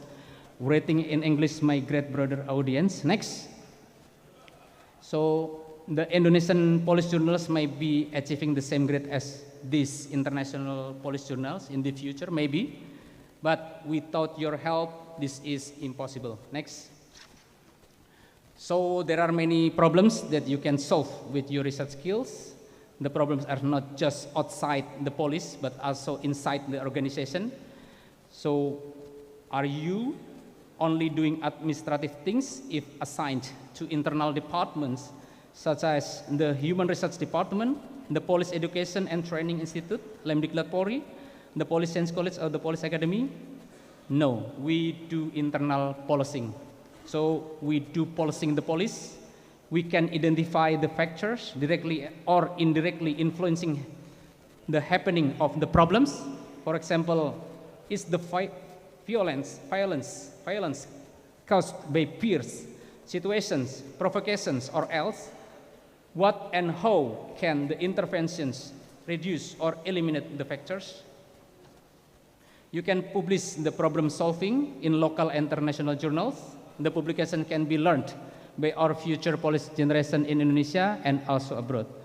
Many people and the families and potential victims can be saved if your research is used to prevent crime and disorders in those adopting jurisdictions. So amal jariyah, I mentioned continuous good deeds can be gotten by you even if you might have died in the future. Next. So through the presentation, I have explained the importance of police research. So police research is essential for cadets to complete your undergrad education at the Police Academy. You could hire someone to complete your final project for you, but if you choose to do so, it would not be acceptable. It would constitute a violation of academic integrity. You will become police officers. You will become police officers, work alongside other police members, police civil servants in practical settings. At very least, you can apply your research skills to prepare activity reports or financial accountability reports. You could delegate the preparation of these reports to your subordinates who may simply copy old reports, assuming no one will read them. Alternatively, you can use the research skills you acquired during your undergrad studies to handle this task yourself. You can create original activity reports, terms of reference, and financial accountability reports. You can conduct literature reviews related to these reports. and even publish them. Your publications can be self-published digitally and uploaded to specific platforms, for example, Akademia or ResearchGate. For those willing to take on the challenge, you can publish your work in journals owned by Polri or the universities. So writing in English is highly recommended. So the Polish journals, for example, the Jurnal Litbang Polri greatly need articles written in English. English articles will reach a wider audience. Articles written in Indonesian are limited to readers who understand the language. The audience of Indonesian language articles is relatively small compared to the English language audience. So Indonesian readers maybe prefer other content rather than academics journals. Also, social media may still be preferred also by even among those who can read English. However, English articles are much more likely to be discovered academically. Your writings won't just improve the Polri on the Indonesian National Police, whether through internal reports or scientific publications. Your publications will ensure that the Indonesian National Police remains relevant in the digital era. Additionally, your work can be accessed by individuals seeking to improve policing in their context. Future generations of police officers can learn from practitioners documented in your time. We know about UK policing, for example, today as the benchmark without needing to experience being the UK police officers ourselves.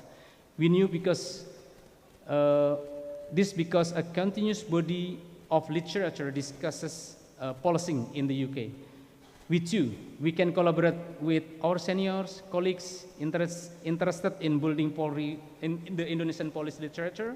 We can also collaborate with academics, both within and outside the police, even internationally. Through this collaboration, it is hoped that the Indonesian National Police will become a better, precise organization that will help realize the vision of Indonesia Emas, the Golden Indonesian Emas 2045. Thank you very much.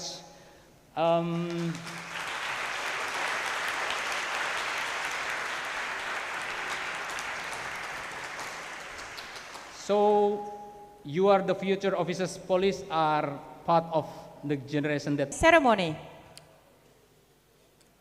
Excuse me, all right. Distinguished guests of honor and participants, the moment we have all been waiting for is here. We are exceptionally excited to announce the winners of this seminar. Are you ready? Once again, are you ready? Before we reveal the winners, let us take a moment to thank our judges for their hard work in selecting the deserving winners, and this by all means was no easy decisions at all. All presenters are incredibly talented and creative, showcasing outstanding mastery of the topic that they are presented. Let's give a big round of applause.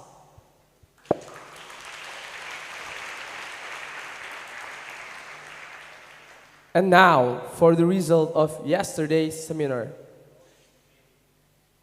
The fifth winner goes to Group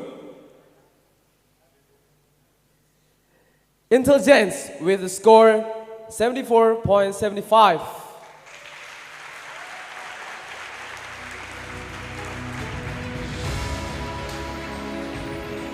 Grup kelima,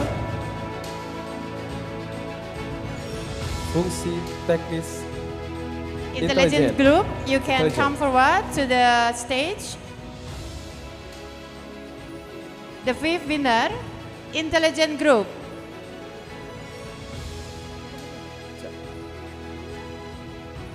For the first day of the seminar.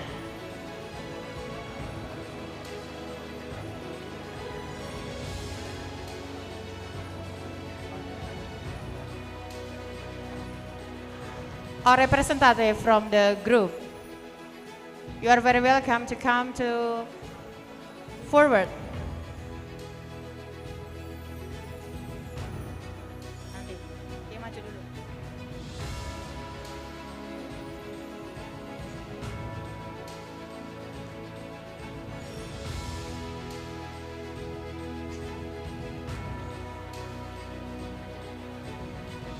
The fourth winner achieved score 74.77. Group Patrol Police. Untuk fungsi teknis sabara, bahasa Indonesia. Representative of the group.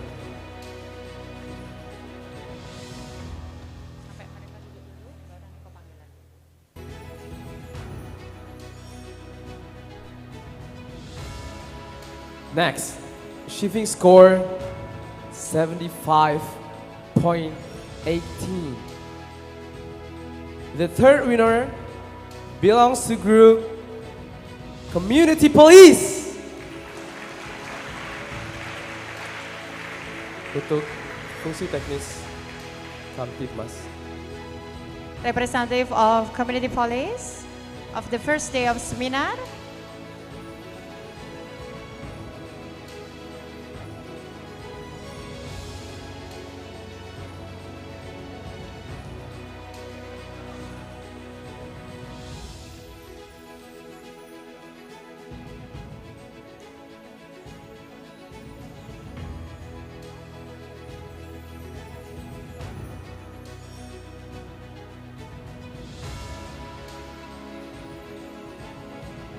And here we are, the second winner successfully earned score 75.20. Congratulations to group Criminal Investigations.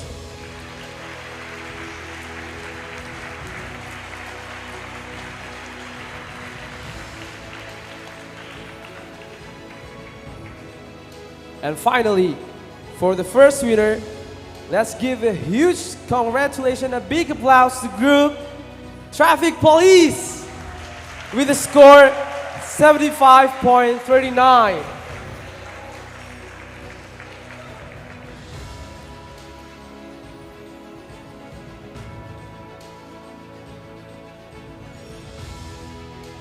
Distinguished Director of Akademi and Social Science Department to come forward to present the award.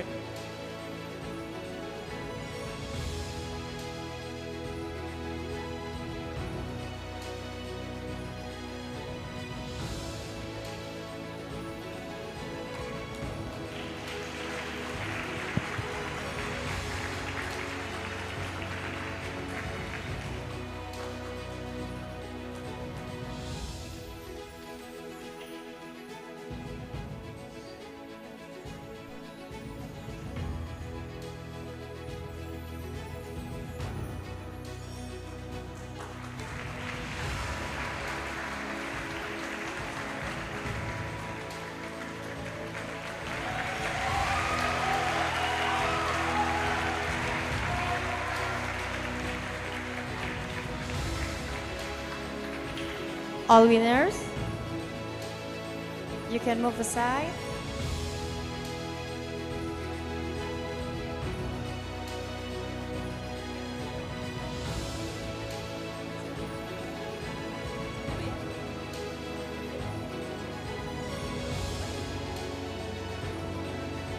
Okay, ladies and gentlemen, moving to the result of today's seminar. The fifth group winner goes to group Patrol Police with score 72.93.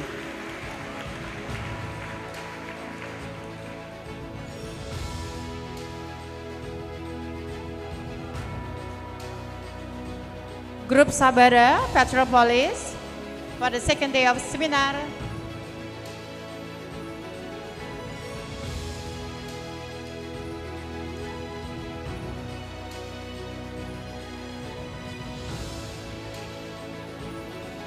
Alright, the fourth winner achieved score 72.98.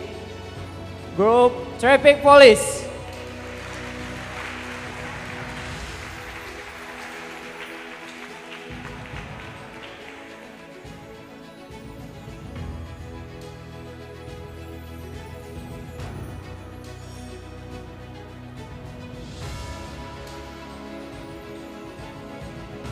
Next, achieving score 73.969. The third winner belongs to group Community Police.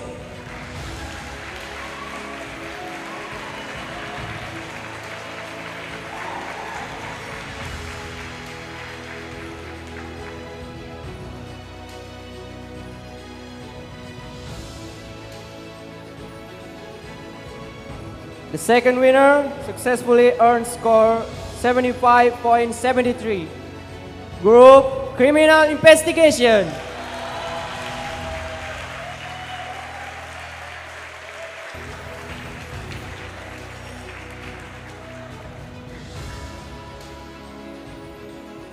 And finally, for the first winners, let's give huge congratulations and big applause to Group Intelligence with score 77.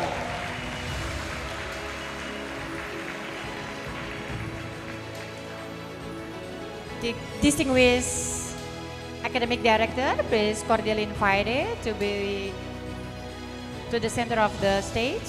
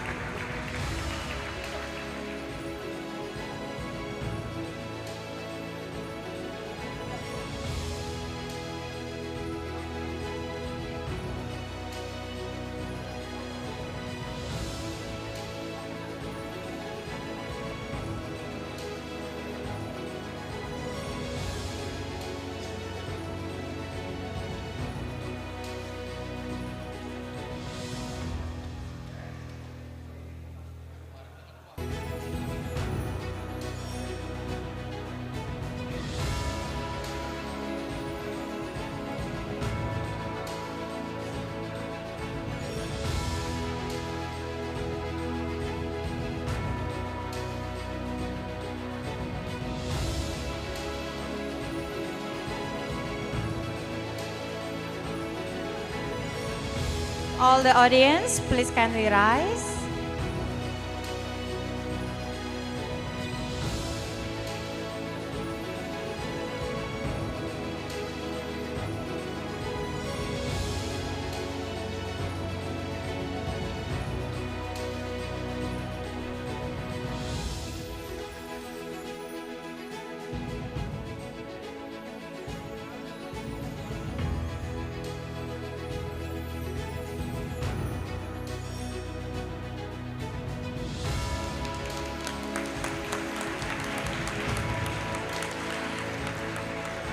Ladies and gentlemen, that is the end of our seminar today. On behalf of the organizing committee, we would like to extend our deepest gratitude and highest appreciation for your attention and participation. We look forward to welcoming you again at an even more remarkable event in the future. Until then, take care and stay inspired. Wassalamualaikum warahmatullahi wabarakatuh.